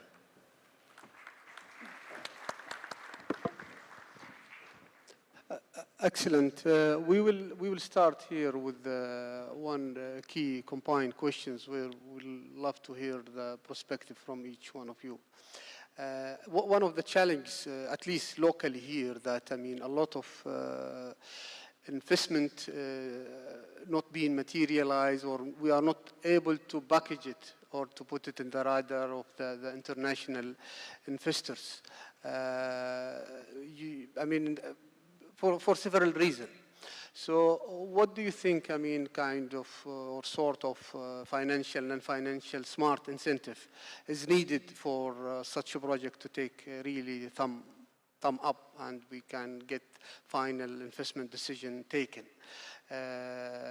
Also, whether, again, when it comes to marketing, how Oman can succeed really in achieving their ambitions when it comes to the hydrogen. We already signed few projects, and the country confidently moving forward with when it comes to the infrastructures and different element of legal framework. Would like also to hear your perspective in terms of the soft and what they call it hard infrastructure needed, particularly for investment. We are talking here solely on the investment side. Then we will open the floor to the audience. I'm sure there will be a lot of smart also questions that can encourage the discussion. So I'll start with you, Josh. Okay. So if I look at, around the world at the moment, there's a lot of conferences on for hydrogen, green and blue. And almost always the same issue comes up around bankability, investability. And the environment for being successful, getting a successful project up, doesn't actually change that much from region to region. It's all the same elements, it's the same ingredients. You need certainty and an offtake, you need bankability and technology, you need land access, you need the right environment. All the things that have been mentioned the last 2 days. what's really interesting is, though, also to look at it from the market's point of view. So some of the clients that we have in, let's say, Europe, they've got pressure from shareholders. So their investments ability or their willingness to make a bet on a project will be very different from, let's say, Oman or Chile, who have no industry that needs to be decarbonized, greenfield, for example, aside from, Duqm and some facilities. So, why are they doing it? Why are you building this industry? What's in it, and what do I invest in?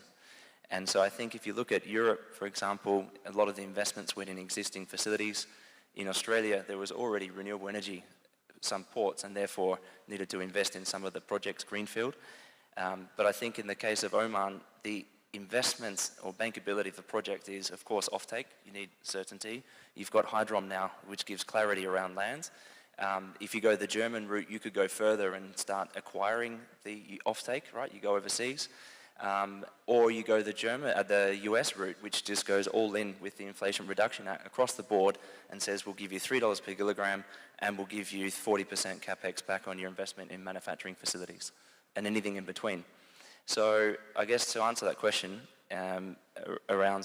particularly for Oman, knowing that it's all the same everywhere in the world, how do you get on these projects that are going to come to market now in a coordinated way, the investment on an individual case-by-case basis, but then across the board, if all are trying to do offtake into ammonia, fine, it's easy.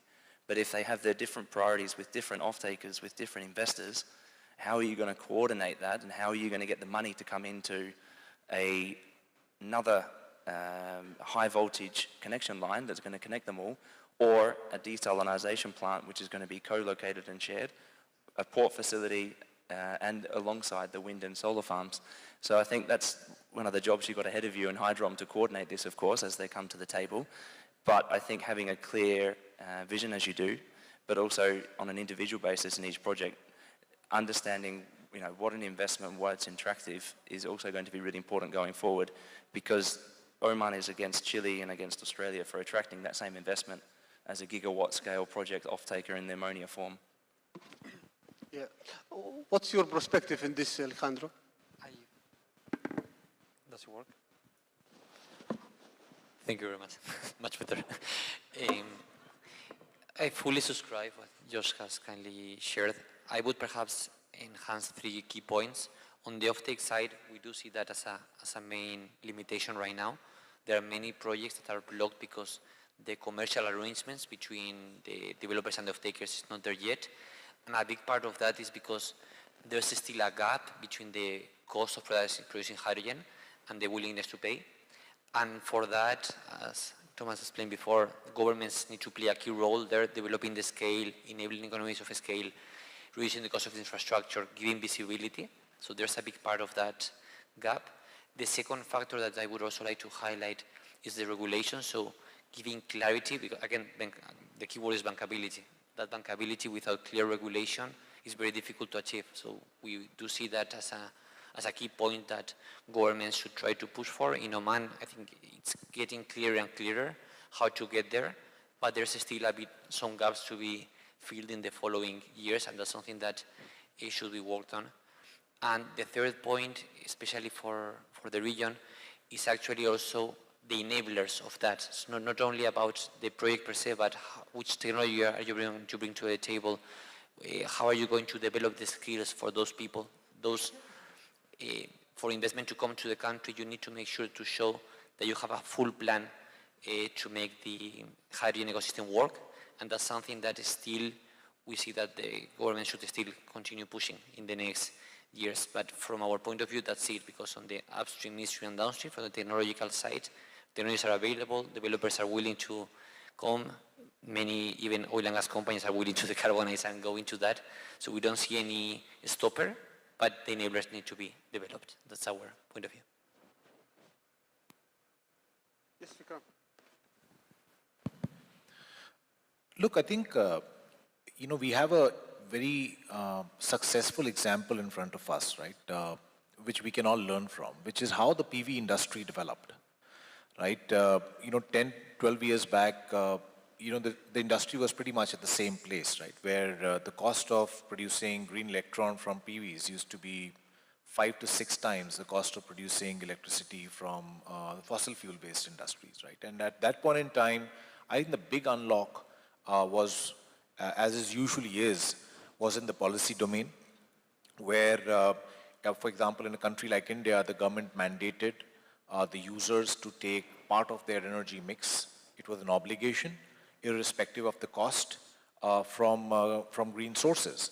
And that's the point I made in my short presentation there, that the demand signals have to be unambiguous and they have to be significant, right? I mean, we have to mandate 10, 15, 20% usage, you know, and unless that happens, this whole flywheel doesn't work out. I think the second thing, you know, which is a little bit more complex in green hydrogen compared to the past, the PV example that I gave, is one that it can morph itself into multiple different derivatives, right? So there is ammonia, there is methanol, there is hydrogen itself in its own form, right? And we need to make sure that we don't confuse the developers or the development process by multiple different standards. Today, Europe is on its path, and they are going to publish something on 15th December around what they feel is green. I think the US has a point of view. Japanese are figuring their own standards out. I think this process, this multitude of standards being propagated, is going to slow the transition. I think we need one global standard.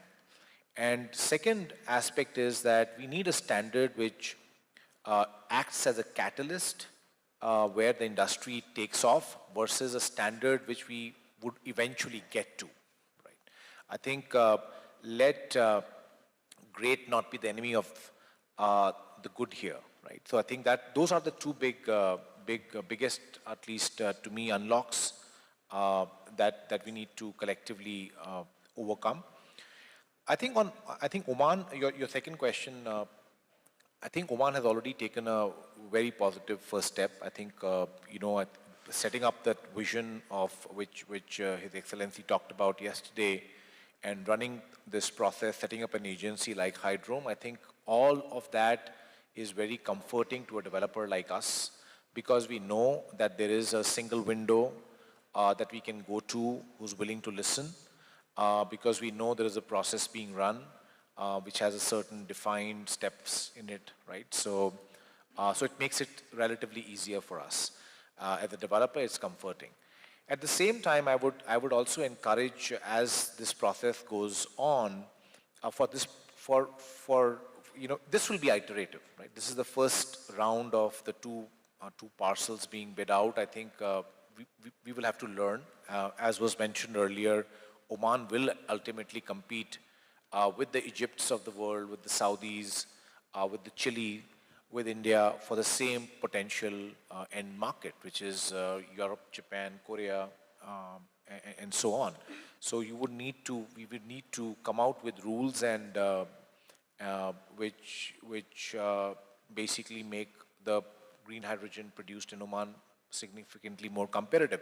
And therefore, this iteration between the dialogue between Hydrome, the various other government bodies and the developers is an essential open channel to keep. Right?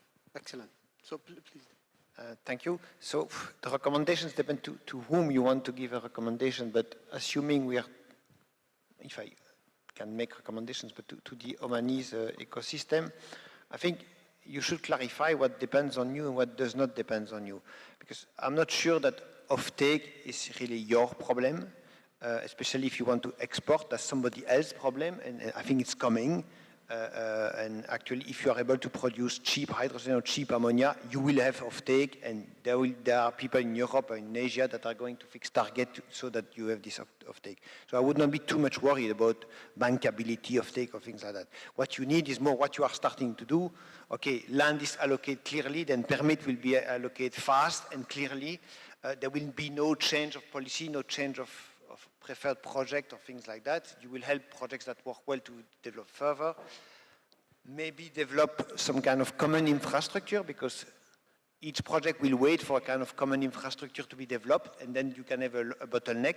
So that's typically the role of the state, to be sure that this infrastructure is there, not necessarily to finance it, but to be sure that it's there. So that's really the first thing if you want to be an export country. Then if you want to be also a domestic user, there it's a bit different because you can set your own stick and carrots to encourage the local people to use hydrogen and not only depend on the targets and the mandate which are imposed in importing countries.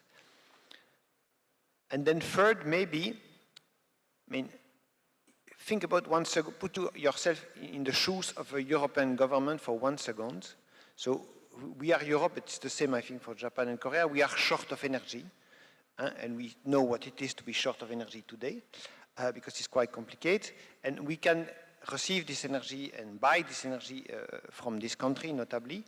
And in order to do that, we are going to do not only we fix target in Europe, but we are going to do subsidy schemes like H2 Global in Germany, but you will have other ones to come.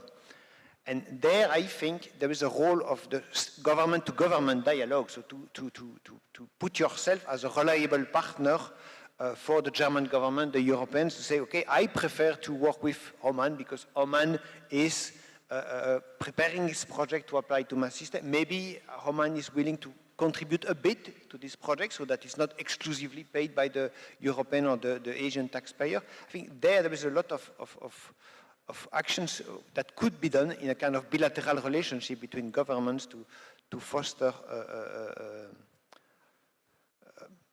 an import-export framework between countries. Good point. Let us hear you. Yeah, I think when it comes to facilitating investments at a global scale, I think we're not looking anymore as economies connecting. I think the green hydrogen and the green energy transition, the energy transition as a whole, is really connecting nations. For these investments to take place, there needs to be trust. There's need to be transparency, both on the supply side, and this is where Hydrom is contributing with a piece of the puzzle, but even on the demand side, there needs to be trust. There's need to be collaboration. And it's not only about the technology, it's not only about the offtake, supply, demand, it's also about the regulations. The developers need to have the trust that when they execute a project, that they can trust the regulations that will be in place to enable those projects to take place. So I think one of the elements here to enable, to provide the trust that financial institutions need to finance these projects, it's really that transparency and trust. Absolutely. Before I open the floor for the audience, there is also another area I would like to cover. Here there is in Oman, there is kind of resistance maybe from local companies. I see some family houses here and some local business leaders. What message you have for them to encourage them that this is the new paradigm and this is where everyone is going, and definitely there is some risk, but also there is some good reward. So I'll start again. Let's make it clear and simple and guidance. Two areas. One area is in a clear need, manufacturing. So everyone that's going to go after the same resources globally around wind, solar, you've heard it, electrolyzers, could that be done in the Middle East using, because one of the biggest input costs of producing is electricity and gas into these facilities. Second, and the most interesting for me, is this developing area around nations and this energy security. You saw this week 2 announcements around the steel in Duqm, green steel, and in Germany, BASF complaining about the costs. There is a world in which in the short to medium term, steel and other traditional, let's say, German or industries that are used to being in Europe will be made outside. There's no need to put the entire manufacturing process, for example, of iron ore in Australia. So that's for me an interesting concept where you consider the Middle East as a producer of aviation fuel or steel or other industries that would normally be done in America and Europe because of the cheap input of electricity and the strategy and the infrastructure that's being the common interface infrastructure that's being developed for these projects. Yes, here to be precise. I'm talking here, encouraging our, what they call it, non-state actors local businesses to, because Oman is just transforming to the new business model. You know, I mean, as other GCC country oil economy, local company tends only to rely on imports of goods, tend only to rely on the government spending. They are moving ahead now. So would you advise that hydrogen is one of the area? I'm talking here about the massive requirement in the downstream, midstream, and so would you recommend?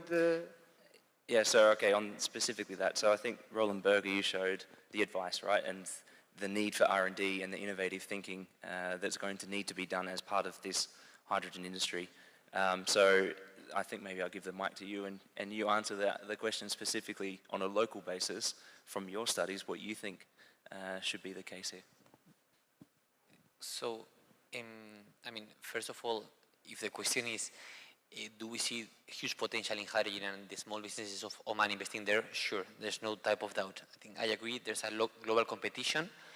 Each MENA country will have the role, but we don't see any reason for Oman not having a leading role on that sense. So from our point of view, Oman is the place to be.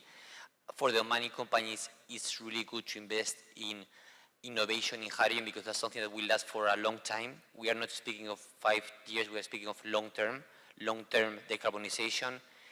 In many market studies, we see between 8 to 12% of the energy consumption in the future will be from hydrogen.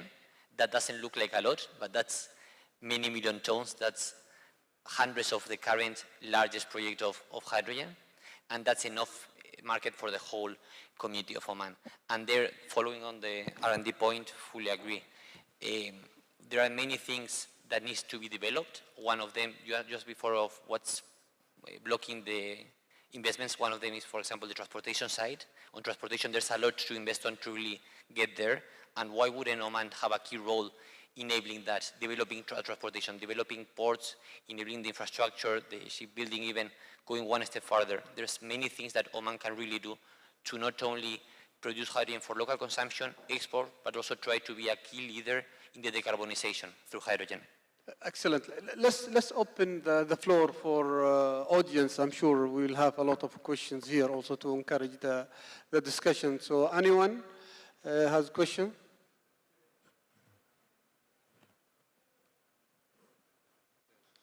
Microphone this side, please.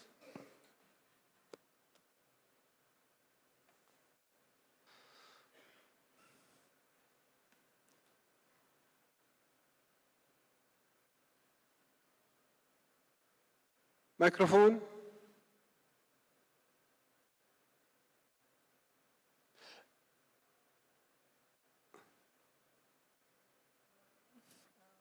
Hello. Yeah, assalamu alaikum. So, thank you the panel for the discussion. And my question is, so many aspects for the hydrogen ecosystem. So my focus is mostly on investment. That is what I look at. So timelines, I think that is important on the project because we were looking at a current project and the response was, how long will it take for the ROI to come? So I think that is something that holds investment sometimes. So, yeah. Okay, let's have 2-3 questions together, then we'll answer them. Yeah, please.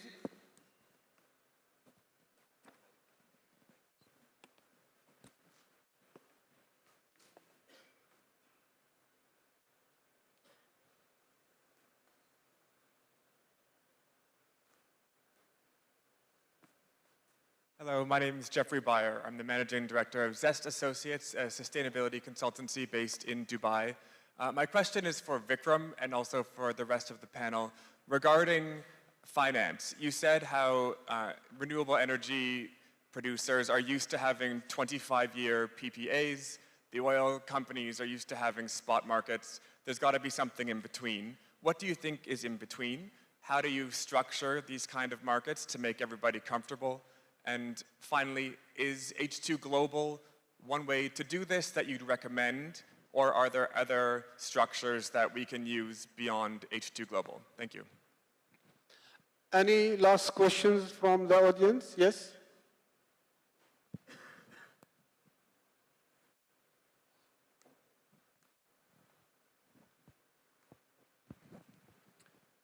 Good afternoon. Philippe Lavagna from SBM Offshore Imotco. For LNG, there is the Henry Hub reference price. Maybe as a vision to talk about bankability and so on, to have the Oman hub for green ammonia. And what I have behind this idea is on my field of expertise, which is export systems. Projects will have the choice between exporting through a port, but when it's not cost efficient for the project, to go for an export system offshore, which could be managed by the port authorities to create that overall infrastructure, which would give a lot of synergies in OPEX and visibility, and also for the off-takers. Excellent. We will have 1 minute for each to answer the questions, and we will start from you, Nicholas, please. And if you have any also key messages you would like to share it with the audience, so we can conclude our sessions because we are running out of time. Okay. I picked the question on H2 Global because there are too many. But yes, I think it's a very good system. But I think we need to be aware that it's a system that works very well for molecules for which you have a transport and a storage capacity that enables you to put in contact many suppliers and many clients, and to have one actor in between, H2 Global, that can have auction on one side and auction on the other side and play as an intermediary. It works because they focus on derivatives for which at this stage there are ships and storage. If we want to do much more ammonia, let's see if we will have enough ships and enough storage to maintain that situation. It does not work at all if you are talking about a molecule for which there is no storage and no transportation, and then you have only bilateral relationship between a producer and a consumer that will stay for long, bound by an offtake. And there you have other systems like a fixed premium. I give you 1, 2, 3 euro, like the US system, for example, per kilo over a duration of 10, 15 years, which will be much better. That's one thing. The other aspect of the beauty of H2 Global is that we will test it because they are launching the first auction as we speak now. It's that it's an administrative system which is now in place. So if you are a government, you can use that system and you can launch your auction in 3 months. You just need to write the specification of your auction. You don't need to re-spend 3 years with consultants, lawyers to reinvent the system. So the German government has said that it would put the system at the disposal of other states, other importing states, but maybe also joint auction by importing and exporting state. And I think there is an opportunity to consider using that system rather than reinventing the wheel, which will delay us for an extra 2 years. I think on the second question, look, there is no easy answer, unfortunately. I think we are engaged right now globally across maybe 20, 30 different off-takers, and H2 Global is one mechanism. I think it's a good mechanism, contract for difference mechanism. There are other mechanisms which are being talked about. For example, can there be a floor, and then beyond the floor there can be some volatility, but at least there is a floor which makes the project bankable. And but then the challenge there is that what do you link that volatility beyond the floor to, right? So my sense is that over the next year or so, as more projects move towards FID, these questions will start to get a lot more answers. On the question that the gentleman there asked about the timelines, I think to get a project from sort of day zero is when you get allocated land. At least we feel that there are at least about 12 to 15 months it takes to get the project to financial closure, because you need to do land-based studies, etc., and for making the project bankable, you need to do a bunch of those things, and then from there on, the construction timeline could be depending upon how experienced the consortium, etc., is, anywhere between 30 to 36 months, right? So that's sort of the timeline would be. Yeah, I would like to comment on the first question and on the third one. So when it comes to the project timelines, the mechanism that we are presenting to the developers is we're granting them a window of roughly 3.5 years for the developers to conduct their studies. So go through their feasibility stage, go through their feed stage, so that they can reach a level where they can take FID. So that window will be roughly 3.5 years. And then after that, the developers will be given a window of roughly 3.5 years to go through the construction stage. So we expect that the blocks that will be awarded in 2023, they will be given a period of 7 years in total, plus minus, there will be a small buffer there, but we expect 3.5 years for the studies, 3.5 years for construction. And we believe this is in line, which could be deliverable by the developers. Coming to the third question of the gentleman over there regarding the synergies when it comes to port facilities, this is definitely something that Hydrom is going to be looking into. It's not only about the technology, it's not only about the costs, it will be also about the reliability of those assets, making sure that's limited resources. So in the ports, the ports in Oman are very limited when it comes to the availability of space, and the last thing we want is to have 10 blocks and each 10 developers having 10 different ammonia jetties. So we will be looking very carefully on how we plan and coordinate the developments with the ports. So this is definitely one of the key roles that Hydro will be doing, is aligning the blocks with the special economic zones and the ports in the selection of technology, looking at the active players that are already in Oman that could capture some of the space. And if we miss the know-how, if we miss the technology, we will be looking at international providers of that technology to come in and provide those services, potentially in partnerships with Omani entities. Great. On the first point, fully aligned on the timeline side, looks conservative, best aligned with the best practices globally. So I think fully agree with the Hydrom expected timelines. I think that's something reasonable and it's aligned with what we see, not only in the region, but also in Europe and in Asia and North America. On the point of Jeffrey regarding the gap, I agree there's still a gap between the number of years of the lifetime of a renewable asset and the expected timeline of offtake agreement. However, that gap is because the off-takers are expecting a potential reduction on the hydrogen cost. That's the main issue right now. If there was no potential reduction, they would be very happy to sign a long-term agreement for cheap hydrogen. So as long as the country, as long as Oman manages to enable economies of scale, develop synergies, as we are saying, related to the third question, on the whole infrastructure, not only on the port, but of course the whole infrastructure. As long as the land is competitive, there's no reason for the off-takers for not accepting longer terms, because then they will be sure that Oman will be, those projects will be competitive, and that they will not need to actually re-sign a new agreement in 10 years. Actually, they will prefer it. For me, it's not so much of changing the commercial framework, it's much more about making sure that Oman has the right enablers to be long-term competitive. That would be my suggestion. And on the port side, I agree with Tom.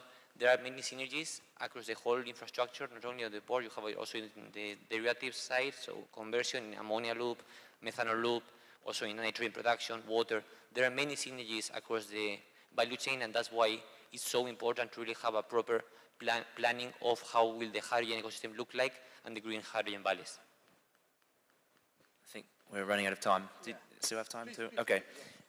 So I'll try to answer. So the return on investment question and the planning is interesting. So from a project development point of view, sure, some of the renewable clients that are coming out of this are used to firm PPAs, but that's also because an electron will only ever be an electron.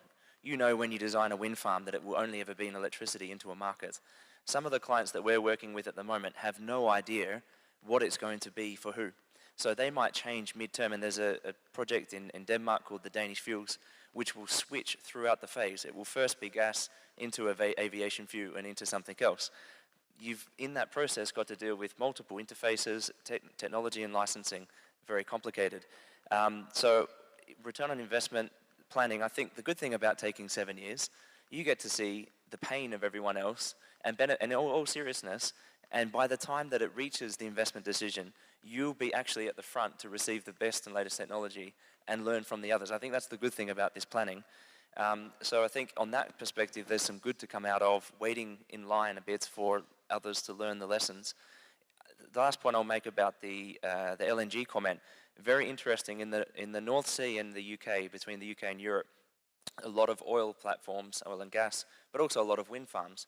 They're now talking about using common infrastructure of electrolyzing offshore and putting that into gas pipelines. If you look at Oman and its proximity to the region, a lot of the focus for this conference and a lot of the strategy is export into Asian and European clients. But one of the biggest users of hydrogen today is down the road on your doorstep in the UAE, in the petrochem and refining business, which also needs to decarbonize. An interesting concept through this process might be working with other nations in the region, a common infrastructure backbone similar to Europe around a gas pipeline that can feed through Saudi Arabia into the north part of Middle East down into Oman. So those projects that are going to be located, wind and solar, can feed straight into a gas hydrogen pipeline for port, or it can go north towards the clients that are going to use this eventually. So this is something that I'm also very interested to see. And then you get the real values of co-location. And by the way, that doesn't need to be a government investment. That can be a Brookfield or that can be a Macquarie, because these things are really valuable. That's a 30, 40-year asset that's going to be paying tolls every time someone puts some gas into it. Excellent, excellent. This is an interesting topic. I'm sure 1 hour is not enough to cover it. But to conclude, I mean, Oman really moving forward with great confidence when it comes to hydrogen. I think the message being clearly demonstrated yesterday and today that an official are ready to facilitate and to really make it easy for local investor and international investor to really to venture to this area. I'd like to end by thanking our distinguished speakers for their valuable input. Thank you also for the audience for their patience.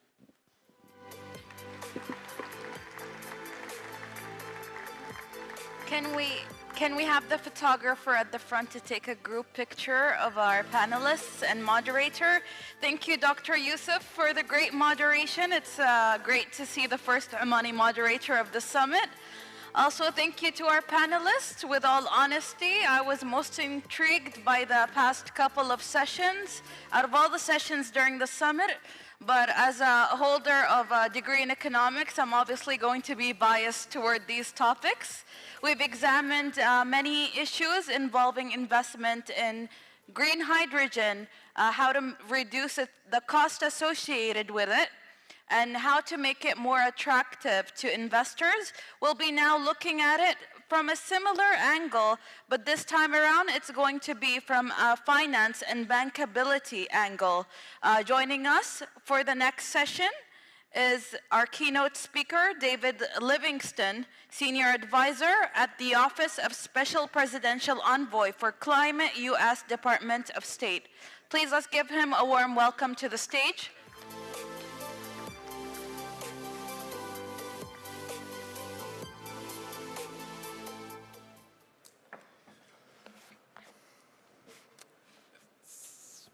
Thank you very much. Assalamu alaikum. Good afternoon. I'd like to begin with a thank you to His Excellency, Minister of Energy and Minerals, Salim Aloufi, for your leadership of Oman's green transition. Thank you also to Birba Energy, Hydrum, Energy Development Oman, and OQ for hosting this valuable summit. Distinguished speakers, guests, sponsors, and representatives of Oman's ministries and business community, it is my pleasure to be with you in Muscat to discuss a timely and urgent topic, the global clean energy transition and the imperative of scaling up the clean energy economy here in Oman, in the region, and around the world. Now, I have to admit that I've been probably enjoying more my role as a consumer of information today. The last panel was terrific. The conversations are rich and substantive and are moving beyond the recognition of the role of clean hydrogen in our transition to really getting into the nitty-gritty and the substantive detail of business models that can help to make this possible and the role that the public and private sectors can play in catalyzing that. In other words, almost everything has been said, but as the saying goes, not everyone has said it. So here I go. I'd like to, again, begin, though, in my role representing Secretary Kerry and the United States government by recognizing the rich backdrop of bilateral relations, strong bilateral relations between the United States and Oman, upon which this conference is set against. As the popular phrase goes here in Oman, al-umar taiba, things are good. They're really good. We're deeply appreciative and grateful for the friendship that we have with the country of Oman, the strong cooperation on issues that range from Yemen to clean hydrogen. As Secretary Kerry highlighted last month, we're incredibly proud, impressed, and grateful for Oman's demonstration of leadership with its announcement of a net zero 2050 goal and the creation of the Oman Sustainability Center to help in delivering on it. Similarly, we welcome Oman's role as a founding, inaugural member of the Global Methane Pledge, and do not forget the early leadership that Oman played on this critical issue of methane, which is so important for both energy security and climate action.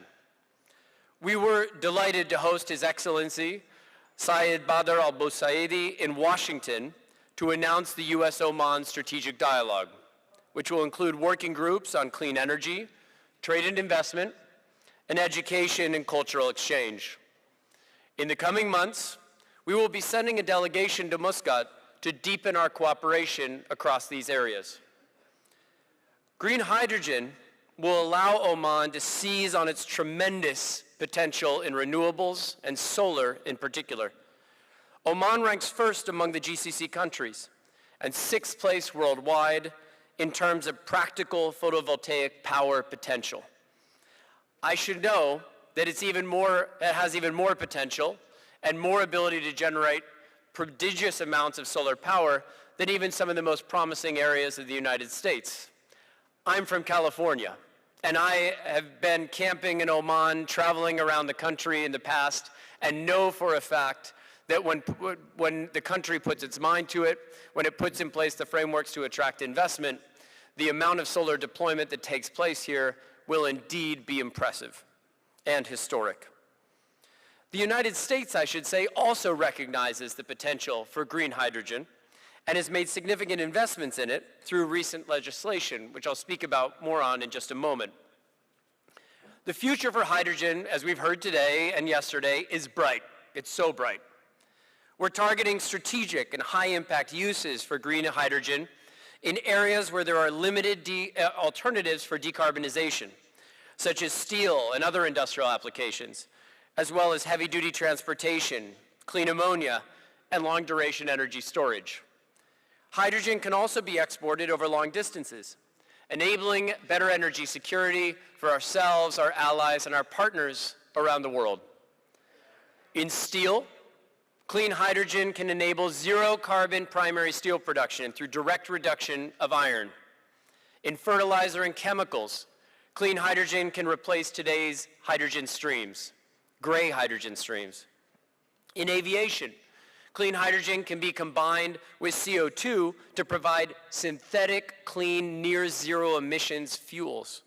And in the mining sector, clean hydrogen offers the flexibility required for processing applications, heavy-duty transport, and electricity generation. Clean hydrogen or its derivative, ammonia, can fuel ships or trucks.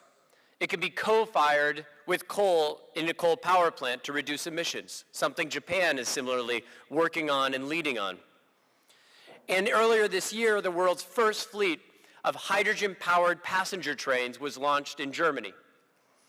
Clean hydrogen also offers a way to bridge the gap between the clean energy technologies that we have today, solar, wind, nuclear, geothermal, and hydro, and the vast set of end uses of energy that aren't yet hooked up to the power grid. In other words, these molecules are powerful complements to the electrons that we have today. It is one of the very few options for storing electricity, for example, over days, weeks, or even months. Still, there's more work for us to do in producing low-cost clean hydrogen and in finding the most valuable uses for it. We're making progress. Only 10 years ago, think about this, it cost $24 per kilogram to produce hydrogen. Now we're getting down to $4 to somewhere around $5.50 per kilogram. If we can get that down to $1 per kilogram, the target of our own hydrogen Earthshot in the United States, then clean hydrogen can be competitive with fossil fuels almost anywhere around the world.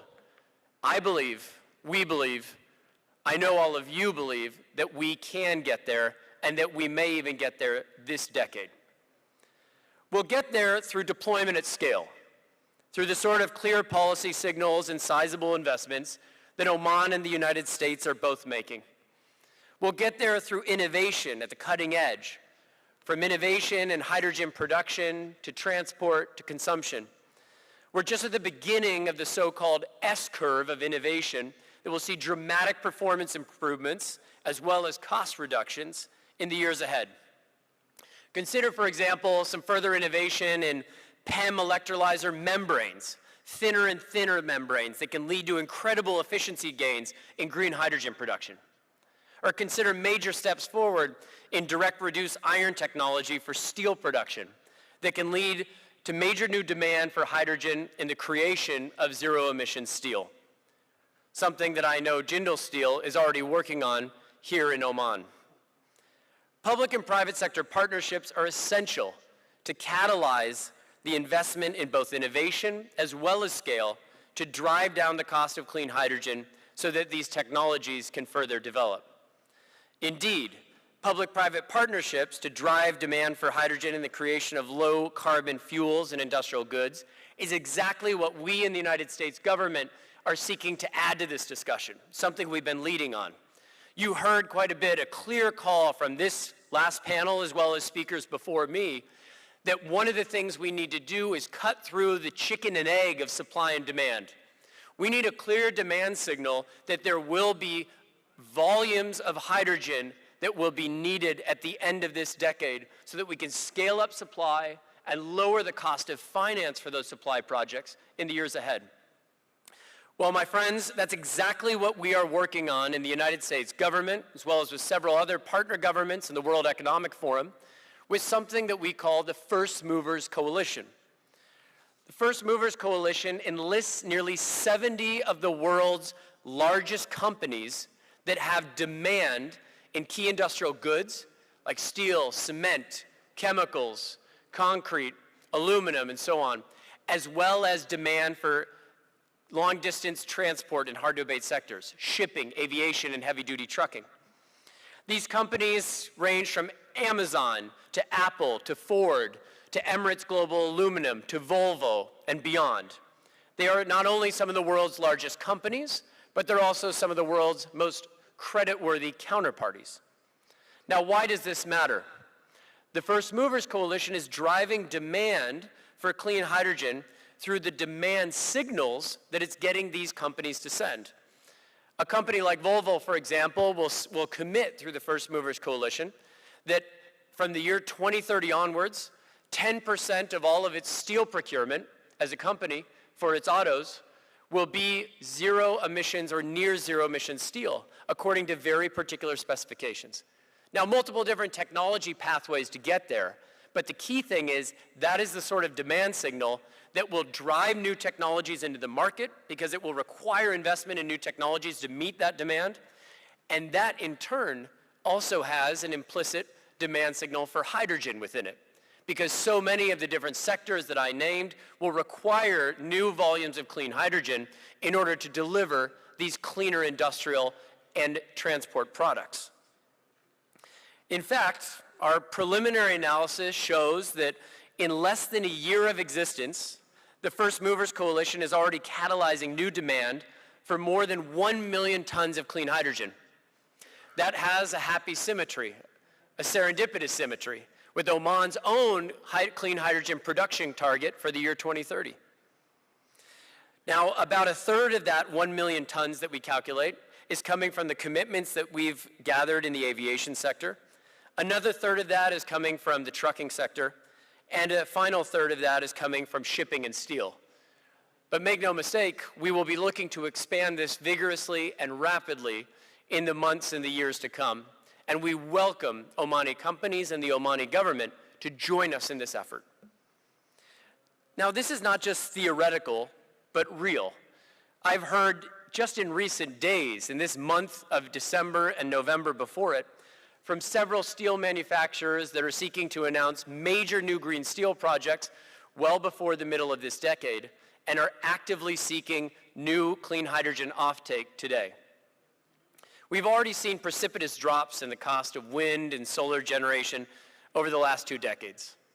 In fact, it's already less expensive to install renewables in many parts of the United States than it is to install new fossil fuel power plants, especially if the economic lifetime of those fossil plants exceeds the climate policy horizon of states, regions, and the US government at the national level. But of course, we also know that we can't just leave it up to market dynamics, which are already sending a strong signal. We must do more as governments. That's why the United States, through recent legislation, is also looking for ways to improve technology, reduce the cost of capture and sequestration, carbon capture and sequestration, and to reduce methane emissions, to improve the environmental footprint of hydrogen that's produced from natural gas. This is a decisive decade. This doesn't have to come at the cost of economic growth either. Indeed, this movement can go hand in hand with greater economic prosperity.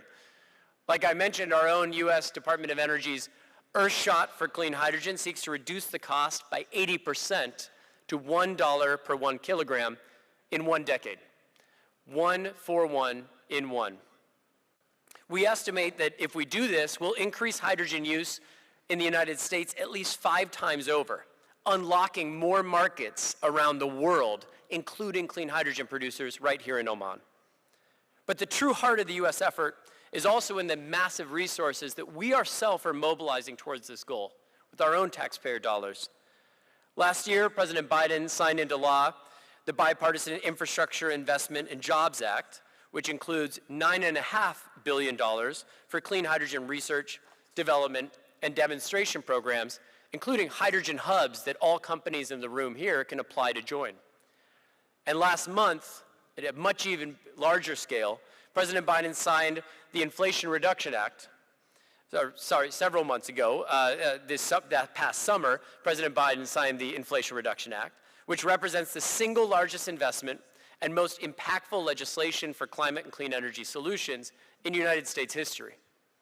The Inflation Reduction Act contains at least $480 billion worth of clean energy incentives.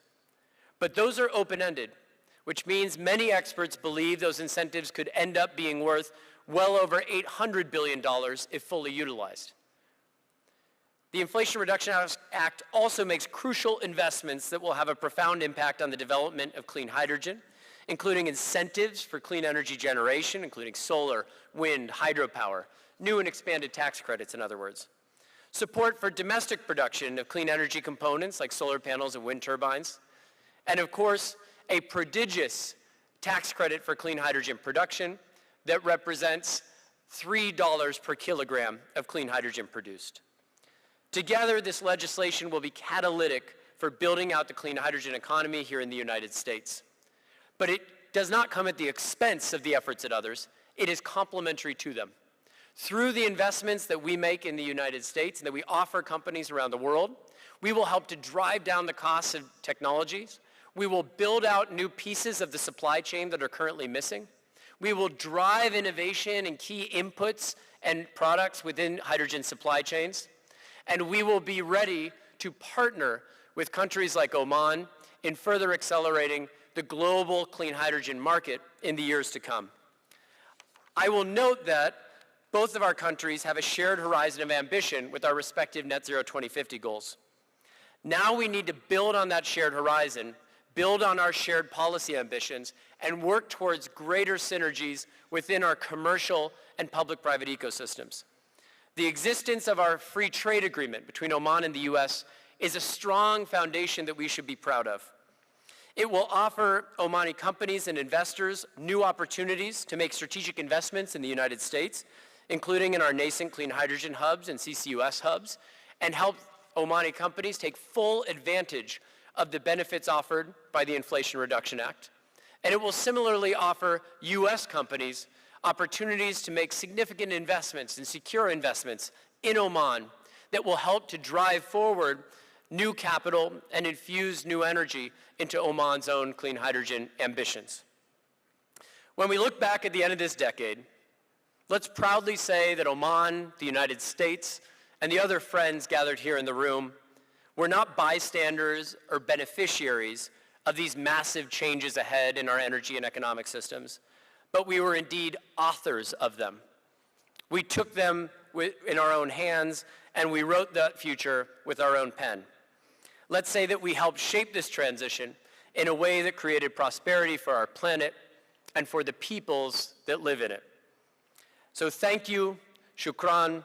I look forward to the rest of this day and the rest of this exciting, forward-looking, and much-needed conference. Thank you. Thank you. Thank you so much for your input, Mr. Livingston. I do have a few questions for you. Can you please join us during the panel? We'll be having the remainder of the panel here to give their speeches, and hopefully you can join them afterwards to answer some questions. Can we also ask that Dr. Carrie Ann Adamson, the Global Strategic Advisor of Hydrogen Worley, to join us, please? Also, Danielle Rathwell, from Head of UK Export Finance for Oman and Qatar, as well as Kishore Rajhansa, Chief Operations Officer, Global Carbon Council at the Gulf Carbon Council. And last but not least, Mr. Nikhil Agrawal, Vice President of Business Development at Taqa Group. I'd also like to ask that Mr. Nikhil goes first, since he has to catch a flight in a couple of hours. I hope that's not an issue for the remainder of the panel.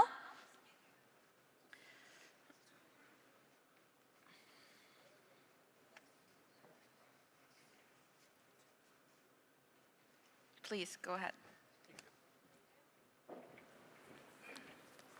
Good afternoon. It's a pleasure to be here and seeing so much good attendance across the stakeholders. First, I would like to introduce Taqa. Taqa is a large utility player based out of Abu Dhabi. We have 23rd gigawatt generation capacity and more than 900 megawatt MIGD water generation capacity. We work across thermal generation, transmission, and distribution. In terms of the transmission, we have more than 85,000 kilometers of transmission facilities and the more than 11,000 water transmission lines. We serve more than 1 million customers in UAE. Taqa, being a thermal generator, we have taken a strategic step to invest into the renewable energy. In Abu Dhabi, Taqa have developed 1.5 gigawatt renewable solar PV generation in 2018, and now recently we have closed the second large project of about 2 gigawatt solar PV in Abu Dhabi. This represents about 10% of Abu Dhabi's requirement in form of a renewable generation, which when we couple with the nuclear generation makes Abu Dhabi almost 50% through the decarbonized electricity. Now, with this as a backdrop, Taqa is moving towards, along with the other Abu Dhabi partners, into the green hydrogen. And we see strong potential in the green hydrogen. As the topic of this conversation today indicates, that there is a large financing needed for the green hydrogen. And the project finance would be the key for meeting that large project financing requirement for the green hydrogen assets. Green hydrogen is inherently complex. These projects tend to be large. You need first renewable capacity, water capacity at the feedstock, then electrolyzer to convert that electric and water into the hydrogen molecule, and then that hydrogen molecule may need to be converted into a energy carrier, which then need to be transported, and they may again need to be converted into gas. So this entire value chain becomes very complex. The project financing examples which we have and which TAQA has implemented successfully in Abu Dhabi over the last 15 years are for relatively simpler projects. As I think it was mentioned in the previous session, that if you look at the interested parties who are focusing on the green hydrogen, it comes from both oil and gas sector and the power sector. There is a very strong example of project finance in the power sector, which is both thermal generation and the renewable power. Similarly, when you look at the oil and gas sector, there is a very strong example of project finance in terms of the LNG transport. And we, in terms of designing the project financing structure for the green hydrogen, we would have to consider both these models. Looking at a power model, a renewable project financing model very closely, and looking at the LNG model very closely, and merging the benefits of both these models to meet the requirement of the project financing model for the green hydrogen. When you look at the any project financing requirement from the bankability perspective, the key exercise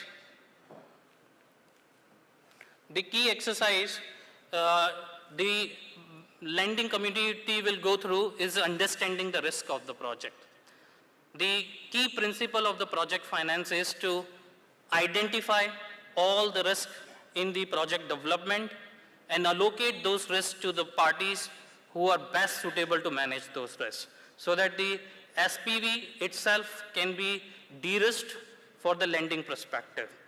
So the exercise will start from the identifying what are the key risks in terms of the electricity generation, water generation, the technology availability of manufacturing capacity for the electrolyzer, what is the complexity of different interface because it's a long value chain, what are the challenges related to the transportation, what are the safety concerns during the shipping, what are the distribution channels which can be explored. This is the project-specific risk. Then we come to the external risks. What are the long-term offtake contracts available for these projects? Is there a market which can be established for the trading the hydrogen in the timely manner? What are the creditworthiness of the off-takers which we are going to? And how all this can be connected through the regulatory framework. All of these challenges would have to be addressed by each project specifically in their specific manner. There are, in terms of the value chain, there are approaches where entire value chain is developed under one project, or maybe the value chain is divided across multiple projects. Both these models, one single SPV model or a split model, will have its own challenges. In the single model, you will need a one EPC contract to wrap the entire thing. In the split model, the lenders would have to share the security across multiple assets. Depending on the project size, sponsor preference, these models would have to be adopted. We would have to look at the what kind of warranties are available from the OEM and the EPC to minimize the construction risk or the technology risk for these projects. In terms of the off-taker, I think it's again discussed in very detail across these sessions over the last 3 days, that the off-taker and the commitment from the off-taker in terms of buying the hydrogen at a clear indicated price is critical for the supply side to develop and commit to the investment. Then hence, off-takers who are ready to sign long to medium term contracts, able to provide the price commitments, will be critical. And these contracts from the project financing perspective generally tends to be take or pay. So irrespective of the demand, the off-takers would have to commit to that purchase. The transportation would have to be addressed upfront because banks will like to see that how all this will be transported to the end consumer. The utility supply needs to be identified. In terms of renewable, predominantly will be captive, but in terms of water, it could be either a captive water generation or it could be supply through the utility players. And then eventually the regulatory environment would have to be very clear from the lending perspective.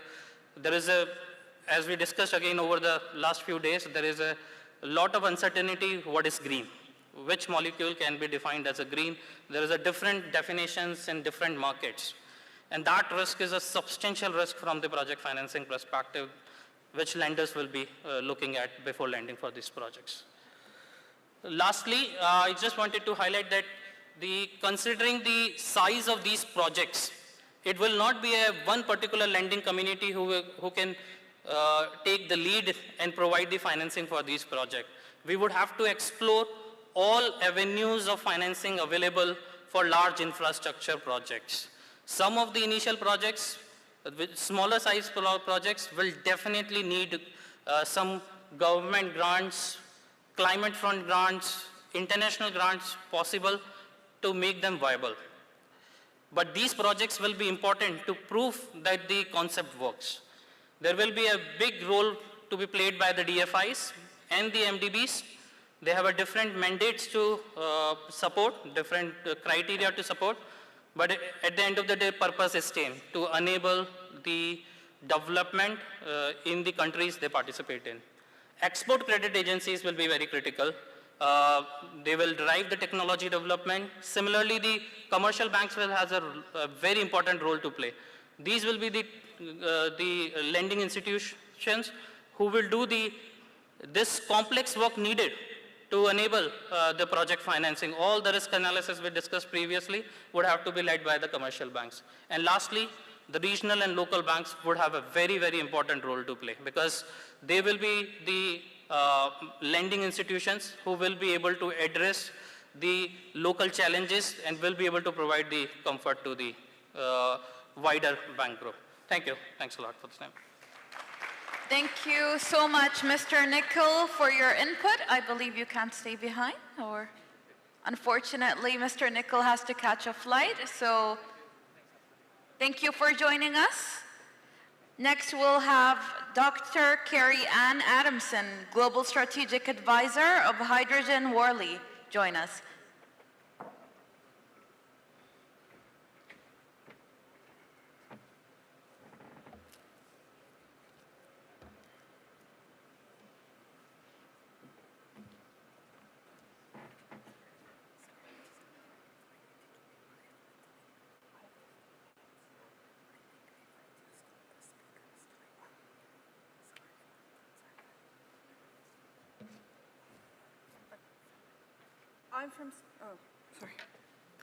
I'm from Scotland, and we are going through many things that Oman is going through, especially with hydrogen.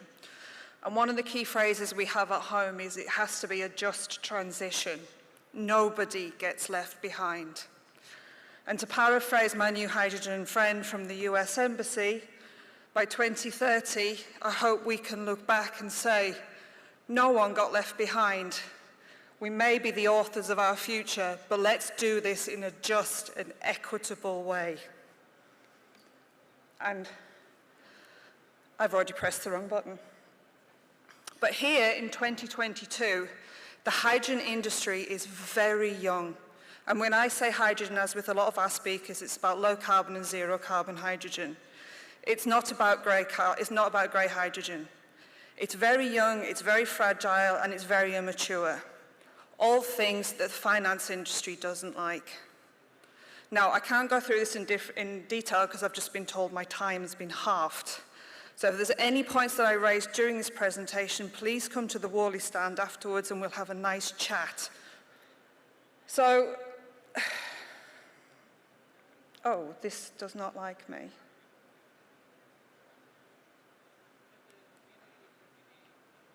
What am I doing wrong?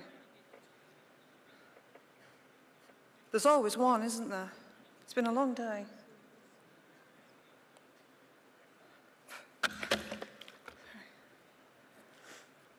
And one of the things I'm really pleased about here when we're talking about is people are talking openly about how complex this system is. We've had a really bad habit in this industry, in my industry, of suggesting that it's actually quite simple, and it's not.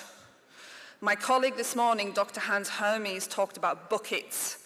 Well, my buckets for hydrogen is make it, move it, use it.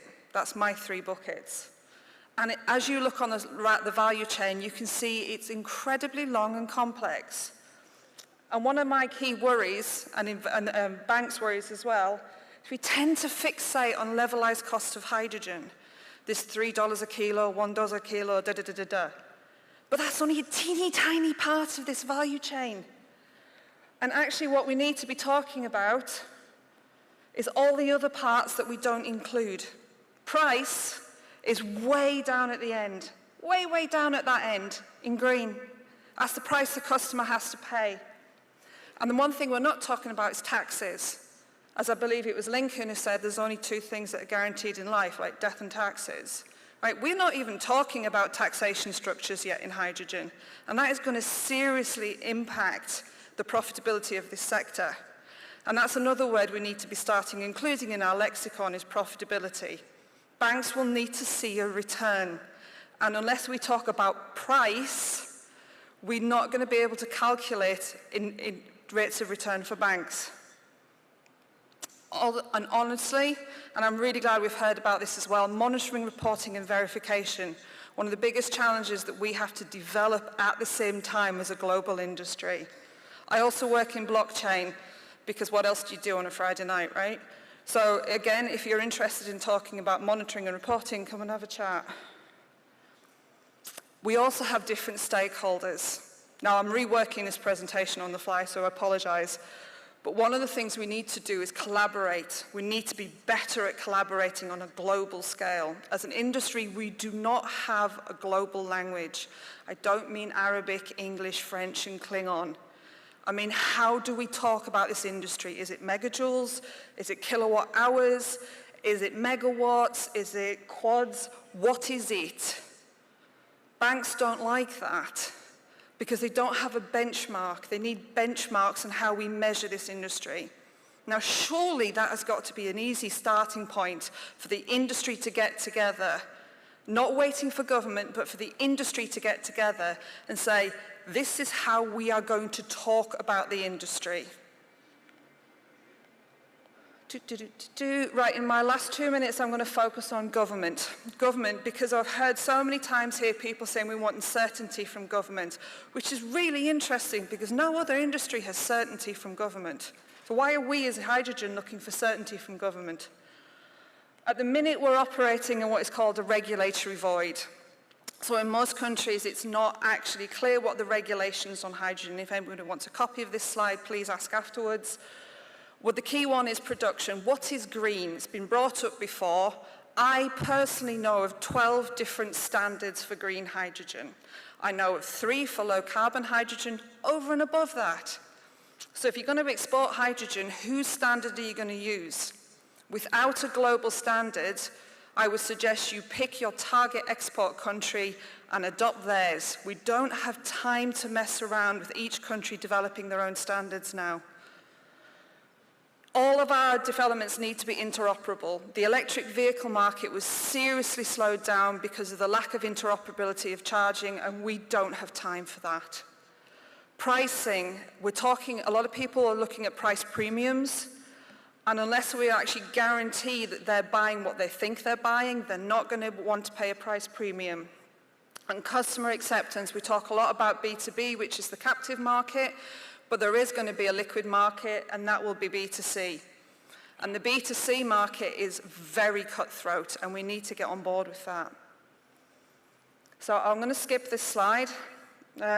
This is the big scary slide, okay? So regulators have a process and a journey that they go through. They also don't have a crystal ball. We're all working in times of uncertainty. A year ago, nobody in the hydrogen industry was talking about it being a greenhouse gas.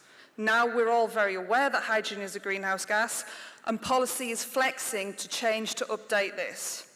So all policies that are being developed now are flexible, which means they're not set in stone, they don't have to be regulated for perfection, because that's a complete fallacy. That means that regulators and policymakers should be seen as direct stakeholders in this industry and not somebody just to go to with a long list of wants. We need to be cooperating and collaborating with policymakers a lot better than we are. What kind of regulation do we want? Again, as an industry, we could potentially get together and go to the policymakers and say, this is how we feel it best to be regulated, rather than them waiting to put regulation on top of us and then go, oh, I don't like that. Let's be proactive in these discussions. Again, I'll stick this slide. So by 2030, where are we going to be? Oh, we're just at the start of the journey still. Sorry. We have got so much work to do still. But by 2030, we should start to see the development of a liquid market. We may, in some regions, have a forward price. We may, in regions, have better carbon accounting because we have things like blockchain. Markets should be opening up. The reality is by 2030, we're just starting to see order out of chaos. We are at the point of peak chaos now, and we're only going to start to see order out of this chaos by 2030. That's not to put a downer, but that's to make people excited. This is the best game of 3D chess on the planet. And we get to be the people who do this. And that's fantastic. So thank you very much. Thank you very much to the organisers for inviting a Scotswoman to your beautiful country. Thank you. Thank you so much, Dr. Carey, and thank you for compromising your script and sticking to the time. I know that must have been difficult. Joining us next is Danielle Rathwell, Head of UK Export Finance for Oman and Qatar.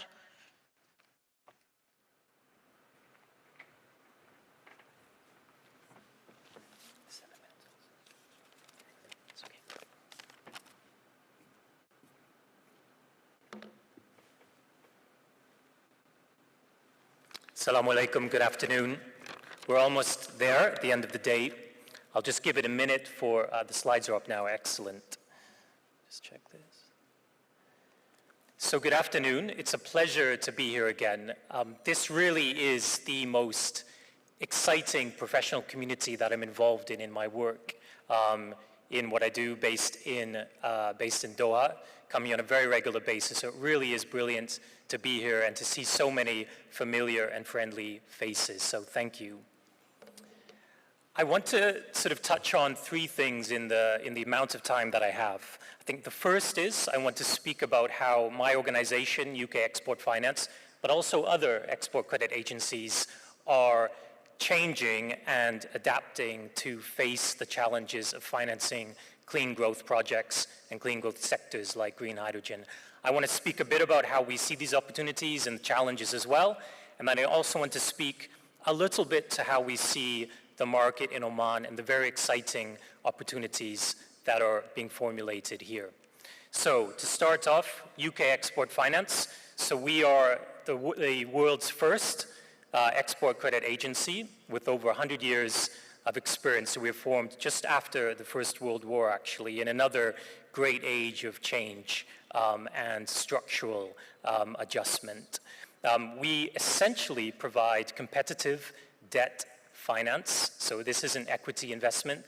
This is competitive debt finance. And because it's backed by the UK government, that means that we can offer very competitive terms and long tenor periods into projects around the world. For renewables projects, for example, the tenor period typically is around 14 years after the end of the construction period. So really we're looking at very competitive product range. We have a reputation as one of the world's most innovative, flexible ECAs. We are all being challenged by clean growth and by hydrogen, but we continue to push hard in this area, as you'll see. We're quite a large organization, at least by sort of UK financing standards, with a total capacity of 50 billion pounds, about 25 billion Omani rial.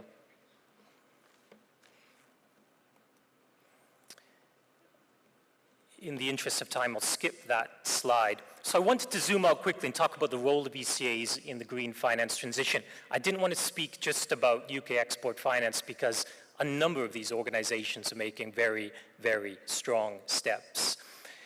ECA financing, so export credit agency financing, is increasingly recognized as sitting at the crux of this global green energy transition. And that's because we can engage and adapt and mold suppliers at home, and we can engage and adapt and mold and catalyze projects overseas, sometimes very major projects overseas. As we've heard about today, green hydrogen is very much in an emergent phase. I think, David, you talked about the beginning of the S-curve. I think this is where ECA financing can play a really, really critical role because of a role in de-risking projects. We're not dominated by a profit objective. We, in fact, have quite significant policy objectives that we're trying to integrate into our product range. And we step in a very patient and considered way. And in guaranteeing projects and in guaranteeing bank loans into those projects, we can draw in others to catalyze both equity financing, but also other forms of debt financing as well. I will speed through this slide. Our clean growth story so far is essentially one of significant transformation over the past couple of years. Like many ECAs, we used to be dominated by fossil fuels, we used to be dominated by defense and civilian aerospace. We have totally changed the way that we work as an organization, from ending our support to fossil fuels almost a couple of years ago to now financing quite significant flagship clean growth projects around the world. There's reference in the slide to Turkey, for example. We've done a lot of work at home with wood, almost £500 million of an investment, of a financing into the green transition loan for wood. And we continue to innovate and develop. And at the recent COP, we also made a number of other major announcements, including announcing climate resilient debt clauses for sovereign projects as well. We have worked incredibly hard over the past couple of years to build a multi-billion pound pipeline of clean energy deals around the world, which we are constantly working on and constantly looking to refine and add to.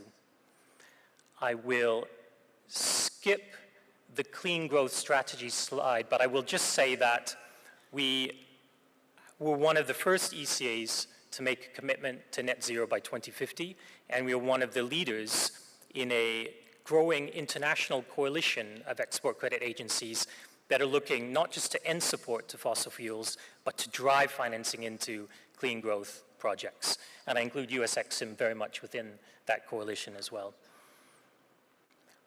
We, as an export credit agency, must meet basic UK content criteria. However, for us, that's very competitive. It's 20% minimum. And we also recognize that we really must have flexibility in this area if we are to finance green hydrogen projects around the world, particularly at this early stage. So we're looking at building out our UK supply chain, but at the same time, we're looking to do everything we can to make projects happen and also to support ICV as well, which is a key consideration here in Oman. A number of those today have talked about the bankability of H2 ammonia projects. I don't want to give a sort of project finance 101 here. That's not the purpose of this. But I think the key point here is that the way that we look at projects as UKEF is we look at it from a PF perspective, but I think you will find us more patient, more flexible in our approach, and potentially open to larger forms of collaboration than we previously have been, and potentially than typically you'd see in the private sector. Key issues around the offtake have already been discussed. Key issues around government have already been discussed, and the regulatory framework, etc. So I think the one thing I would want to leave you with here is UKEF's recognition that as financiers, we need to look for flexibility. We need to look for alternative ways of getting the credit comfort we need to make projects happen at this early and nascent stage in the development of the sector. If the moderator will excuse 30 more seconds, thank you very much.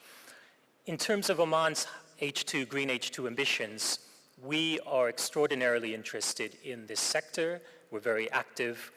We are scoping a number of the developments here. We recognize Oman's ideal position in the market.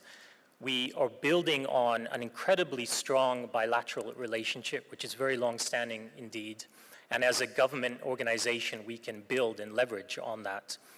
We also can build and leverage on our strong track record in Oman. So those of you with long memories will recognize our participation of refinery projects, petrochemicals projects, defense projects in this market. We know it well, and we know fantastic organizations like OQ very well indeed, and we can build on that as we move forward.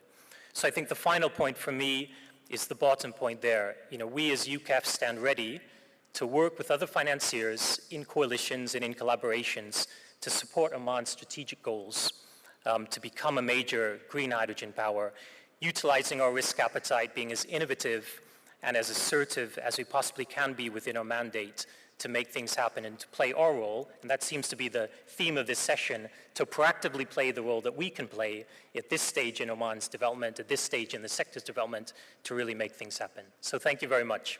Thank you.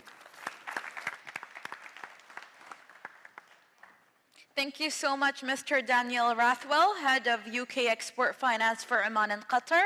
Joining us next is Mr. Kishore Rajhansa, the Chief Operating Officer of Global Carbon Council and Gulf Carbon Council.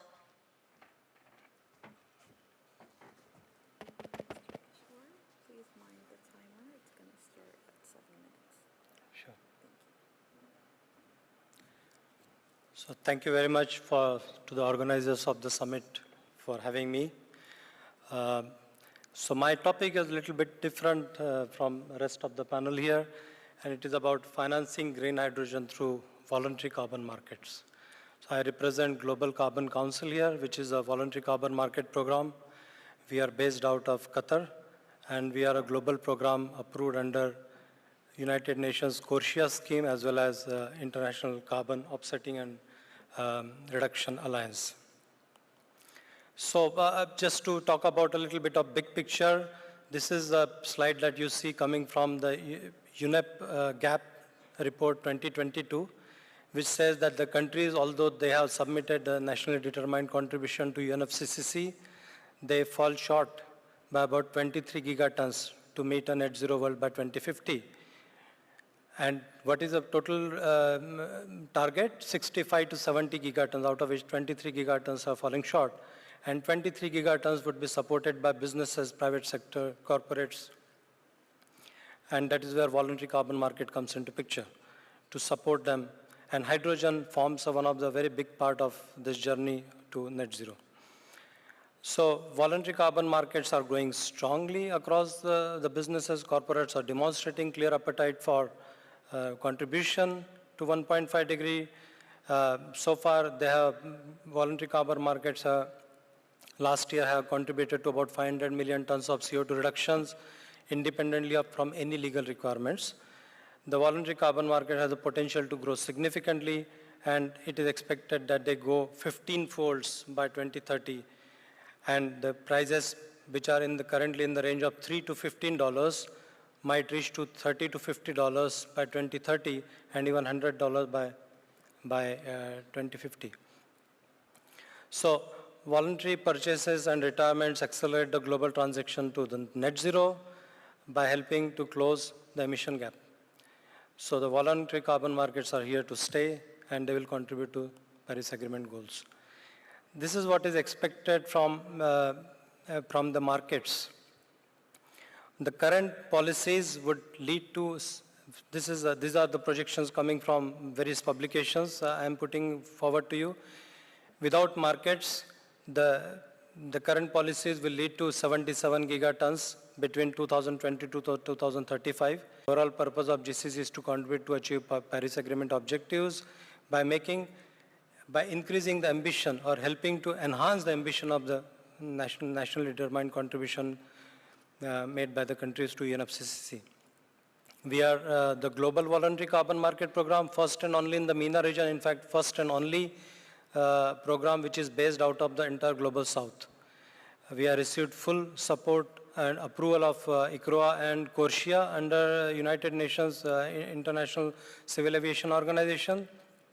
We are developing our own methodologies, and one of those methodologies are for hydrogen, green hydrogen projects, which the work is going on, and we should be by next year, by mid next year, it should be out to the public to submit the projects to Global Carbon Council to receive the carbon finance support. So far, we have received about 1,480 projects from about 40 plus countries. Our registry is up and running. We are expecting to issue about 2 billion credits in next 10 years' time, 200 million per year, kind of. Building capacity on the MRV, and we are also likely to start issuing soon the ITMOs under Article 6.2, intergovernmental transfer of mitigation outcomes. So ITMOs will be issued by us starting next year. So here is our approval on the CORSIA and ICROA, which is CORSIA is a scheme for international aviation sector, and we are one of those 8 programs approved internationally to supply the carbon credits for carbon neutral growth of aviation sector, as well as we are also supplying credits to corporates. So this is, I will skip this slide, but this talks about the protocol and the institutional setup that we have. There is an advisory board, steering committee, there is a carbon registry where the carbon credits are issued, and the project owners on one side submit the projects, so project supporters buy the credits. There are approved verifiers by GCC who go on the site and submit the recommendations to us, and stakeholders are also the part of this setup. In addition to this, carbon credit, we also issue the E+, S+, and SDG+ label, as you can see, and CORSIA+ labels for environmental no harm, social no harm, and contribution of project to sustainable development goals. So you can see that about 1480 projects from 40 countries have been received. MENA region has taken a big part into it, like Egypt, Jordan, Qatar, UAE, Morocco, Oman, Saudi Arabia, Palestine. Many countries have submitted projects to us. Tens of projects have been received from this region itself, but you can see from across most of the continents are submitting projects into different mitigation activity types, including renewables, sewage, water treatment, and transportation, and etc. So soon this will be added, the green hydrogen will be added to the mitigation activity types. So this is the kind of list of projects and methodologies that we are developing. Green hydrogen methodology we are developing. Soon we will come up with a stakeholder consultation call, and also the CCS, carbon capture and storage, and grid connected battery storage. So several things that we are developing. I think I won't have time to cover everything, but yeah. So let me skip this slide. So 98% of the gray hydrogen, the hydrogen is covered by gray hydrogen so far based on fossil fuel. 1% of hydrogen is through green and 1% is through blue. Less than 1 gigawatt installed electrolyzer capacity is there, and 520 projects are now announced. These on the left side, you can see various scenarios which can really take the world to the net zero journey. By 2050, we expect that 22% of the energy generation could be covered by hydrogen. So it is expected that hydrogen project cost will reduce, especially because of the electrolyzer cost reducing. The electrolyzers are, this is based, I'm talking from IEA and IRENA report. Electrolyzers will come down from 800 or 1,000 USD per kilowatt today to USD 500 to 600 by 2030. And it is very important for that, for 1.5 degrees centigrade scenario, we need to have the hydrogen at the rate of $1.5 and not $3 to $4, which is there today. So this is the last slide from me, and this is about carbon economics of green hydrogen. So current green hydrogen cost about 2,500 to 6,000 per metric ton. The current gray hydrogen cost was 1,000 to 2,000. Additional cost for greening is minimum 1,000 to 1,500 per metric ton. The carbon revenues that can be expected, because per each ton of gray hydrogen replaced by green hydrogen could generate about one carbon credit. 1 ton of CO2 reduction can happen. And if we have a carbon credit price of 10 USD, it covers 1% of production cost. But if it is 100 USD, it covers about 10% of production cost. But you should not look at it from the coverage of production cost, but you should see carbon revenues as a direct addition to your bottom line, and therefore, in terms of percentage, in bottom line, it will really make a huge difference. It can really change the viability of project when someone approaches to the carbon market to fund their projects. And of course, this economics will improve as the cost will go down by 2030. Thank you very much. Thank you so much, Mr. Kishore Rajhansa, Chief Operating Officer of Global Carbon Council and Gulf Carbon Council. We would like to now open the floor to any questions. Do we have any questions? There's a man in the center who would like to ask a question. Can we please pass the mic to him? In the meantime, I was wondering if I can ask a question myself to Mr. Livingston. You mentioned the First Movers Coalition and how it's an initiative to decarbonize many of the large sectors, industrial sectors in the US, correct? And how that caused many of the large companies in the US to abide by this initiatives, and that as a result created sort of a snowball effect where many other companies were decarbonizing as well and making that switch to green hydrogen energy. My question is, what created that initial demand of the larger companies to make that switch? Was it governmental policies or mandates, or was it willingness to make that switch? It's a terrific question. Why would they be motivated to do this? Because to frame it another way, these companies are stepping up and saying, one of the most impactful actions that we can take as corporations is actually to pay a green premium up front for greener goods in the hope that our purchasing that with green premium at the beginning will buy down the cost of those greener technologies, those greener products, and make them more available to the global market faster. But why would they do that? I can think of three reasons, three different buckets that are frankly motivating some of the members of the First Movers Coalition to date. One is, as you noted, they operate or are domiciled in regions or in countries that do have a strong policy push to decarbonize. They might be facing their own, for example, sustainable aviation fuel requirement if they're airlines or if they are users of airlines. They might be shippers that also face some sort of sustainable shipping requirement. They might be steel companies that operate in a jurisdiction that is strongly pushing for green steel, or they might be steel producers that traditionally ship to a market like the EU that's considering the erection of a carbon border adjustment mechanism, right? That'll privilege greener steel over less green steel. That's number one, the regulatory impulse. Number two is the public relations, public image, and public positioning impulse, I think. To be seen, their desire to truly be seen as leaders. And here, I think we wish to reward them. There's a reason that President Biden, Secretary Kerry, and other leaders have elevated the role of First Movers Coalition companies on the global stage. It's because we genuinely do think that this is one of the most impactful acts of leadership that companies can offer.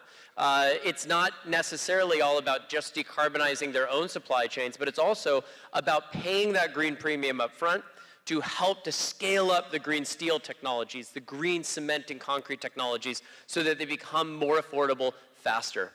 There's a great study by Breakthrough Energy, the venture group set up to support emerging technologies by Bill Gates, that looked at solar in its infancy, another, at the time, emerging clean technology in the late 1980s.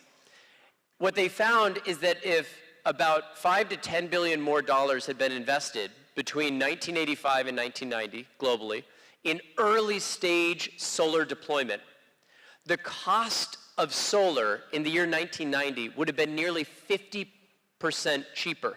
In other words, instead of being $45 per watt, which is what solar was in 1990, if we had just invested $5 or $10 billion more between 1985 and 1990, it would have been $24 a watt, nearly 50% cheaper.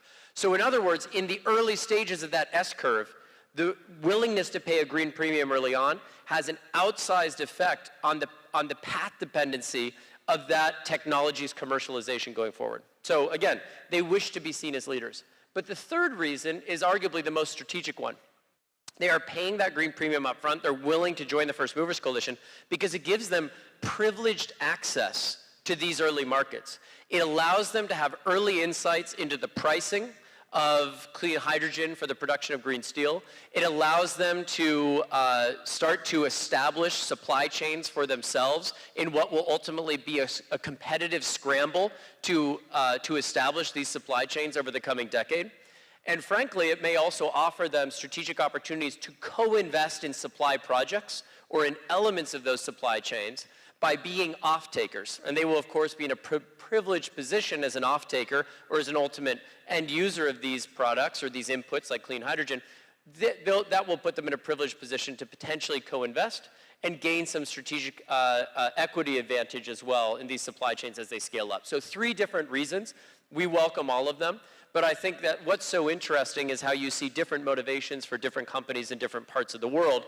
But the aggregate impact is one common push towards getting that demand signal out there to get supply moving in this critical decade. Thank you for your input. Can we have the question, the follow-up question? Thank you. Hello. Assalamu alaikum. My name is Gian Yilmaz. I'm the representative of KfW IPEX Bank based in Abu Dhabi and covering the GCC. I have a question for Daniel of UCAF. Since we have heard that the ECAs will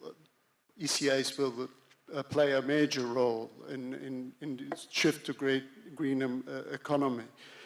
My question relates more to the OECD consensus that has been proven to be a very reliable and solid framework over decades. But at the same time, when you look at basically the new industries, you can't really put them into any buckets anymore, right? I mean, the classical ones that are kind of classified through structured finance, project finance, and also renewable energy. I know that ECA is working on modernizing the OECD consensus. So I was hoping that you can also give some insight in that regard. And since you have also touched upon the flexibility, increased flexibility that is required. So what that means for the terms and I mean, the overall classifications and the room for maneuver each ECA will have under this new framework. Thank you.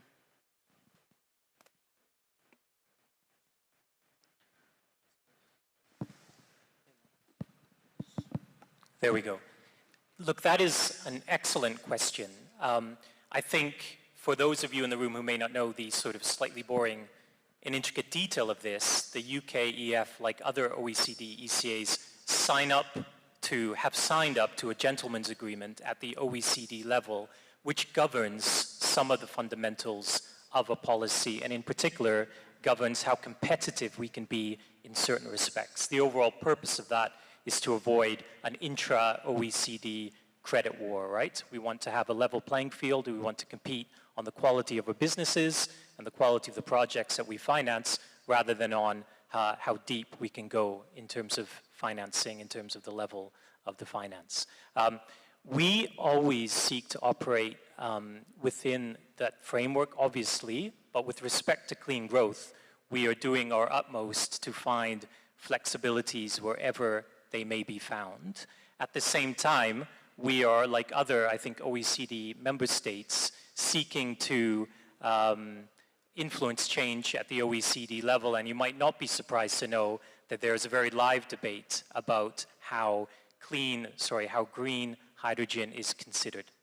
One of the examples of our attempts at flexibility is, so at the moment, if you want to just get into the next level of detail just for one moment here, at the moment, my understanding is that it is only the quote-unquote upstream of a green hydrogen project which counts for as a renewables project under the OECD, and therefore is eligible for the 14-year tenor repayment period as opposed to typically 10 years, right? So with that in mind, so that means that what I would term as the downstream, so the electrolyzer onward, isn't actually eligible for that at the moment. What we're trying to do in the projects that we're looking at is taking a modular approach to the financing. So trying to get a package which has the 14-year repayment period for the upstream renewables and has packaged into that the 10-year period for the remainder of the project, and just to find ways of making that work. But at the same time, as I've said, there is a very live debate at the OECD. UKF's at the forefront of that. And I imagine the OECD, like many multilateral organizations, it moves slowly, but when it moves very decisively indeed. So hopefully, with all of this energy and momentum behind green hydrogen, not just in Oman and the Gulf, but in Latin America, in Australia, etc., you will see movement on that in time for us to utilize those greater flexibilities in the projects that we're looking at.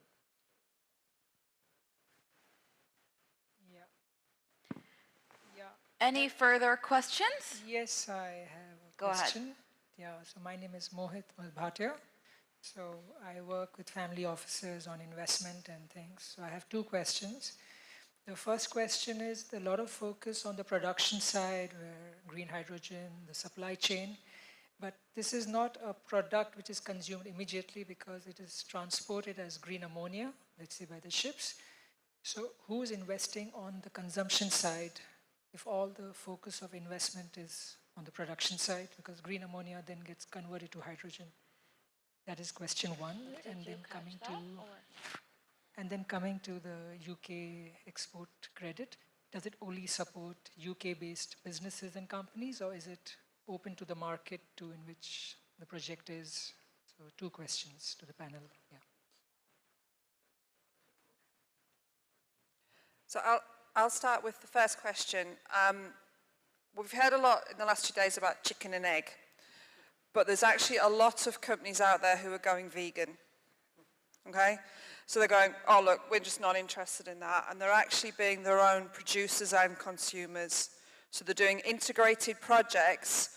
One of the ones that my company Wally is supporting a great deal is one called H2 Green Steel. I would highly recommend you actually have a look at that, because what they've done is a complete integrated ecosystem, including community involvement, which is something you can probably tell I'm really passionate about. And what they're doing is they're producing and consuming their own fuel, and only once this can supply their own needs will they then looking at potentially supplying a bigger market. There are a number of companies and projects around the world that are taking on that model. So that's breaking away from the traditional concerns at the minute that we have from consumers saying, I can't get the quantities at the risk levels I'm prepared to accept to use hydrogen. Now, when you look at the different markets for hydrogen, you have different investors, different appetites for risk. But what we're seeing, and this is a very EU-centric comment, so I apologize, not because I'm British, sorry, is that the EU has stipulated, right, how much infrastructure there has to be for hydrogen in ports, on roads, in areas like that, and they are backing that up with funding. So what we're seeing from some governments is, especially in the transport sector, an initial release of funds to get that market moving. If you look at buildings, that's much longer term, and we can have that debate in 5 or 6 years' time. But that's just two examples. But go vegan.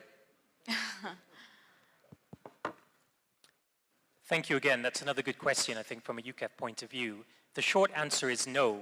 The entity that is delivering a project does not have to be a British entity. Indeed, that would make things far more difficult for us, because we don't really have national champions and primes and contractors anymore in the UK, right? Which is a pity, but it just is what it is. So actually, that UK content requirement is in the flow of goods and services that go into the project. So the UK SMEs that supply the widgets, the UK services companies which supply, let's say, the legal or the project management advice, all of that as a package is how we get to our 20% UK content minimum requirement. So that means there is incredible scope for both other sovereign companies, so state-owned enterprises, but also to Europe's sort of role in things, for large corporates to also be the primes, right, and the sponsors, and the ones who are the borrowers of UK EF financing in order to deliver projects in return for a flow of UK goods and services. So that's how that works.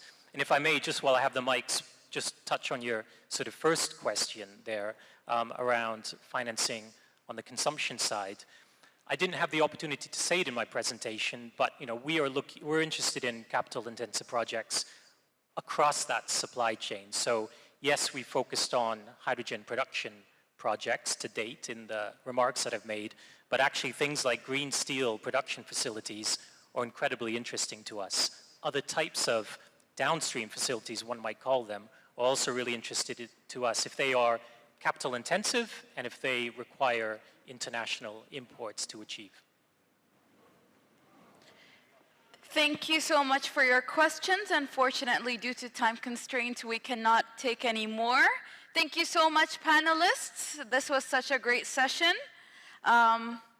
Please give them a warm round of applause. Can we have the photographer to take a picture of them, please? This has been such an interesting session titled Green Hydrogen, Finance and Bankability. The next session has the same title, except what differs is the fact that it's a discussion panel-orientated session instead of a presentation-orientated one. I'd like to begin by welcoming our moderator during this session, Javier Douglas, partner at Boston Consulting Group. Please, let's give him a warm welcome.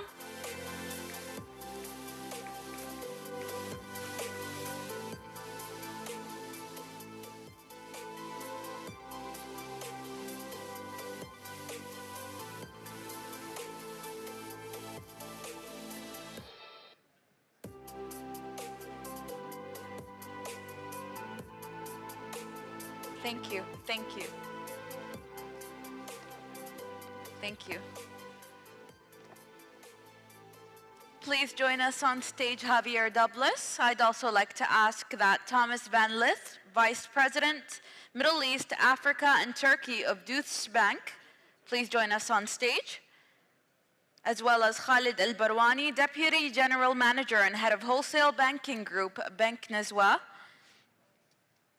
In addition to Kanichiro Kitamaru, I hope I'm pronouncing that correctly, Chief Representative for the Middle East Dubai Representative Office of Japan Bank for International Cooperation, as well as Oliver Phillips, Middle East and Africa Lead Sustainable Finance Standard Chartered Bank, and Tunci Bakovic, Chief Energy Specialist of International Finance Corporation.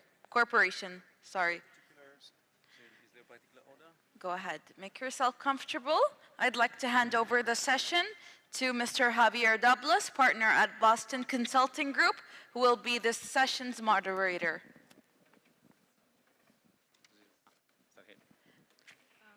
Please stick to the timer. There's going to be a timer. Okay. I think it's 45 minutes, but I think it's been reduced to 30 minutes. Okay. Hello. Great. So good afternoon, ladies and gentlemen. My name is Javier Douglas, and I have the pleasure to moderate this panel on the green hydrogen finance and bankability. I'm a partner at Boston Consulting Group, and I lead the work in hydrogen for our company in the region. So I think the conference has made it quite clear. Hydrogen will be required to decarbonize hard-to-abate industries. And the expectation is that hydrogen will represent roughly 10% of energy needs by 2050 if we are to reach net zero. But on top of that, hydrogen will also play a role in ensuring energy security, in particular of countries like those in Europe, Japan and Korea that have energy security issues, in particular now since the Ukraine invasion. So as a result for this push for sustainability and energy security, the pipeline of projects is increasing fast. You have now more than 1,000 projects globally. However, the big issue is that only 5% of those projects have actually reached FID or are under construction. And one of the reasons is indeed around bankability. So this is exactly what we'll be discussing today. How can we make those projects bankable and how can we finance them? So today I am joined by a great panel and hopefully we can answer some of these questions. Thank you very much. So the first question I will be asking the panelists is actually to introduce themselves and explain what you do and your companies do in hydrogen. So maybe starting with Thomas. Sure, thanks. My name is Thomas van Leeth. I work for Deutsche Bank, international commercial bank based in Dubai, and responsible for project finance. So basically the topic we are discussing, and responsible for various markets in the region, including Oman, and happy to discuss this very interesting topic. Hello everyone, this is Kenichiro Kitamura from Japan Bank for International Cooperation. Please simply remember me as Kenny, because my name is very long. As you know, our governor, Mr. Hayashi, has made a keynote speech, and he made it very clear. JBIC is here to create a value chain.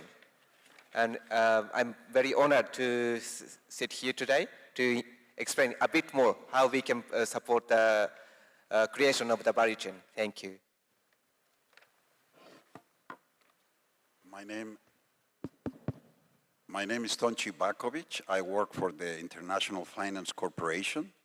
For those of you that do not know who's the IFC, it's the branch of the World Bank Group that lends to the private sector. So our job is to crowd in private investors to invest in the projects like the ones you are trying to develop here in Oman.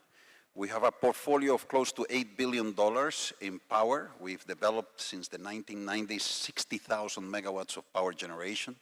Half of that is renewables, 30,000 megawatts of renewables, wind, solar, and small hydroelectricity. We have also financed a large LNG to power projects, which are fully flexible, not take or pay.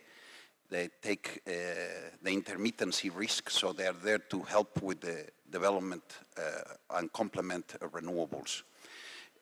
So as the previous session explained in project finance, those two key areas will be key for the financing of green hydrogen. Experience financing renewables at large scale and experience financing LNG to power projects. That's something that IFC brings along. Yes, Khalid Al-Barwani from Bank Nizwa. It's a pleasure to be here. Thank you very much. So as an Islamic bank, Bank Nizwa was the first Islamic bank to commence operations here in Oman. And in fact, given the backdrop of this convention, I think it's important to acknowledge that Islamic financing is actually, you can draw direct parallels between Islamic financing, green financing, and ethical financing. They are very much correlated. In fact, it's in the DNA of Islamic banks to initiate and to finance projects ethically. I think how we play or how we see ourselves in terms of the green hydrogen space is we are one of the first banks to launch sustainability-linked financing, which is basically designed to incentivize companies to go green, to pursue their own strategic initiatives with regards to ESG and sustainability. And we're discussing with many corporates in terms of agreeing certain KPIs of reduction in carbon emissions. And the whole purpose of this is to actually, how do we incentivize them? Basically, if they achieve the KPIs that are agreed, they would benefit from a reduction in the financing cost.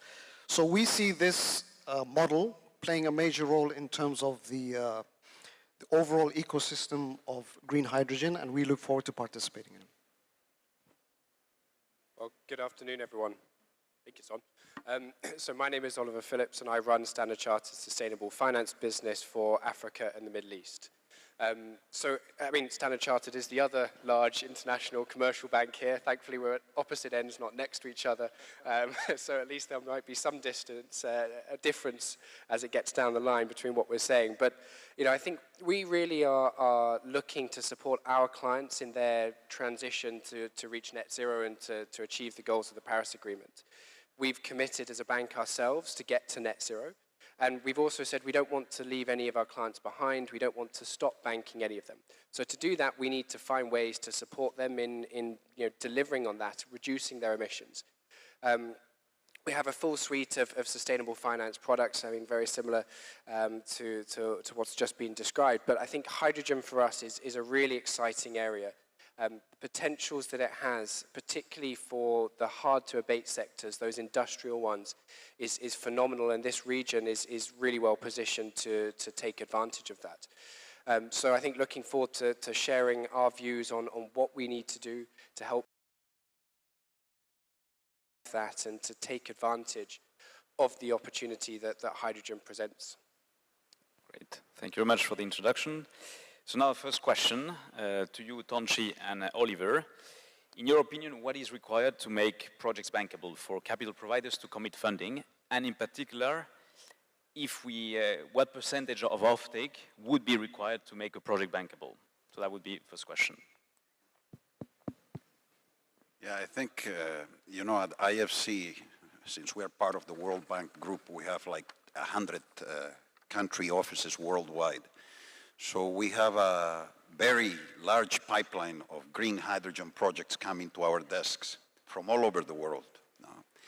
So we have established a criteria, a screening criteria on which projects we should look at.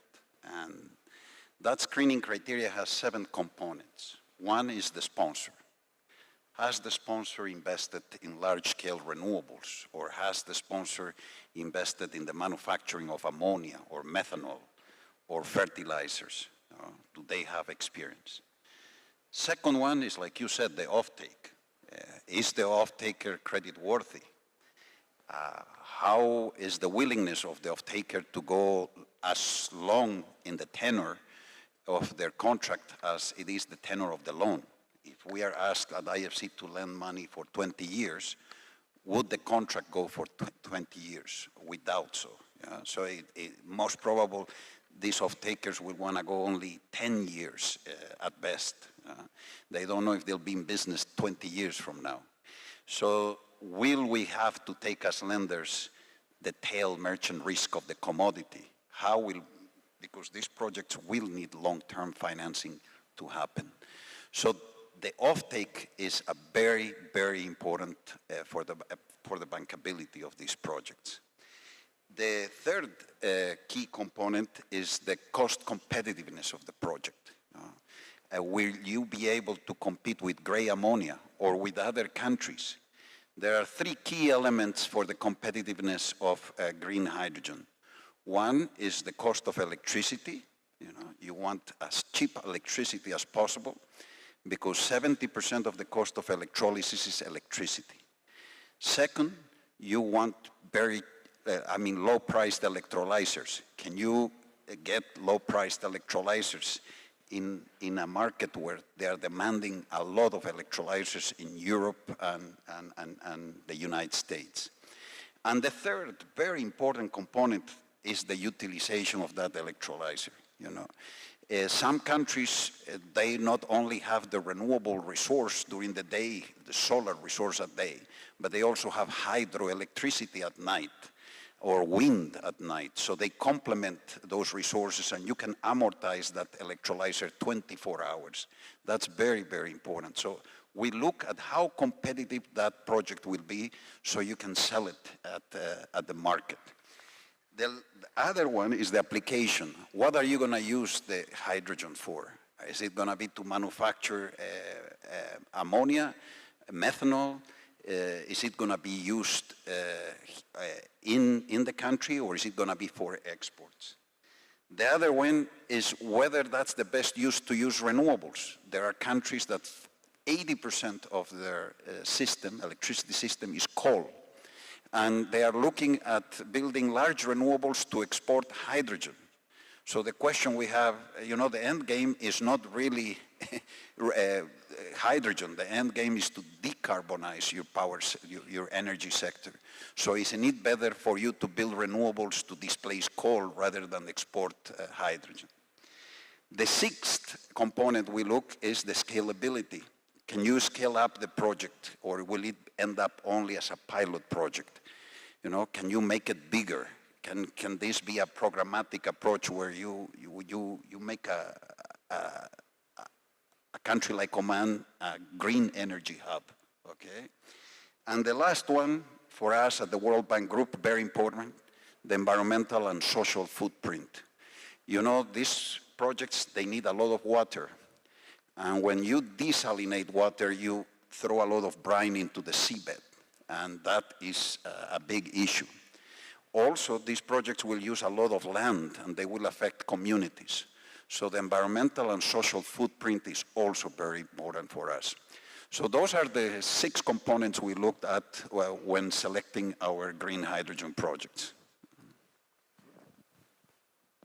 I think, very much agree with everything that's been said, but when we're looking at these things from a sort of more commercial bank side, when we're looking at project finance, the key thing is it's the economics. At the end of the day, if the economics don't stack up, we're not going to come in as lenders. And I think when you're, for project developers, that's the thing we're sort of saying time and time again, make sure that sort of all makes sense.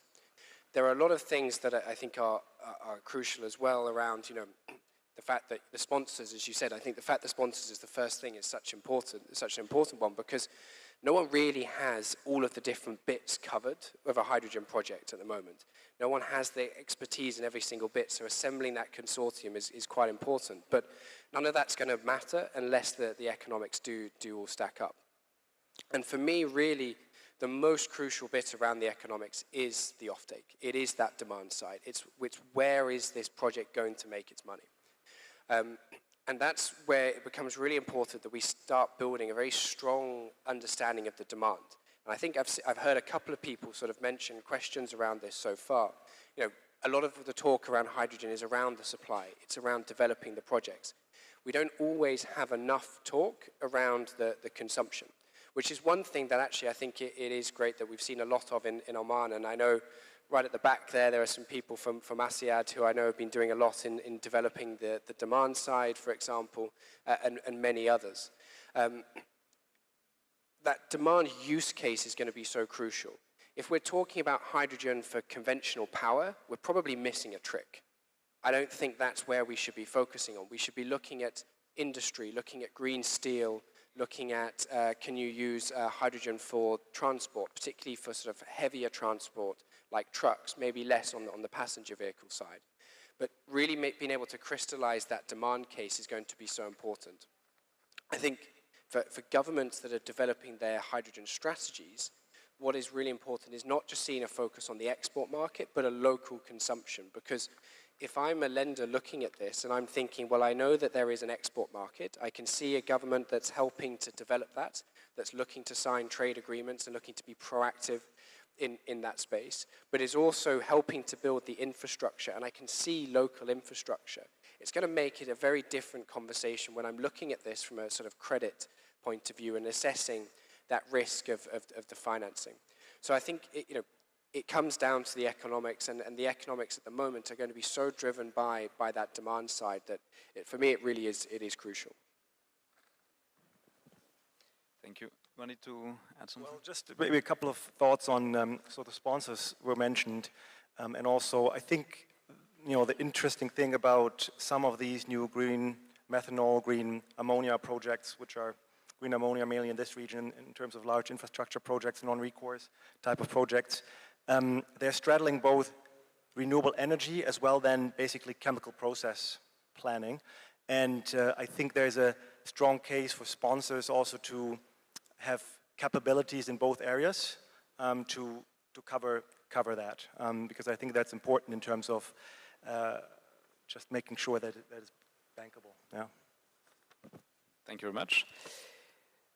The second question is around, so we discussed what do we need to make, to make projects bankable. The third question is around what is the most likely type of funding that these projects will receive. Are we talking about project financing, corporate debt, balance sheet financing, etc.? And does this type of financing vary by region and by type of player? And I will be asking this question to Kenichiro and then to Oliver again. Thank you, Javier. I think everybody think about the project financing for the hydrogen or ammonia project.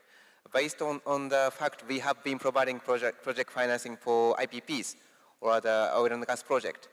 Yes, we also believe that the project financing could be one of the solutions. However, this is only one of the solutions. Everybody talks about the bankability and offtake contract. Well, if the sponsor is willing to provide their equity or take a stake in the early stage without an offtake contract to make a kind of fast mover, to be a fast mover and take a premium, then we are willing to support those initiatives through the corporate financing before they conclude the project financing.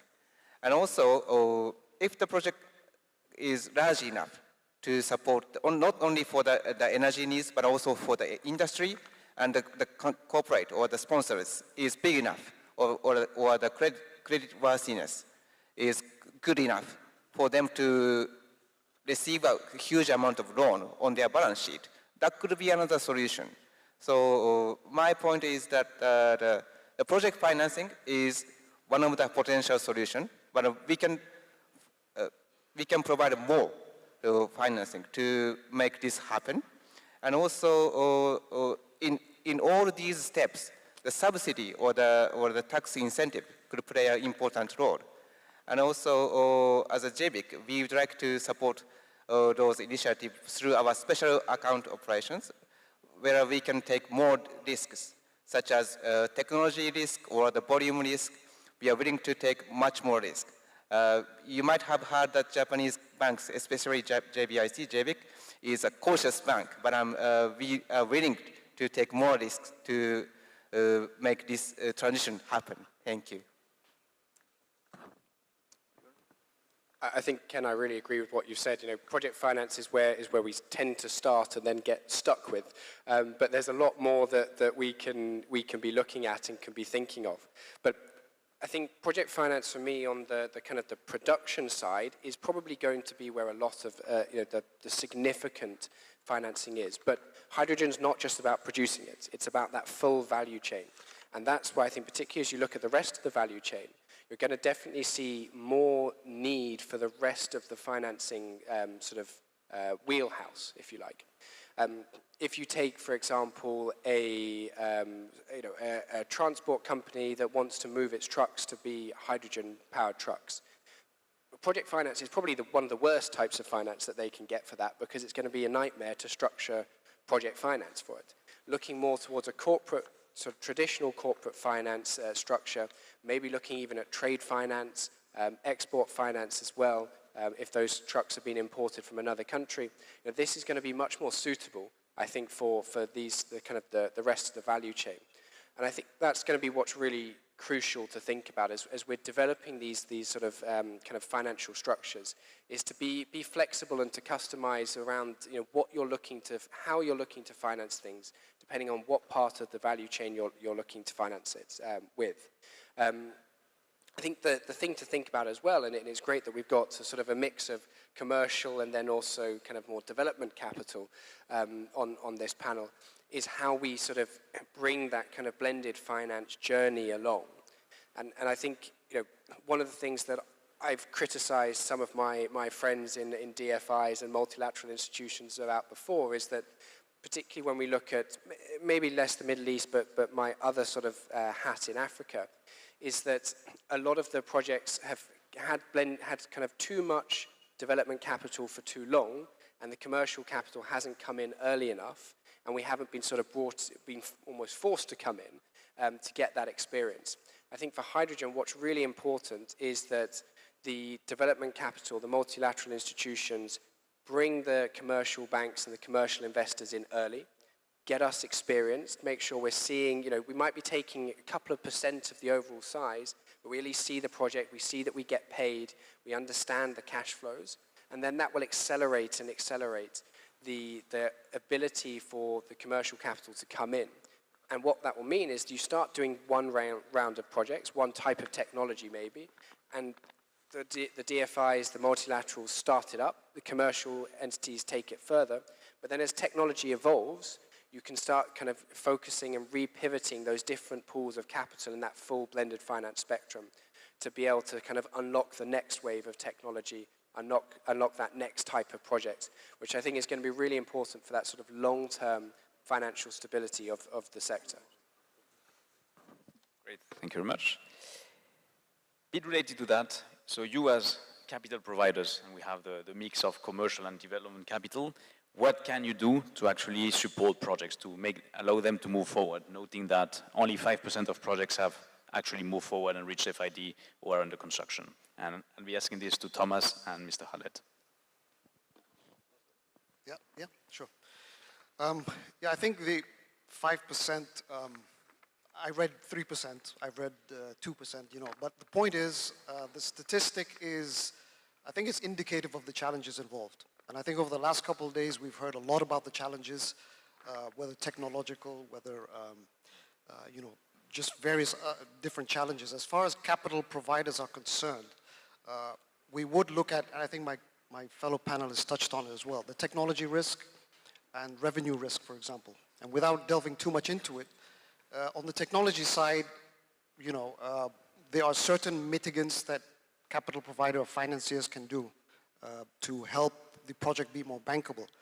But ultimately, as time goes on, as technology improves directly within hydrogen projects and within the entire ecosystem, I think the price of production of hydrogen should reduce to levels that are competitive with traditional fossil fuels. When that happens, capital providers will be more inclined to look into these projects much more favorably. In terms of the revenue risk, there's been a lot of talk about offtake agreements, take or pay, which are all vital. We can look at different hybrid models, such as take or pay or offtake agreements where the government would guarantee any shortfalls in the offtake agreements. These kind of structures which you find typical in project financing of this sort. Usually for greenfield projects of this scale, given that the technology is still new, it hasn't been tested on a scale that's being envisaged right now. I think with considering all of these factors, as long as these challenges can be addressed, but it's important we take a long-term view of things. If we look at lessons learned from LNG, for example, or even solar and wind. LNG, we have the similar challenges. Oman was at the forefront of LNG, which they've made a lot of progress in this, but at the beginning, there were also the same challenges. Will the demand be sufficient? And if the demand is sufficient, do we have the necessary infrastructure, whether locally or around the world? LNG receiving terminals, are there enough in the world to accommodate the demand? So logistics was an issue. So we'll see the same challenges here, but I think as long as the capital providers take a long-term view of this, I think it looks very positive. Yeah, so I think generally these can be very classically assessed in a project finance framework, right? So it's not that I think there's any reinvention of the wheel or so. I think that's the first point to make. I think there needs to be some flexibility on the capital provider side to look at these new projects. One shouldn't say new technology, actually, because most of the modules are already there and have been tried and tested, but more the scaling up of it and the integration of the respective parts of the plans. And there should be some willingness, of course, to assess that in detail. However, in the project risk assessment, there's limited flexibility because in the end, this type of financing has been around for many, many years, and there's a lot of scrutiny also around the process that banks assess these type of risks and how they have to assess them. And there's a lot of course, regulatory requirements as well. So there's very limited leeway in terms of taking a more light approach at project risk assessment or something like that. I think there can be some elements around green financing benefits. So it's probably the same for Standard Chartered, but Deutsche Bank, for example, there is certain benefits, also partially driven from the regulators that we can apply beneficial terms to these type of transactions. That of course helps because it brings down the financing cost. But aside that, there is not much flexibility, I would say, in terms of doing something completely different. I think generally there needs to be, and that comes back a bit to the question that was raised before on corporate debt versus project finance debt. I like to sometimes draw the analogy to the offshore wind industry in Europe, which I've followed closely for many years in the early days. And there was a lot more clarity there, of course, on the demand side, because the European countries had clear remuneration schemes for renewables. However, there was probably even more extensive technological risk for these type of large offshore wind farms. And there was flexibility on either side, probably most on the sponsor side. So I would say a lot of the sponsors just went for it, and there was a good statement from the Air Products representative yesterday that sometimes you just have to go for it and then just have more volatility on the risk-return profile. And that's what happened in the offshore wind industry. And I think this is a typical earmark of these early stage industries that have to then develop. Yes, Tonje. If I may add that something that IFC is doing in order to help these projects is we have now what we call an upstream team, not upstream oil and gas, upstream in terms of taking the development risk. We have teams in over 100 countries that are going project by project, and we are taking co-development risk. So in the past, IFC, you just used to wait for the projects for financing, but now we are going there to develop them jointly with the investors. And you know, we can put up to $3 million in feasibility studies, and if the feasibility study shows that the project is not good, then that's it, we lost the $3 million. In the Atacama Desert right now, we are putting equity in a pilot project where we are putting the equity at risk on the pilot with the hope that the second phase will be successful, or the pilot will be successful, and hence we will move to the second phase. So that's something new that the IFC is doing, taking co-development risk together with the private sector in order to move these projects forward.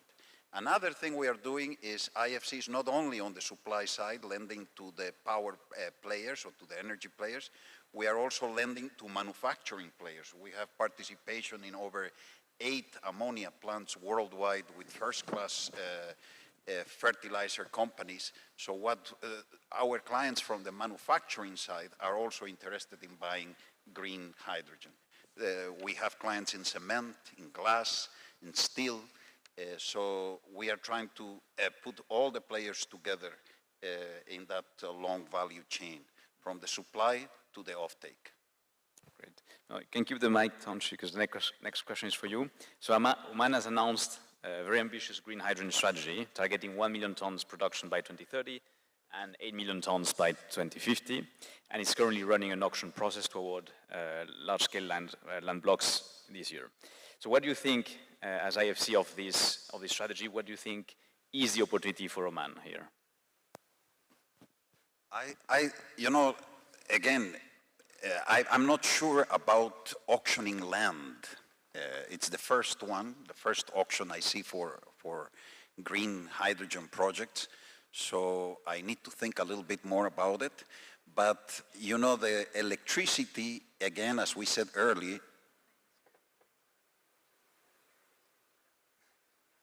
Okay. Electricity represents 70% of the cost of electrolysis. So in other countries, what they are doing is they are auctioning the electricity price.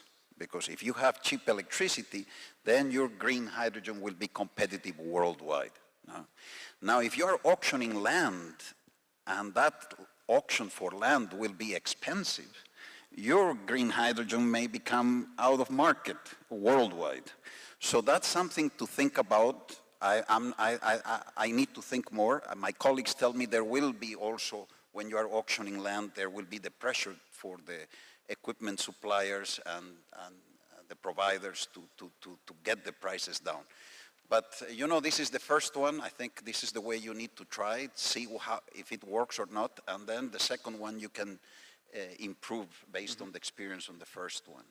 But three things that I would recommend here to look at. One is I call it laboralization. Here they call it Omanization. Or, use local labor. It'd be sad to bring projects where you have 20,000 megawatts of solar projects and the investors bring people to build them here. So you need to make sure that there is a component in the auction where if the investor does not commit to the labor, he gets penalized. You know, one idea would be for every 100 people you don't hire, which you promised to hire, you give 1 gigawatt hour of free energy to Hydron. Okay, that's just as an example. But don't make their life harder either, because we want to attract them, we want to bring them here, and we want to keep it simple. The other important thing is the aggregation of the demand. The government, it'd be nice to aggregate demand here in the country, so you build or you manufacture fertilizers here in Oman, or so their value added is here in Oman. And the government could, we've done this in other countries. For example, we've done it in Argentina, where you create a escrow account to guarantee the offtake, okay, liquidity guarantee for the offtake with support from the treasury of the country. Or also a World Bank partial risk guarantee for a termination guarantee. If they don't pay you for the offtake, then you have a payment from the World Bank to terminate the project, and that becomes a loan from the World Bank to the government of Oman. There are schemes to do that, and it'd be nice if the government of Oman could help also with the offtake, at least on the local offtake. And the last one is the carbonization of the network.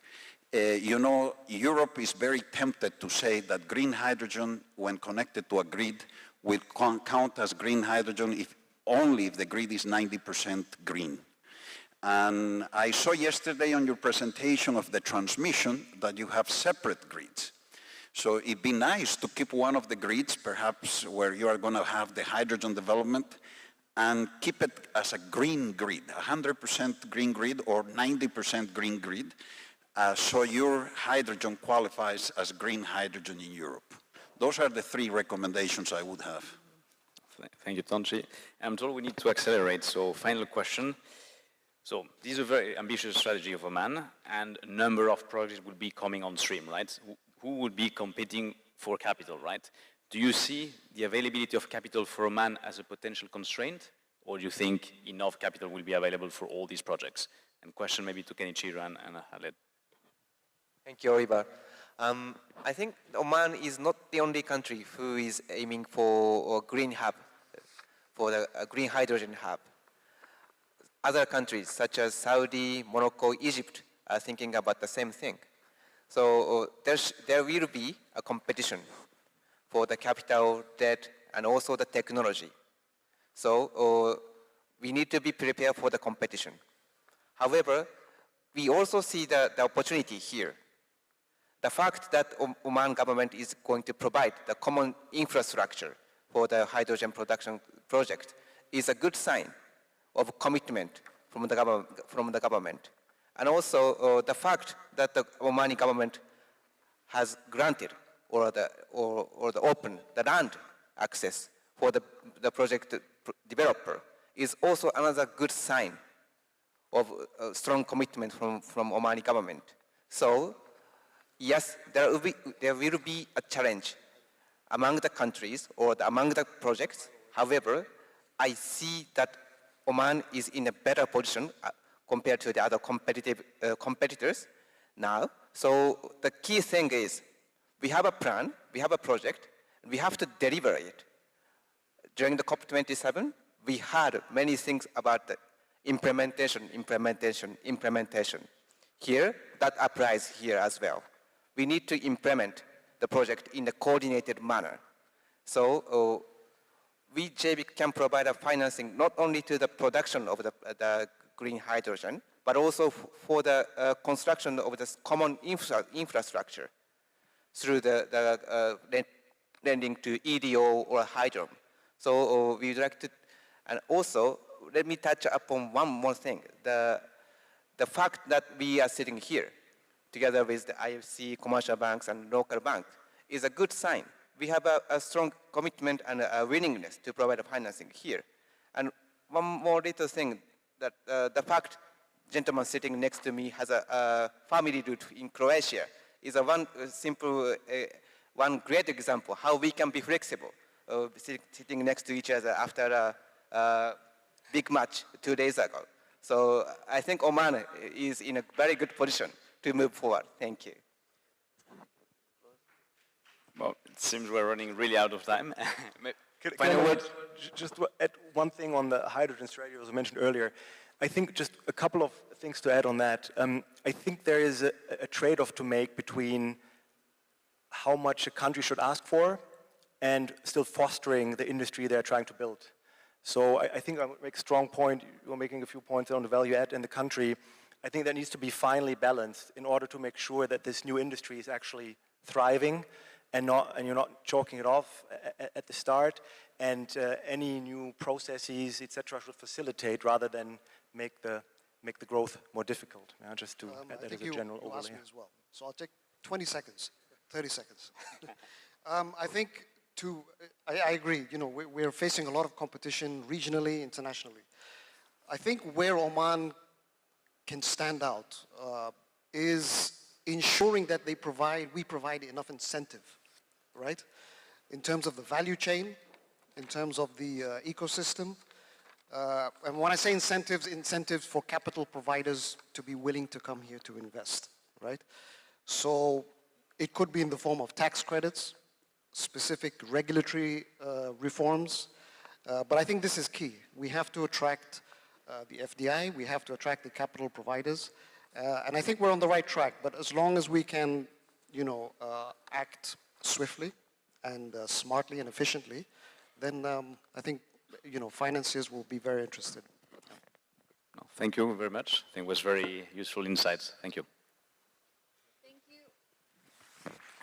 Thank you so much, panelists and Javier Douglas. Can we get a round of applause? Also, can we get the photographers to take a picture of this session's participants? We'll be taking a short 10 minutes break. It was initially intended to be 30 minutes, but we'd like to finish the next session in time so that, because many people have flights to catch. So we'll be cutting the coffee break to 10 minutes, and we'll meet you back here in 10 minutes. Enjoy your coffee.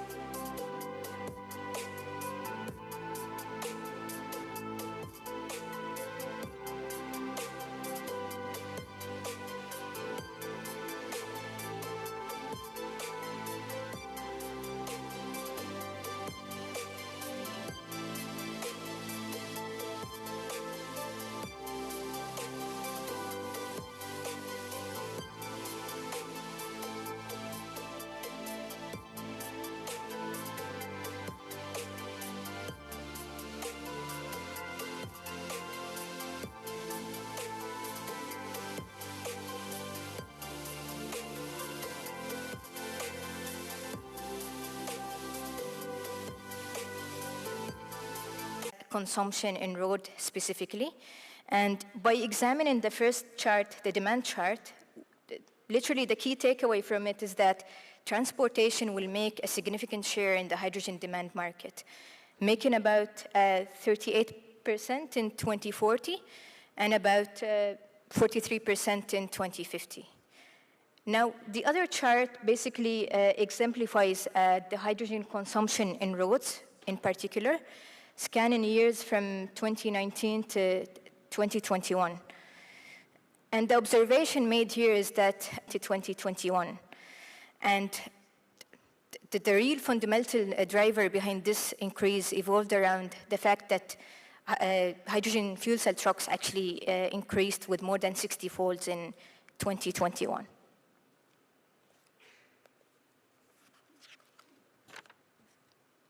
Now, the earlier on insights we've looked at are somehow related to the substantial amount of carbon emissions of which transportation contributes in.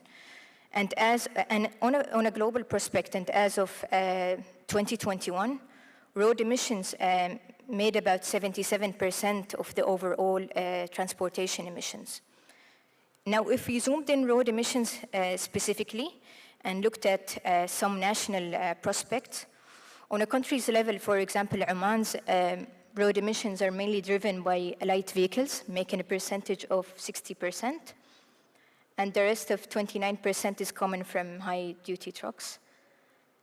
Now, when it comes to PDO, this trend is somehow reversed, where our major road emissions are mainly driven by high-duty trucks that are in our chain of operations, making a percentage of 65%, and the rest of 35% is coming from light vehicles.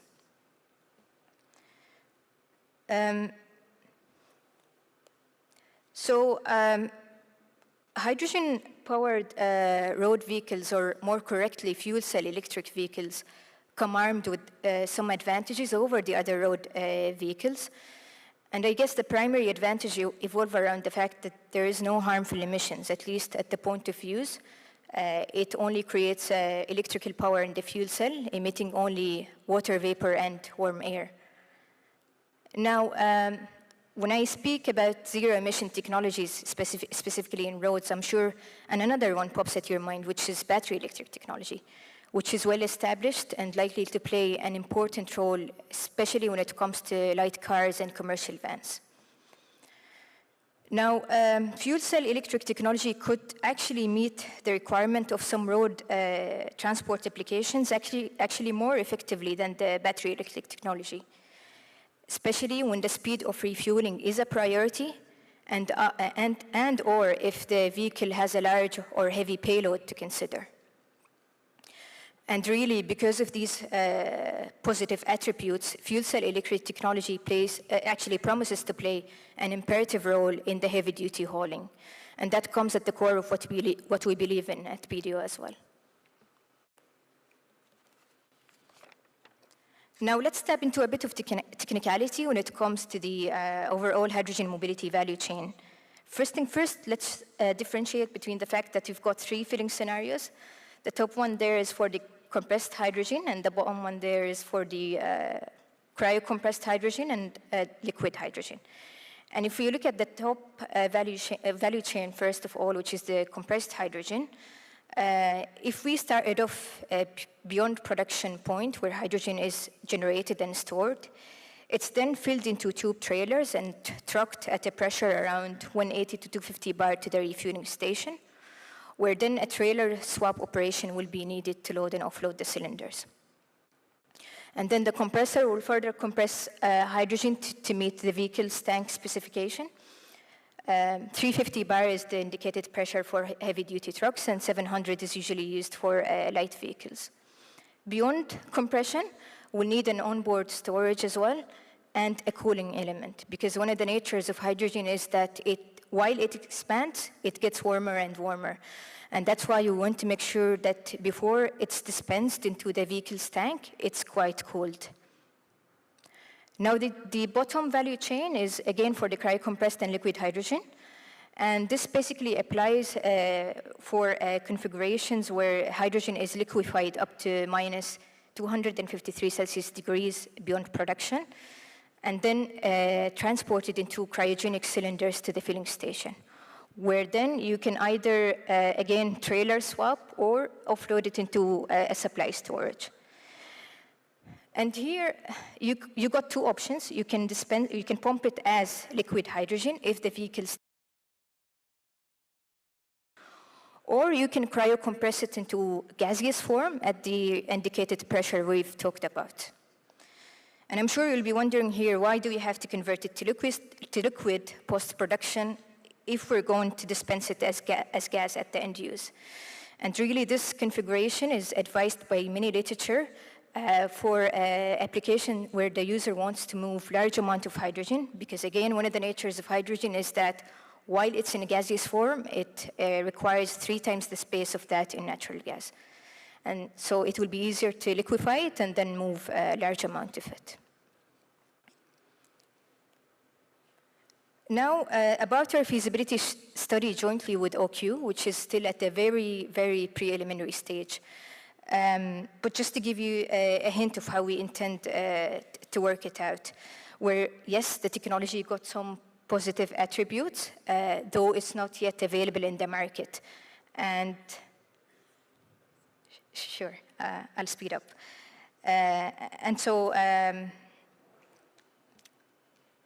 yes, so yes, the technology got some positive attributes, but it's not yet available in the market. And so through such joint collaboration, we thought PDO is positioned to enable this in the local market because it's got the rationale and the mass to go about it. So PDO essentially could fit in very nicely here throughout leveraging on the excess hydrogen from OQ while activating the overall mobility value chain. And then once green hydrogen becomes the dominant product in the market, then PDO could transition swiftly to it. Actually, I'll try to speed up here, so I'll skip a few slides. This is basically a model put together by McKinsey on a medium-sized refueling station, where it can store on board 500 kg of hydrogen. And then for it to break even, it needs to be utilized with a percentage of 55% per day. And that's essentially enough to power or to fuel 7 high-duty trucks. And when you mention break even, it's basically there's a lot of factors that come into play, and one of them is the sale price of hydrogen, where the model, which the model considered was around €6 per kg of hydrogen, and the sourcing cost of €3 per kg for hydrogen. Now, when we talk infrastructure, again, we're bringing up the chicken and egg dilemma, where what should come first? Is it the fuel cell truck or is it the fueling station? And from global insights, we see Europe in the forefront of this, with its aggressive targets of constructing hydrogen refueling station every 100 kilometers before 2030, so that they can have all European nations connected. And then on the other side of the map, Asian countries, we've got Japan and Korea are also ahead of the game, where Korea is targeting a number of 660 hydrogen refueling stations by 2030. I'm going to skip a lot, maybe. So,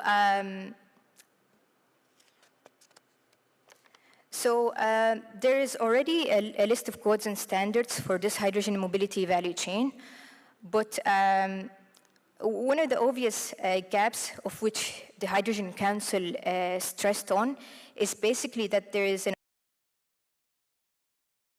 for the interconnectivity between high gaseous pressure trailers and the hydrogen refueling station itself. And this basically covers equipment such as fitting types, operating procedures, transfer protocols, as well as control schemes. And really, the end goal here is to determine up to what extent standardizing this interface is achievable as well as desirable. With that, thank you very much for listening in.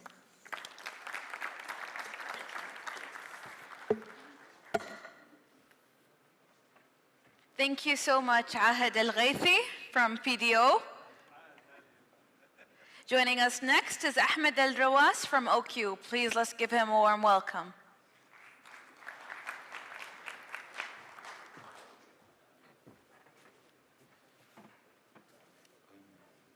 Assalamu alaikum. Thank you. Welcome, Your Excellency, respected guest, and thank you, Your Excellency, to keep your promise and see you at this time. I would like first to introduce ourselves, me and Jonathan. My name is Ahmed Al-Rawas, project lead from OQ, and I'm the project lead for GEO project, the 25 megawatt, the 10 million tons of green ammonia. And my name's Jonathan from Wally. We were the consultants on this project doing the concept feasibility study. So we'll try to be quick. We're going to give you an update about the Green Energy Oman GEO project. We presented it last year, and so this is the second time.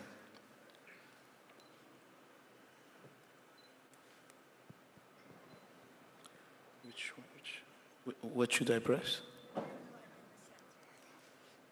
Okay. So this is a quick slide. Just basically it takes us to and explain where are the major areas of producing green hydrogen. Basically MENA region, Southern America, west coast of North America, and they are the main markets, mainly in Europe and North America. From this projection, the world is expected to have a global demand of around 800 million ton by 2050, taking into consideration Oman new ambitious target by 2050 to produce 8 million tons. Geo project, the plan is where we have around produce 2 million tons of hydrogen, is something to contribute to around 20% of Oman demand, the full scale of Geo project. An overview of for new guests from who didn't join us last year. Geo, we have OQ, and we have Intercontinental Energy in the consortium, and Enertic from the Kuwaiti Investment Authority. We are all in this project together since 2016, and yeah, that's it. Where we are in terms of quickly about summary of the project, we have our main areas, mainly in Duqm area, surrounding Duqm area, and into the south a little bit near in the Dhofar region. The project, we aim to produce around 2 million tons of hydrogen and around 10 million tons of green ammonia. And we have a plan of 4 phases to be constructed over 10 years, starting as in the same line with the plans by Hydron by 2030, the first of COD. A quick update of the history, what we have. We have started from 2016, and we have started our wind campaign since 2019. We have more than 2 years of wind data, and we have already conducted since last year our concept feasibility study by Worley, which Jonathan will take us quickly through it.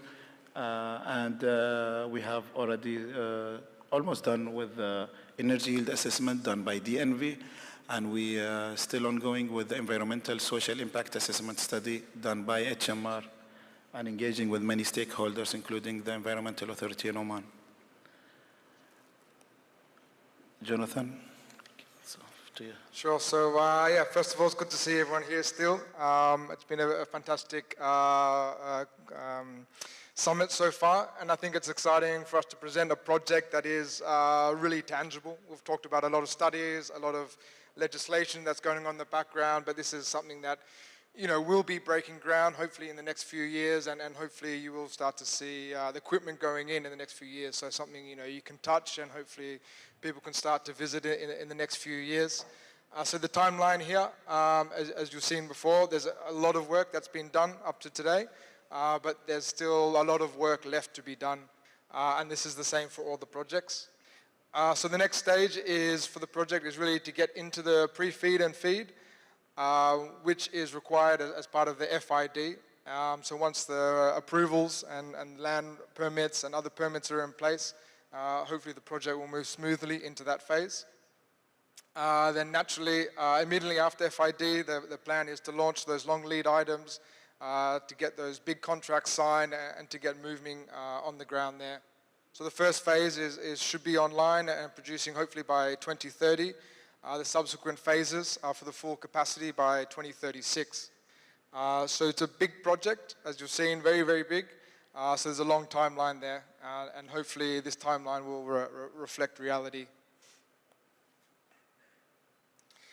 So we've talked a lot in this forum about everyone's very optimistic, there's lots going on, everything's going to get done, everything's going to be perfect, but At the project level, there's still, we've already seen at the finance level, there's challenges. At the project level, that there's lots of challenges, lots of risks, as well as opportunities that today really need to be focused on and to be addressed. By taking that risk management approach is the way to de-risk the project, to make it more attractive and to reduce the costs. So I think for everyone, the levelized cost of ammonia, even though that's not the final metric to evaluate a project, it's a very good one. So to get that price down is very critical. I'm a bit disappointed not to see too many wind and PV suppliers at the summit, so hopefully next year we can get them along. That's going to be really important to follow their cost curves. They have got very optimistic predictions in terms of cost reductions. First of all, they need to recover from the past few years where there's been price spikes. So hopefully that will recover its cost reduction curve, which is going to facilitate the green hydrogen and green ammonia costs. Not to mention getting the ICV, so we need to be getting them in the room and be speaking closely to them and encouraging them to come into the country and to set up their operations here. Similarly with electrolyzer, that's probably one of the next highest risks in terms of costs. There's a lot of costs floating around for how much electrolyzers cost, but there's not too many contracts. There's lots of big factories coming online, but there's not really clear about what costs will be and how those cost reduction curves will be realized and how they'll overlap with the procurement timeline of this project. Naturally, realizing a high ICV is important, not only for reducing risks of supply, but also for achieving that high ICV percentage and for Oman to capture the full value of this industry. Naturally, land and permits is going to be a challenge for all projects. And I have hydrogen here as a risk, but I think that's going to be a very short-term risk as hydrogen start to get mobilized, as there's more discussions between this project, which is a legacy project, and hydrogen. And I think in the long term, that's going to be more of an opportunity than a risk. Electrolyzer technology, there's still a lot to learn there. There's a lot to go on, a lot of conversations to be had, not only to get the electrolyzers into the country, but to get this information, to get more certainty over their operation, their degradation and performance. And obviously the supply is going to be critical. I mean, if all these projects start to reach financial close, the electrolyzer suppliers are going to be, need to build a lot of factories to keep up. Funding, we've talked about funding and financing. There is going to be quite high risk premiums that need to be managed in the first phases. And sharing of that information and that experience is important. Similar to other industries, specifically solar thermal, if one solar thermal project was performing poorly, that reflected in the whole industry. So having a good performance of these first projects, these first big projects in Oman, and sharing the success stories and sharing the reasons why it went well or why it went bad is going to be good for everyone in the long term. Even though now there's kind of a bit of a competitive feel about securing land and securing financing. Ramp up as well has been talked about several times, but really getting all that equipment and that local manufacturing capacity and those people into the country and developing the local capacity is going to be a real challenge, just due to the scale of the project and the number of projects. But equally, there's risks, there's a large number of opportunities. I think everyone's very well aware of them within Oman and within the industry. This project specifically has a real advantage of economies of scale. It is massive, and that massive allows for big contracts. It allows for encouraging ICV into the country. There's a lot of opportunities for jobs and training, also benefits to the local communities, and also there's other products that can be introduced later, sale of electricity to the grid and sale of oxygen and energy.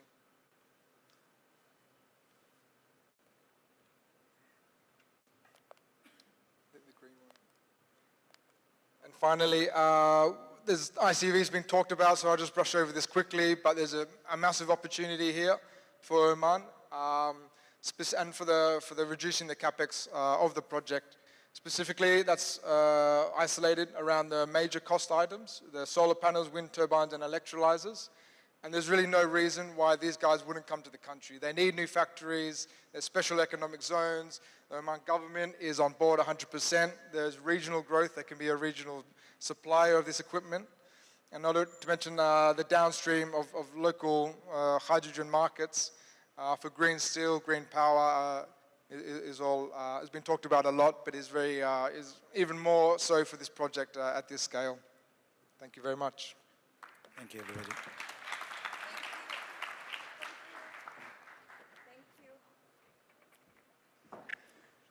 Thank you so much, Ahmed and Jonathan, for that presentation. Joining us next is Sadiqa Al-Lawati, also from OQ. I'm guessing they have another ongoing project that she'd like to discuss. Also, just a quick reminder to everyone to please stay within the 7 minutes limit.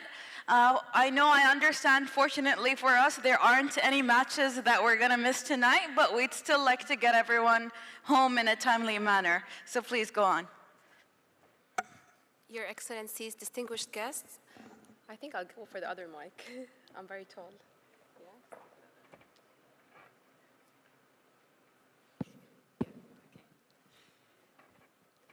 Your Excellencies, distinguished guests, welcome to my presentation. My name is Sadiqa Al-Lawati, and I'm the project lead for H2 Oman project. I'm happy to be speaking today on behalf of the H2 Oman project consortium. So I promise I'll try to keep my presentation very concise, as we've all had 2 very interesting and very intense days. I'll just wait a minute to speak about the naming of the project. So H2 Oman, it's obviously hydrogen for Oman, but it also stems from the fact that the hydrogen is produced from the electrolysis of water, hence the H2O. So H2O and then hydrogen Oman.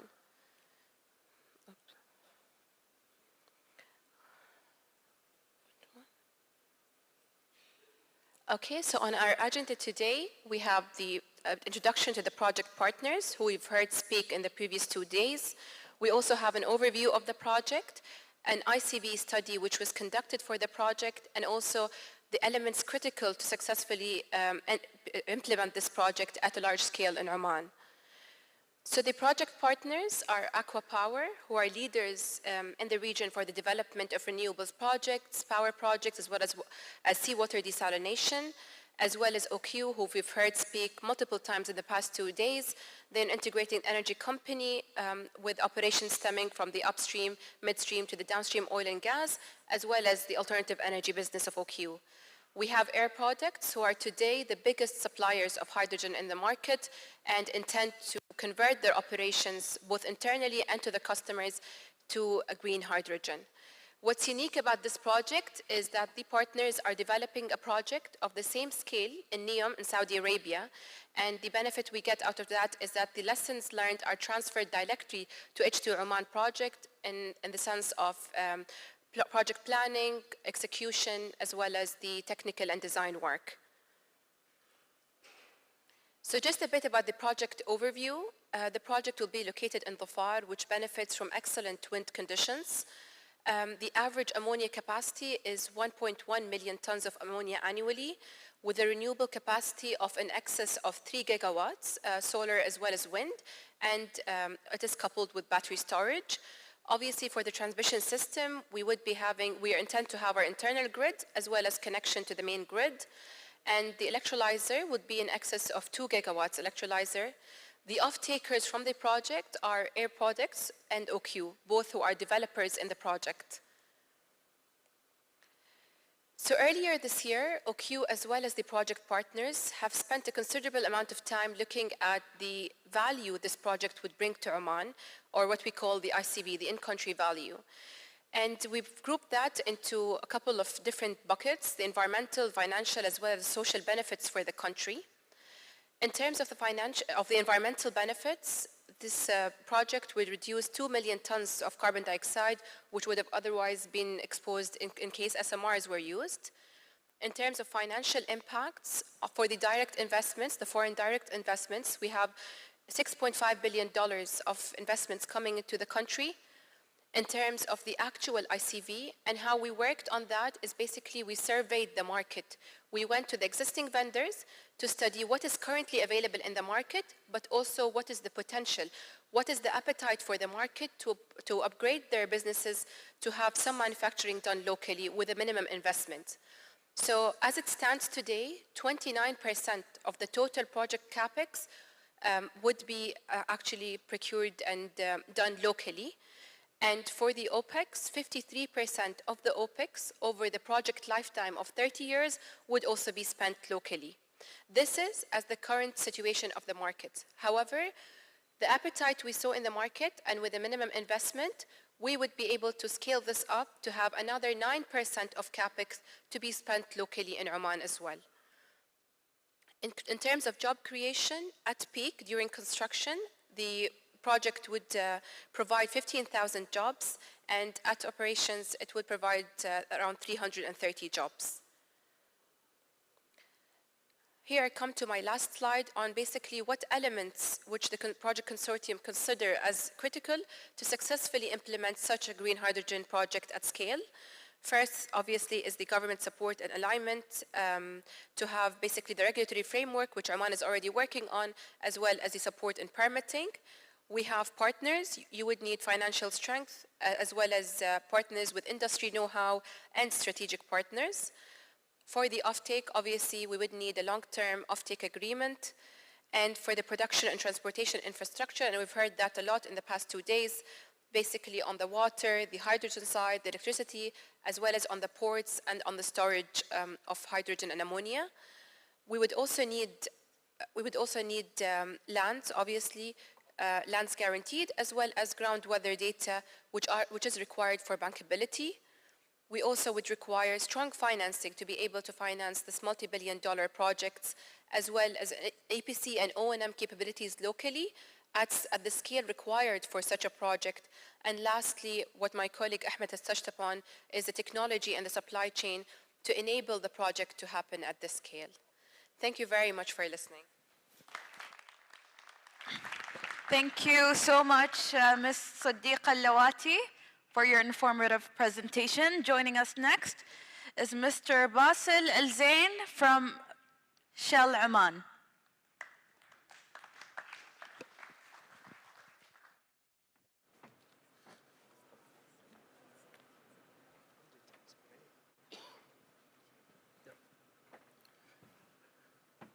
Your Excellency, distinguished guests, ladies and gentlemen, good evening. I am fully committed not to running over the time, as I promised the lady just now.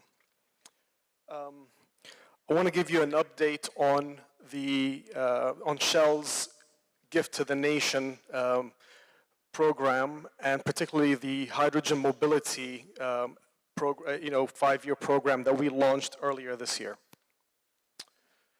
I'll skip through this one, but please don't use the content of this presentation to make any decisions on buying or selling Shell PLC stocks. It's mandatory to put that slide. The agenda for today is to really update you on Shell. What is Shell's Gift to the Nation program? Particularly the last one that we had, which was solar into schools. The green hydrogen mobility, what are the challenges that we're currently facing with that, and what are the ICV opportunities that we see going forward. The Solar into School started in 2015, so Gift to the Nation has been around with Shell for about 30 years. Every 5 years we launch a new Gift to the Nation. In 2015, we did the Solar into School project. And with that, we installed solar panels on 22 public schools across the Sultanate of Oman. What that did for us is it built the capabilities for local contractors. It helped us engage with a lot of students and to bring awareness around the energy transition to meet Oman National Vision of 2040.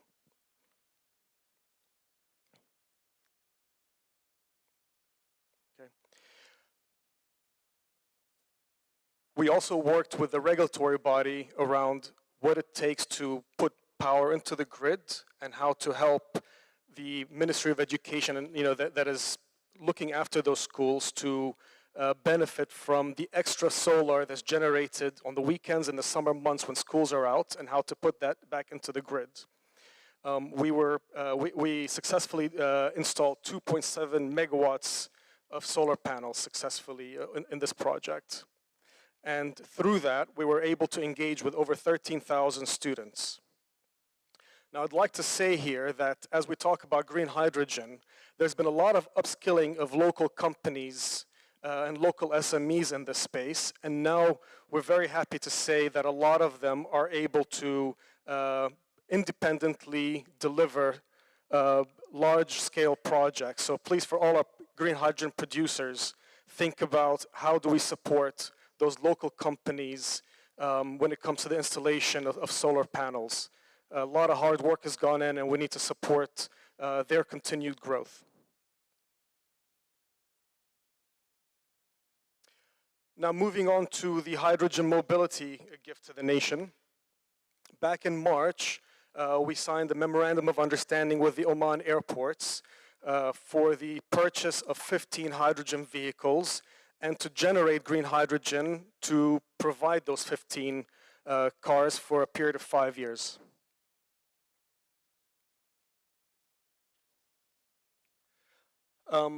The purpose for this project would be to demonstrate the integrated green hydrogen value chain from production to delivery and use in Oman. It's to build local capacity and to work with the regulatory bodies on things that needed to be sorted out. It's how do we also work with students and young entrepreneurs to inspire them to go into either business or to drive hydrogen mobility vehicles, and be conscious of the environmental impact of that.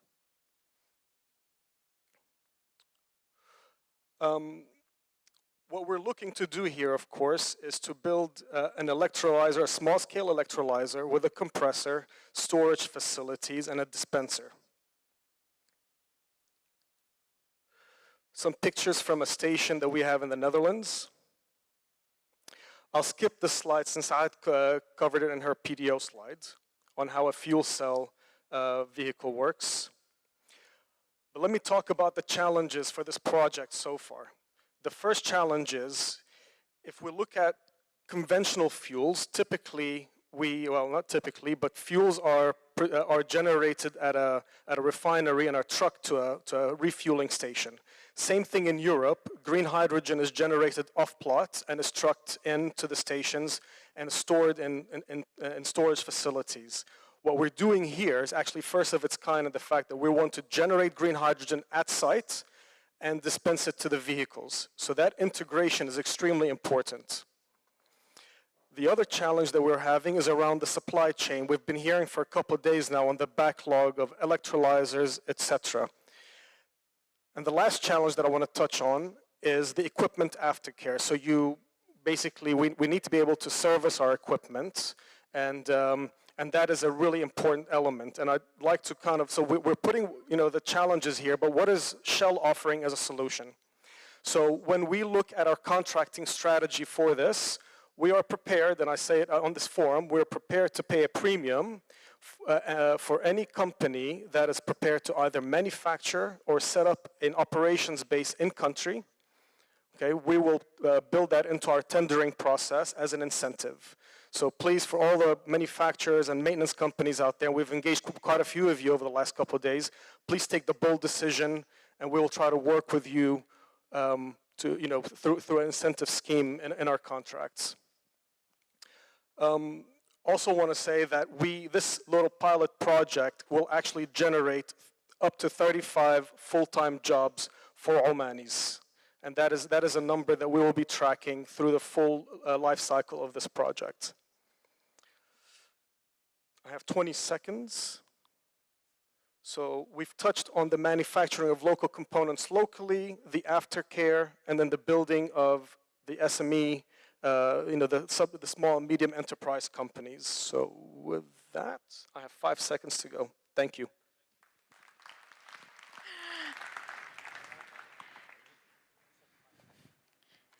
Thank you, Mr. Basil Al-Zain from Oman Shell. That was timed perfectly.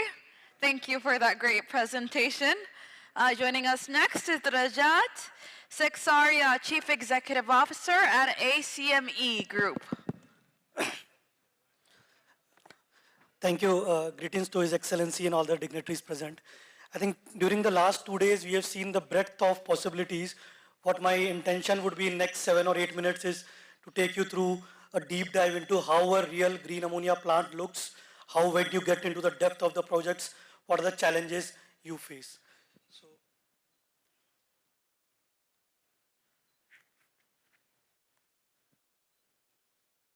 Okay, just 20 seconds on what ACME is.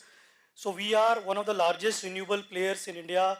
We have a portfolio of around 9.1 gigawatt. But why we are famous or notorious for is bringing disruption to energy space. Our first claim to fame was somewhere in 2017 when we got a power project of solar done in India for less than 3 cents to a unit. And that was a turning point for India because from that day, power actually became cheaper than any other source of power in India. It was not save the world power, but actually it competed on its merit. And after that, India has added almost 35 gigawatts of solar power.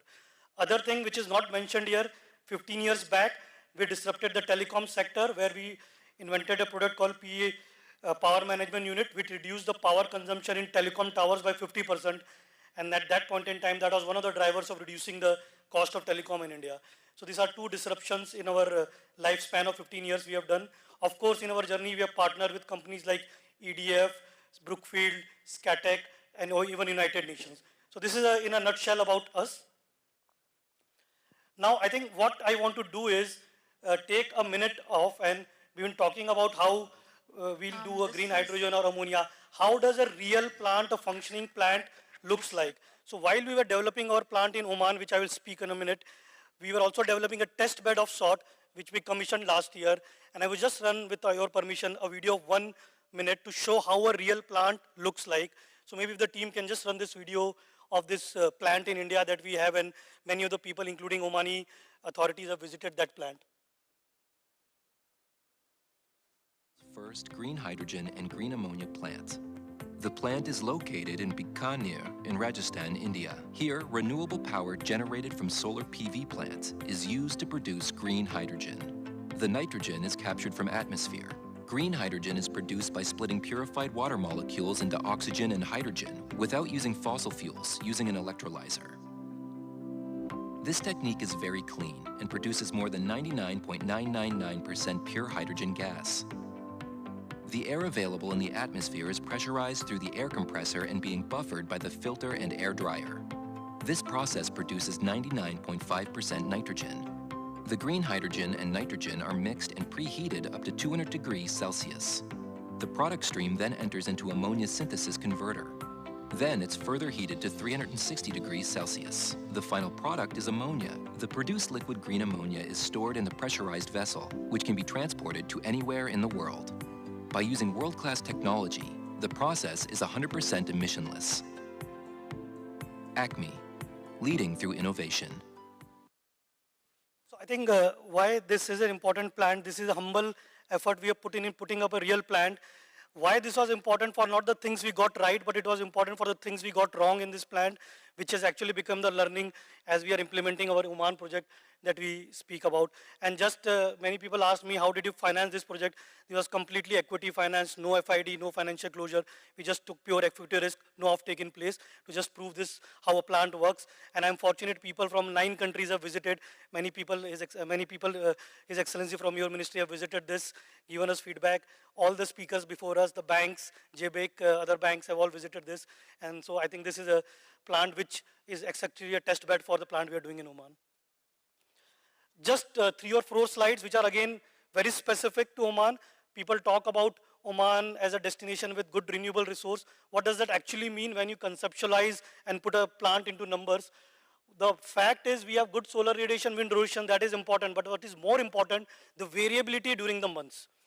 This is where Oman stands out, Dukam where we are doing stands out, that if you see the month with higher radiation and the month with lower radiation, the gap is not too much. And this is very important as you design, because then you don't over-design, don't keep additional capacities, which then add to the cost and the final price of the plant. So this is one of the most attractive feature for us as we do modeling for plants, and this is where I think Oman stands out even compared to locations we have in India and other places. This is a bit about the location. I'll not spend too much of time.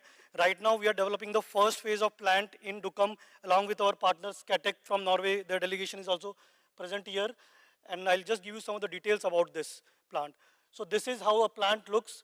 We will have a PV, possibly wind, then we have a desalination plant, hydrogen unit, storage, and the facility for transporting the plant. We'll have some battery also to help us in this plant. What have we done in this plant? We have already signed the usufruct agreement with the authorities last year. Offtake term sheet has been signed. Final agreement could be signed in a matter of weeks. The only reason that is held back is because Europeans keep changing the regulations, and we need to keep accommodating that in our final schedules of the contract. So that is done.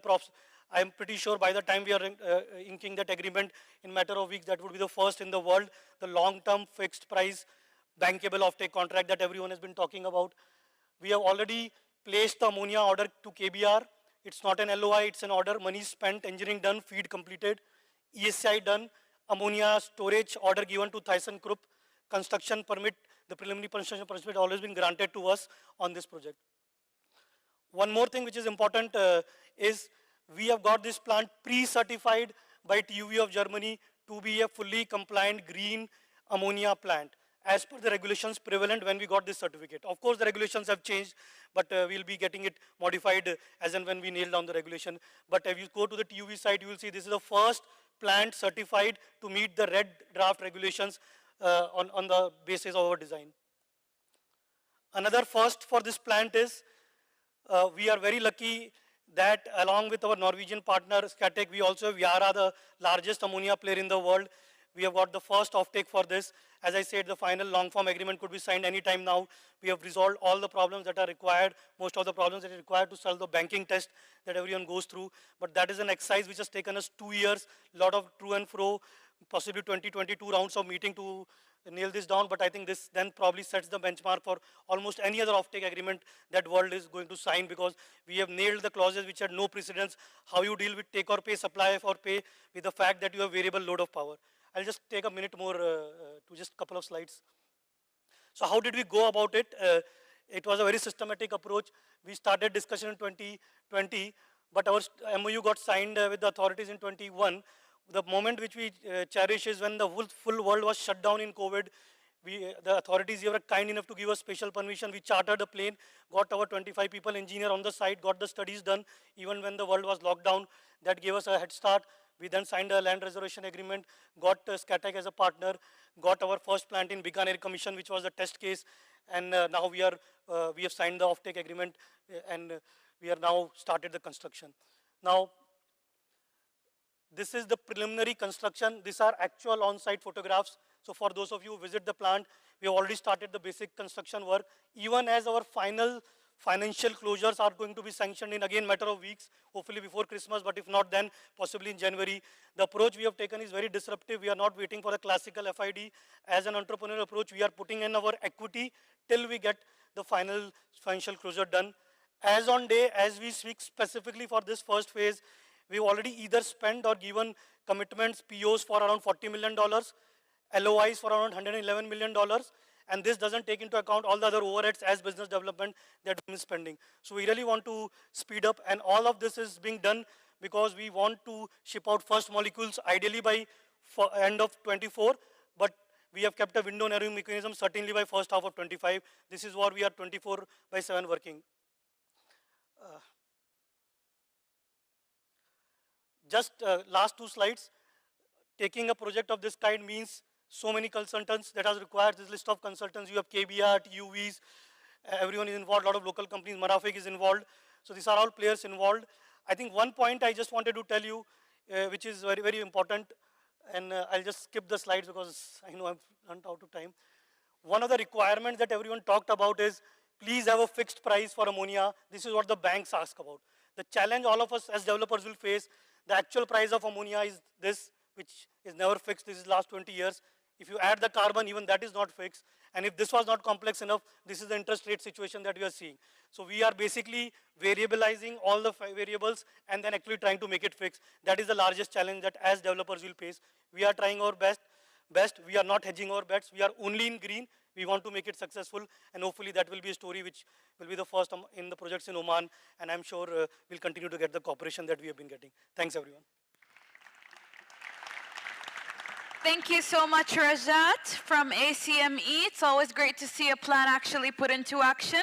Joining us next, in the place of Harasha Shari, the CEO of Jindal, we have Naveen Ahlawat, Group Lead for Green Initiatives, covering for him.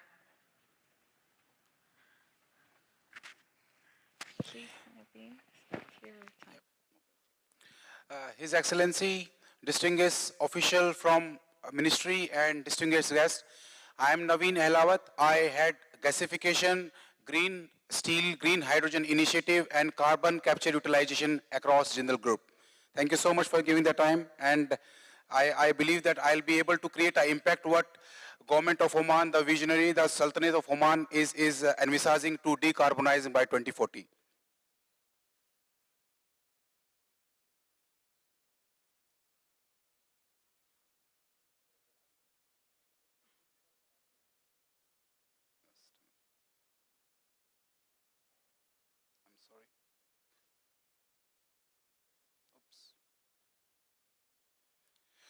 So this is basically, what is happening over the world.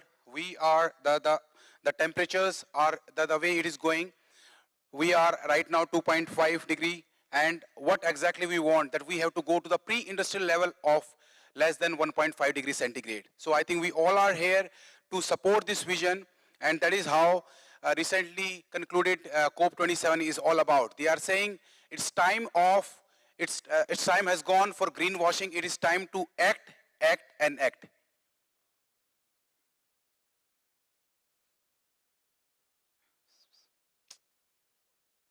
Which one, sorry? Oh, I'm sorry. Yeah, sure. So this is hard to abate sector. Steel industry is a hard to abate sector where it is responsible for 7 to 9% of the global emissions. 85% of the emissions is generated through the conventional steel making process, that is the blast furnace / the basic oxygen furnace. And the structural solution, new processes basically are required to reduce these emissions. And that is all about, Oman already at the forefront to fight against the climate change.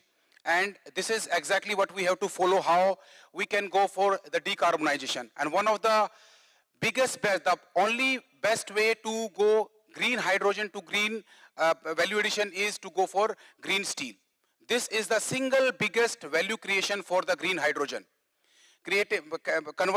Converting green hydrogen to ammonia, shipping it, again cracking it into nitrogen, hydrogen, or transportation of the hydrogen. I think it will take, that the technology will take time to come to a mature stage, but this is the best in-country value addition which we can ever have for any country. So it is a time where we have to bring in vocal for local.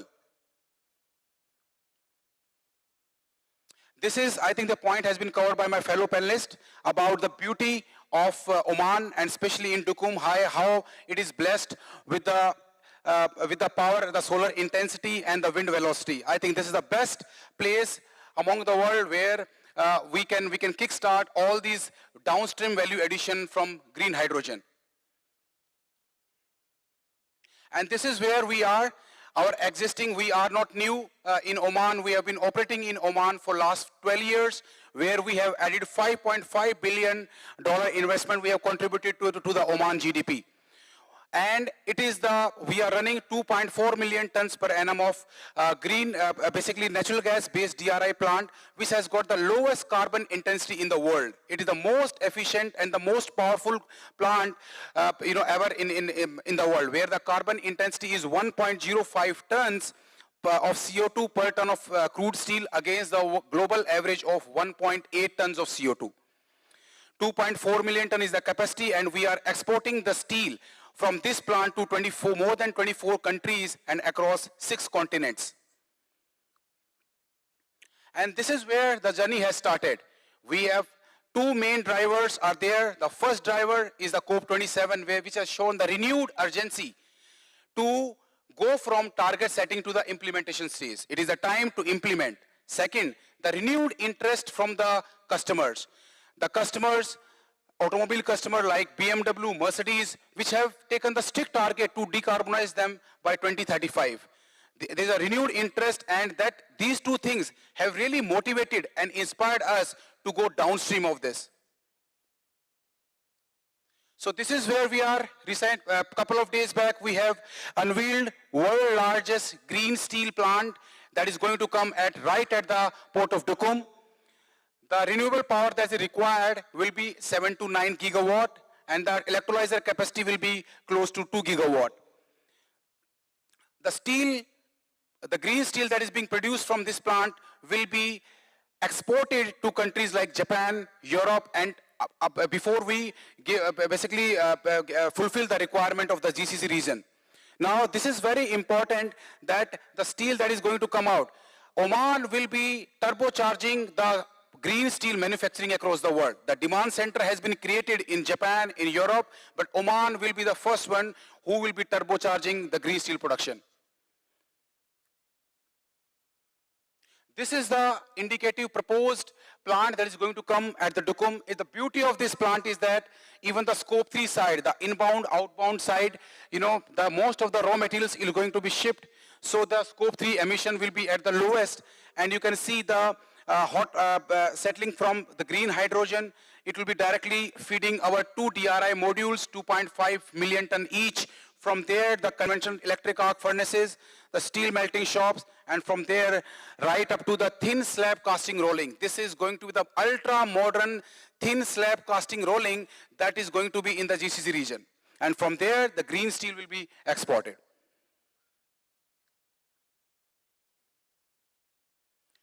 So this plant, as I said, it is going to turbocharge Oman economy. It is going to additional investment in Duqm. The total investment that is envisaged for this project is close to $3 billion, and it is going to contribute close to $3.5 billion investment for the contribution to the Oman GDP.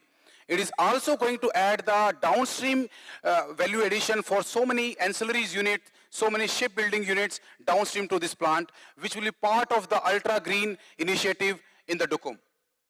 There will be approximately 2,000 jobs, direct jobs that will be created, and 2,500 jobs, indirect job. So we strongly believe that this is the greatest value addition downstream of green hydrogen. These are going to be our potential customers. As I said, the ancillary units, all the automobile units, the windmill manufacturers, and the consumer durables.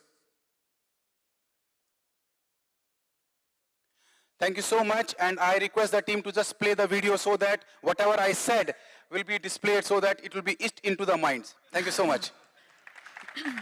We're sure it will be. Thank you, Mr. Naveen Ahlawat. How can we tell if our world is advancing?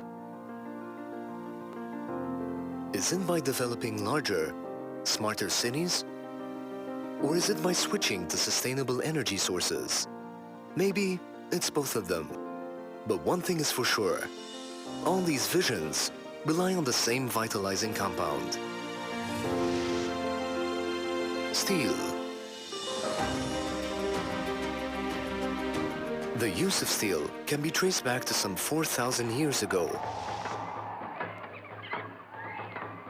Until the 17th century, steel would be surfaced through bloomery furnaces before the invention of the blast furnace part of the conventional production route today.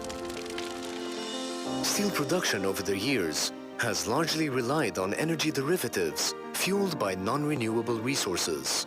With 3.6 gigatons of CO2 emissions yearly, steel generates between 7 to 8% of global CO2 emissions. And to achieve global decarbonization targets, it is vital for industry players to lead the way with bold and innovative solutions. Within that promise lies the science of minimizing the CO2 emission process that creates a value chain, leading to the production of what we now call green steel. This is our vision at Jindal Shadid Group. As part of the Jindal Group, we remain conscious of the lasting environmental impact of the value chain.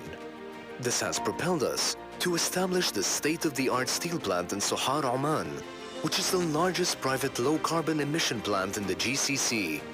The project remains a glowing example of how Jindal Shadid took the lead in reducing CO2 emissions while achieving world-class efficiency levels. We have now set our sights on a project that will drive our sustainability agenda even further. And with that ambitious next step, we are now proud to announce the world's largest green hydrogen-ready steel plant. Based in Duqm, the powerhouse of modern Oman, our new sustainable steel plant can produce 5 million tons per annum with 80% less CO2 emissions than today's global emission averages, an unmatchable feat in the GCC thus far. The plant will rely on DRI EAF technology using green hydrogen to reduce iron, therefore minimizing CO2 emissions in the process. The first plant in the GCC producing auto-grade steel that will support valuable sectors including automotive, wind energy and domestic appliances across Europe, America, Asia and other regions. With a fully Omani production ecosystem, we will create a larger societal impact as we create around 2,000 jobs and invest around $3 billion in the country. Our Duqm Green Hydrogen-ready steel plant also aligns itself to the pillars outlined by Oman Vision 2040 for a clear path for decarbonization and sustainability. In addition, green steel represents the single greatest value addition for Oman's green hydrogen ecosystem, creating the most value out of Oman's natural resources.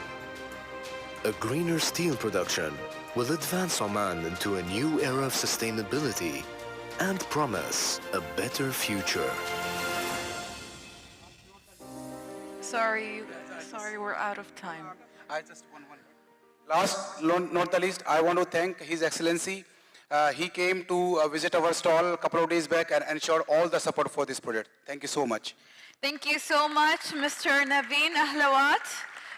We have one more speaker before closing the ceremony. Please welcome Mrs. Suley Erkov, Senior Lead Project Developer at Marubeni.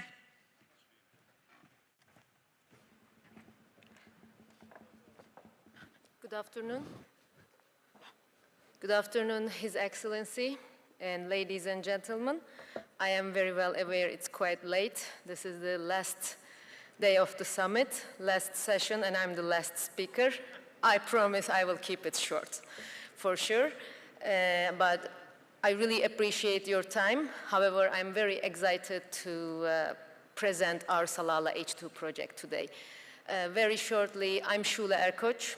I am the person in charge of leading all development activities of Marubeni on Marubeni side.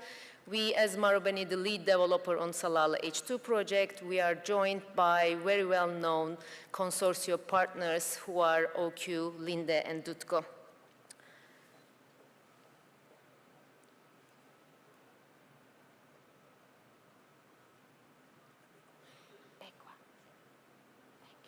Thank you. Those will be the topics today I will be covering. Please allow me to start making a brief introduction to our consortium partners.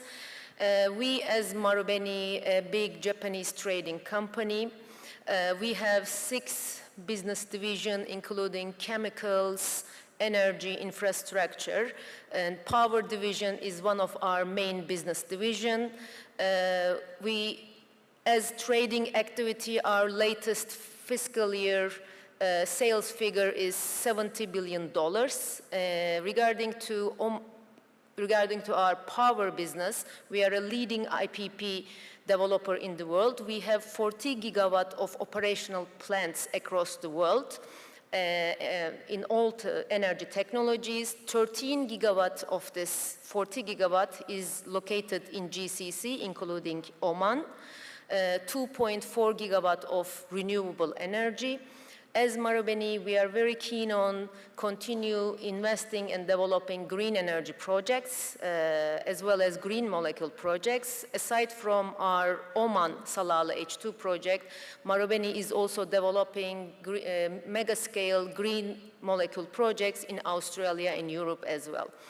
Moving on to OQ Alternative Energy, besides many value add to our consortium, OQ Alternative Energy is a very strong local muscle in our consortium, is a subsidiary of OQ. OQ is, by many of you as known, is a wholly owned Omani government, which is an integrated energy group of companies covering full spectrum of downstream energy business, naming refining, methanol production, ammonia production, and trading. And moving on to Linde. Linde is a very strong global industrial gas company. The latest fiscal year figure of annual sales is $33 billion. And Linde has in-house patented PEM electrolyzer, ammonia loop, and air separation unit. Linde work on global basis and have a very strong presence in Oman, which gives confidence and strength to our consortia on the downstream part. And our last partner in consortium is Dutco. Dutco is a very strong global industrial conglomerate based in UAE.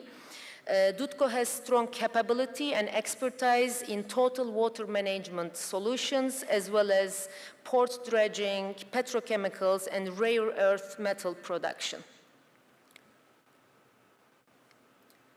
Here, I would like to cover our Salalah H2 project scheme.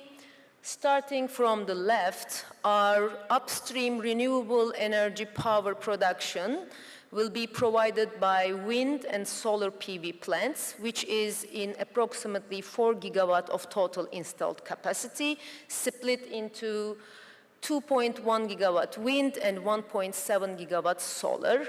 The produced green electrons will be transferred via high voltage transmission line to our 2 gigawatt electrolyzer complex, which will be sit in Salalah free zone adjacent to our ammonia plant. This is the project scheme as of now. However, we are hearing some common infrastructure initiative by Hydrom. We are open to support Hydrom and the regulators on this common infrastructure scheme as well.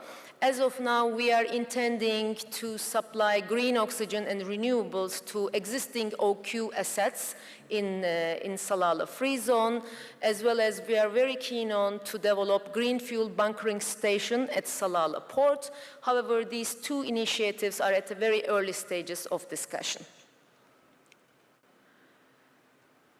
As you may all know, that we are pleased to inform that we have been announced as legacy initiative by Hydrom in December this year. As of now, it's been almost 2 years that as consortium we are developing Salalah H2 project. We have spent considerable amount of time and effort, which took us to an advanced project development stage. Therefore, we see Salalah H2 project consortium very well positioned for providing a compelling proposal in Q3 of 2023 to Hydrom. And as consortium, we think that we have very strong capability on full value chain, from production of the green electrons, green molecules, to shipping this product to the end user customers, and we intend to self-perform in all aspects of the project. Last, I would like to give some brief information regarding to our proposed timeline. Starting from Legacy Initiative Award by Hydrom, December this year, we will be spending our next months developing further our project to prepare our proposal to Hydrom. Following that, in mid-2024, we are intending FID, followed by Q1 2025 financial close. We are planning on 3 years of construction, which will hopefully take us to COD of a 1 million ton per annum ammonia production facility by Q1 of 2028. So I think I kept my promise. Thank you very much, everyone. Please enjoy your evening closing ceremony. Yeah, thank you. You did, in fact, keep your promise. It's highly appreciated. Thank you, Sule Erkov, Senior Lead Project Developer at Marubeni. And thank you to all the panelists for your very informative presentations today. Big round of applause to our panelists. Can we have the photographer here to take a group picture, please? Ghaida, join us.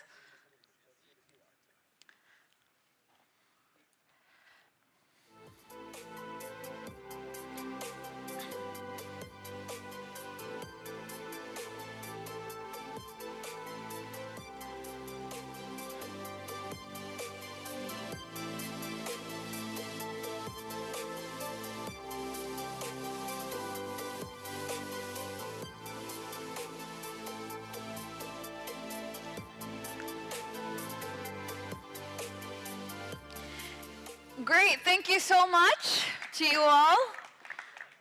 Let's begin with the closing ceremony. It's been a fruitful past 2 days. Let's get cut to the chase. We're running a bit late. Joining us now is Mr. Abdullah Al-Harthi, the Executive Chairman and founder of Burba Energy Services, whom are the organizers of the Green Hydrogen Summit. Please join us on stage.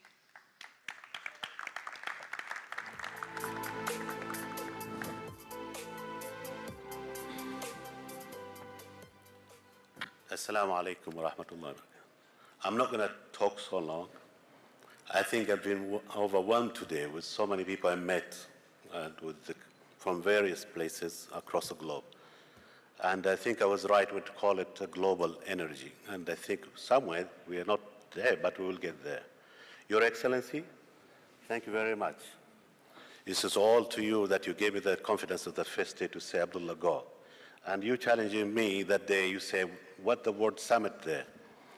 And you came again and said, Abdullah, the summit word is still there. Are you sure?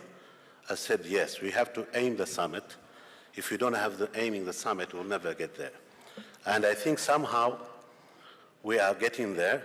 With your support, definitely we will be there.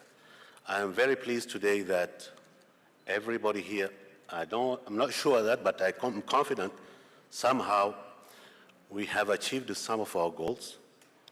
And somebody said we have put Oman on the map. Oman already on the map. However, I think we are really confident today we have put it further there on the map. I would like to take this opportunity to thank all the sponsors, from the big one to the small ones. Every contribution count. Every contribution made the difference today. We made the last 2 days enjoyable, fruitful, full of networking. I believe that it will be a business after this. I believe that everybody will go home wherever they came from with the good thoughts, with the good new friends, and they're all going to wish back again and to meet once again. Also, I would like to thank my team. I call them super team. They've been working so hard from January last year, from this year, January. And basically, I told them, go and have 3-4 days. Don't come to an office, but the job will start after that. You're going to go back again to work on the next summit. His Excellency gave me a challenge the other day. I want it bigger and better. And I promise you that we'll deliver that. Of course, we cannot deliver it without our partners, our friends, our colleagues in those companies who joined us during this summit. And I'm expecting them to be the same, maybe more. And we will make it happen. The idea to push the agenda of the green hydrogen, I think we are doing so. Everybody is a part of it. The community for Oman is very eager to learn, to understand what is green hydrogen.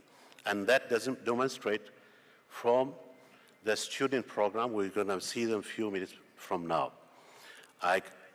I'm overwhelmed today, and I say again, thank you very much to all of you from the bottom of my heart.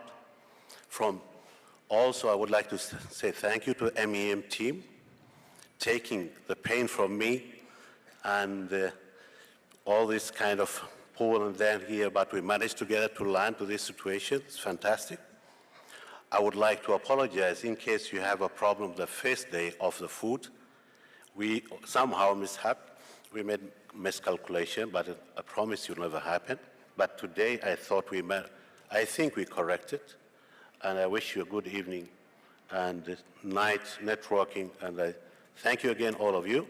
I would like to ask our chairman of committee, executive committee, my friend Mazen, to come here to give a few words and then to introduce His Excellency. Thank you. Thank you very much to all of you.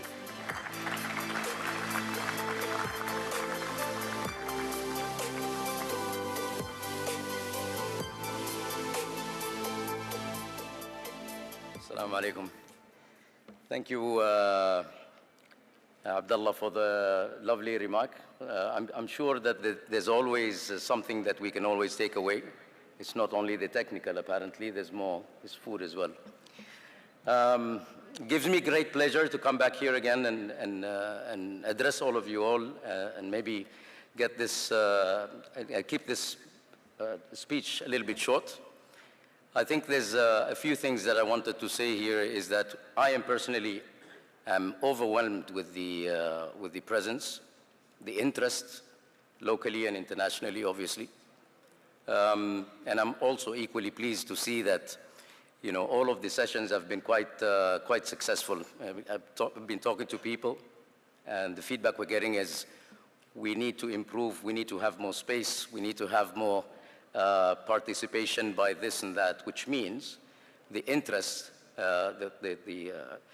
interest that we have anticipated is definitely underestimated, I would say. And for that, we are going to be considering, as I said at the initial speech, participation by companies and other agencies, local again or international, such that we can get these ideas into real action for the next summit, inshallah.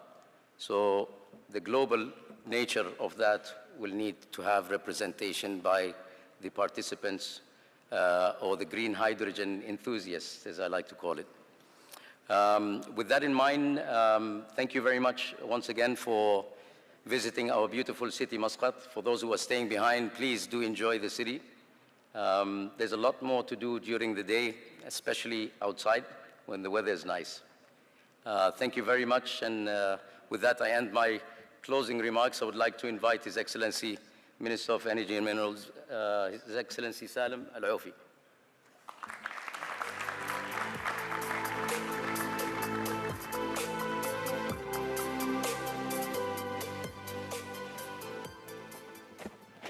Okay, I think we are pretty much close to the end. But I still don't see the room as full as I expected it to be. I think we managed to lose few souls on the way. We probably exhausted them, drained them. I'm still here, and I still got a homework to go to in the evening. So anyway, for those of you who stayed behind, thank you very much. It's been extremely interesting. I attended most, not all, the program. Unfortunately, I could not attend any of the technical sessions. If you go away outside the presentation and the material that you learned from and the excellent speakers, if you go away with a quarter of the business cards that I collected, then I think you earned your time in this summit. It's been great networking. I met a lot of people, excellent ideas. Some of them we didn't even think about, and people came voluntarily and said, did you think about this, and did you think about that? And some of them are extremely good, and we'll definitely take them on board. My friends from Hydrom are not happy, because they see a change coming very quickly. And actually, I was quite surprised to see that the Salalah hydrogen project is targeting 2028. And oh, thank you for that. We took a picture of that last slide, and we'll hold it. We definitely need the momentum that you're creating. And the message to many of the individuals that I talk to is please keep pushing us. Put us on our toes. Don't hesitate to make a call, and then repeat it with another call and a third call.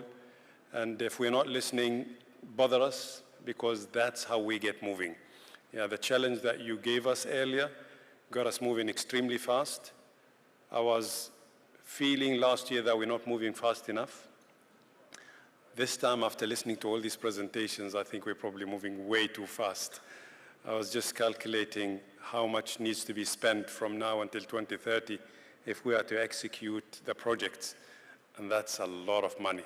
If we do deliver against that promise, I think we're going to be changing the landscape of the foreign investment, direct investment that is coming for these projects. And that is not even counting on the infrastructure work that needs to happen. We didn't even talk about infrastructure in this particular event, but that's a huge, huge task, and I'm sure the guys are taking that on board.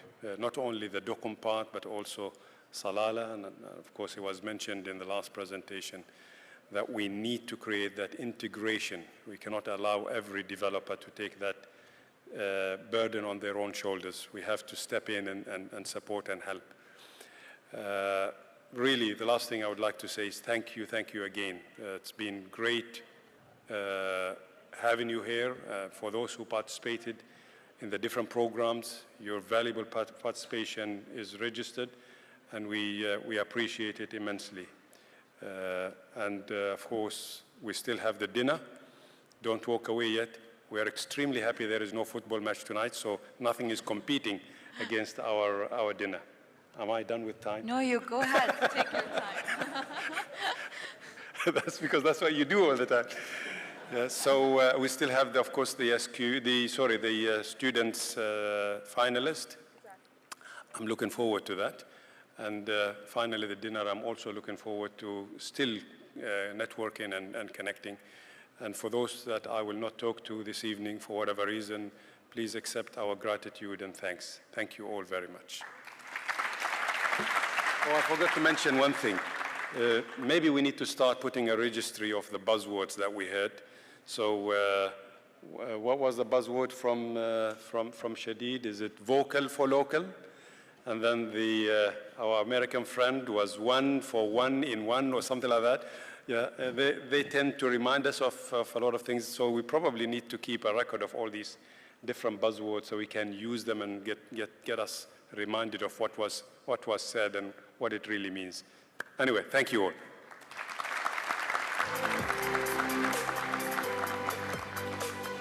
Thank you, Your Excellency. I'd like to invite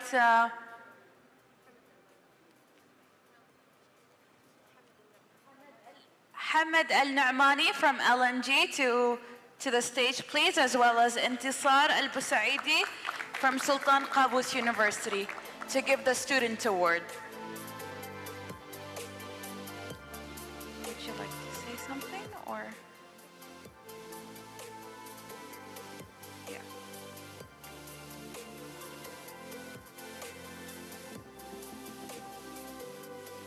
He said no. Is Intisar?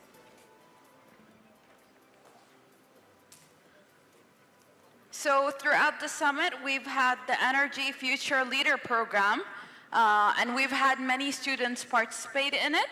It's sponsored by Oman and LNG, so thank you for that.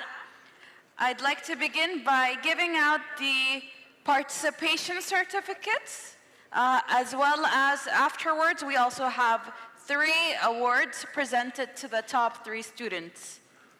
Let's begin by calling the participants. Zuhur Zahran Al-Rashdi, please join us.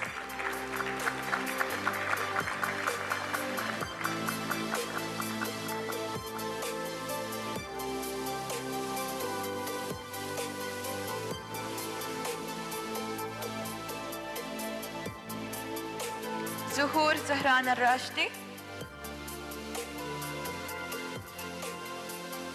Followed by Abdul Hadi Khalfan Al-Saadi.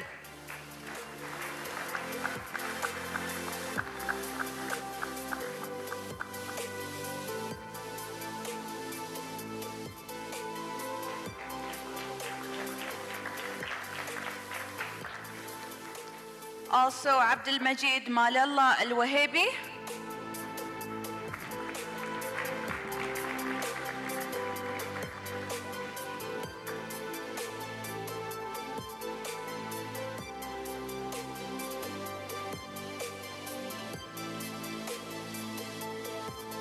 as well as Alia Saeed Khamis El Sinedi.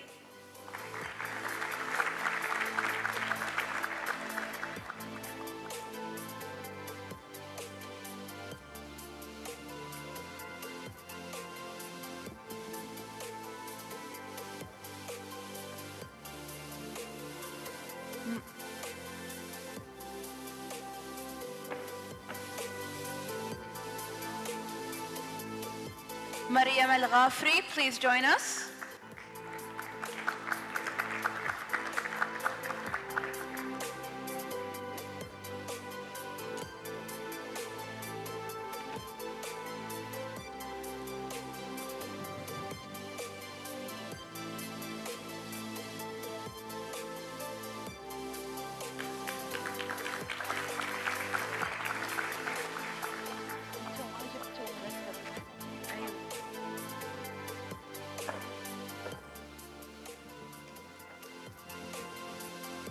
Rayyan Mohammed Rafiq, 1, please join us.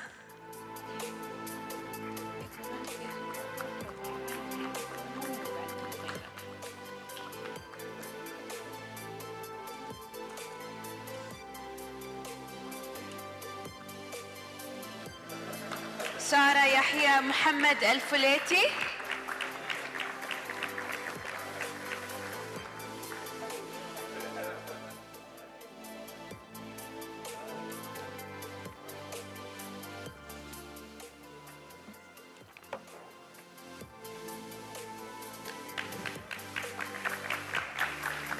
الريان المحظوري.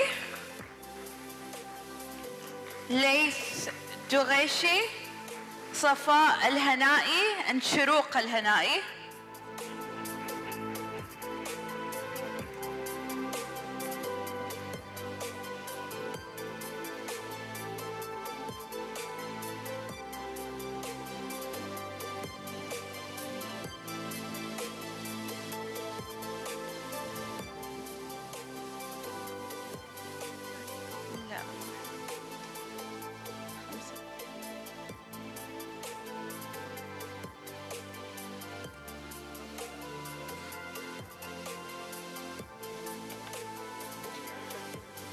مريم جدة.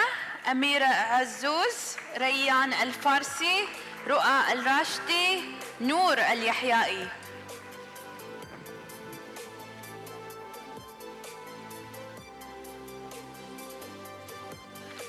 The names.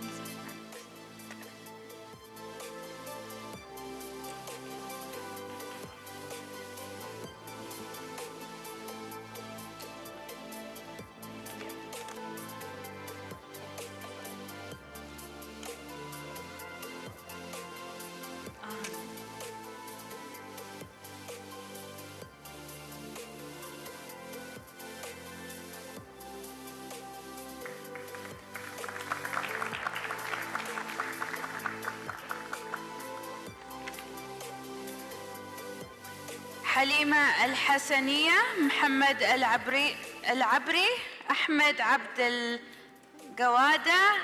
كامل إيدب. راشد الهجرك. Please join us.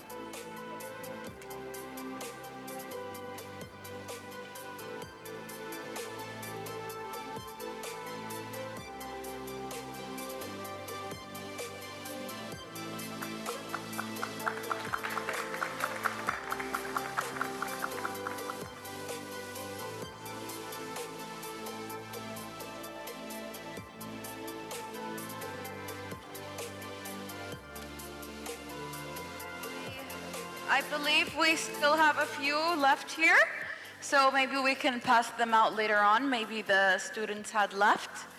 Now we'll be presenting the top 3 places, beginning with the 3rd place, which goes to Rayyan Mohammed Rafiq.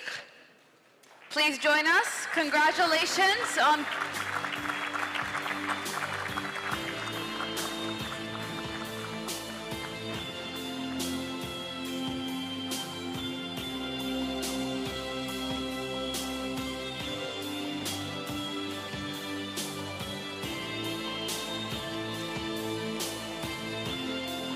Who am I?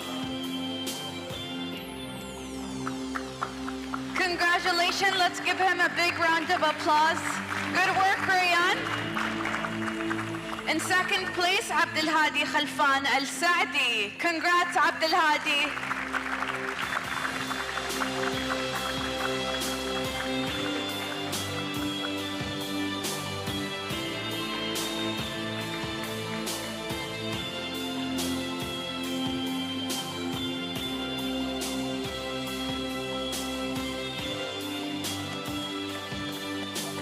Congratulations.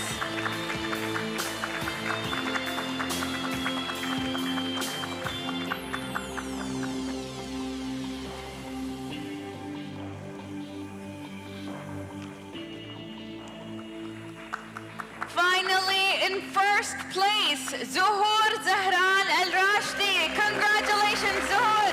Big round of applause to Zuhur. Great work.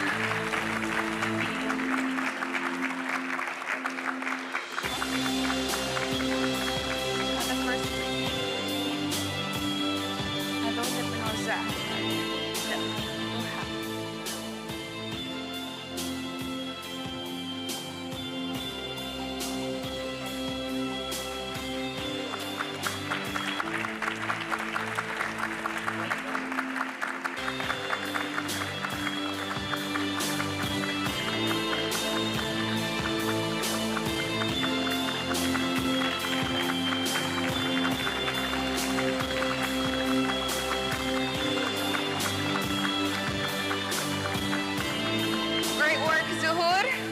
Thank you. Once again, I'd like to thank our sponsors for making the summit possible. Can we please have them up on the screen? Thank you also to our technical sponsors. Thank you to the team that organized the summit. I've seen how hard they've worked, and they have not had a single weekend in weeks, nor did they enjoy the public holiday. They worked all day. So thank you for your great effort to Mr. Abdullah and the team that worked hard on the summit. Thank you to all our sponsors. Thank you to the attendees who came from abroad. Thank you to everyone, to all the panelists that participated, and thank you to all the moderators as well. We hope that you've had a fruitful time at the summit. You've learned a lot, and hopefully we'll get to see you next year. I think that's about it. Am I missing anything? Also, Mr. Abdullah, great planning skills. You planned the longest day of the summit on a day that happened to not have a football match. So I bet you've planned that with FIFA. Also, he'd like to have his team up on stage that are behind the scene, that have worked endlessly over the past 2 weeks to join us and take a picture on stage.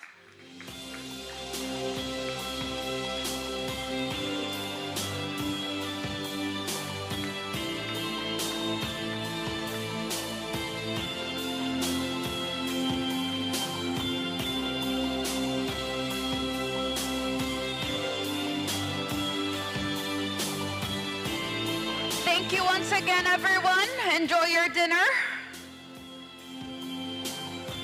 And for those who will be flying back home, have a safe journey. And for those of you who are staying back here in Oman, please take some time to explore Oman.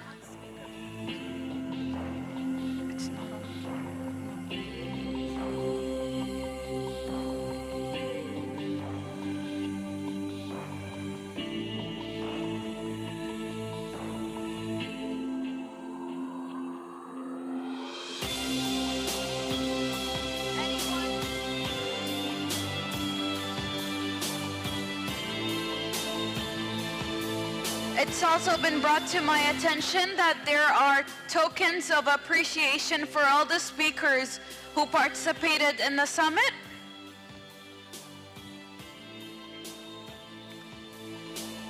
Sorry, give them a moment to take a picture. They'll further explain.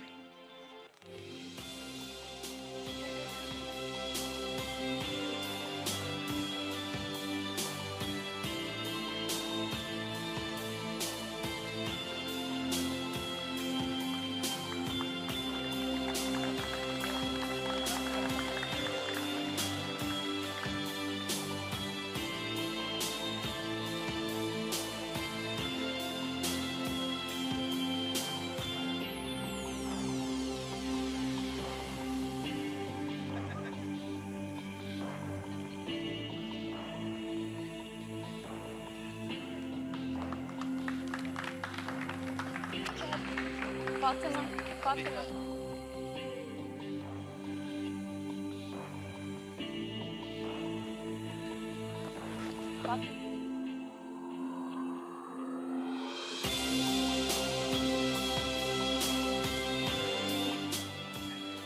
Thank you, everyone. If you are a speaker today, you can collect your token of appreciation from the desk by the entrance. Thank you. Also, there's dinner prepared downstairs for everyone. Enjoy your dinners and enjoy Oman if you're going to be here for a few days. And if not, enjoy your journey back home. Thank you, everyone. Have a great evening.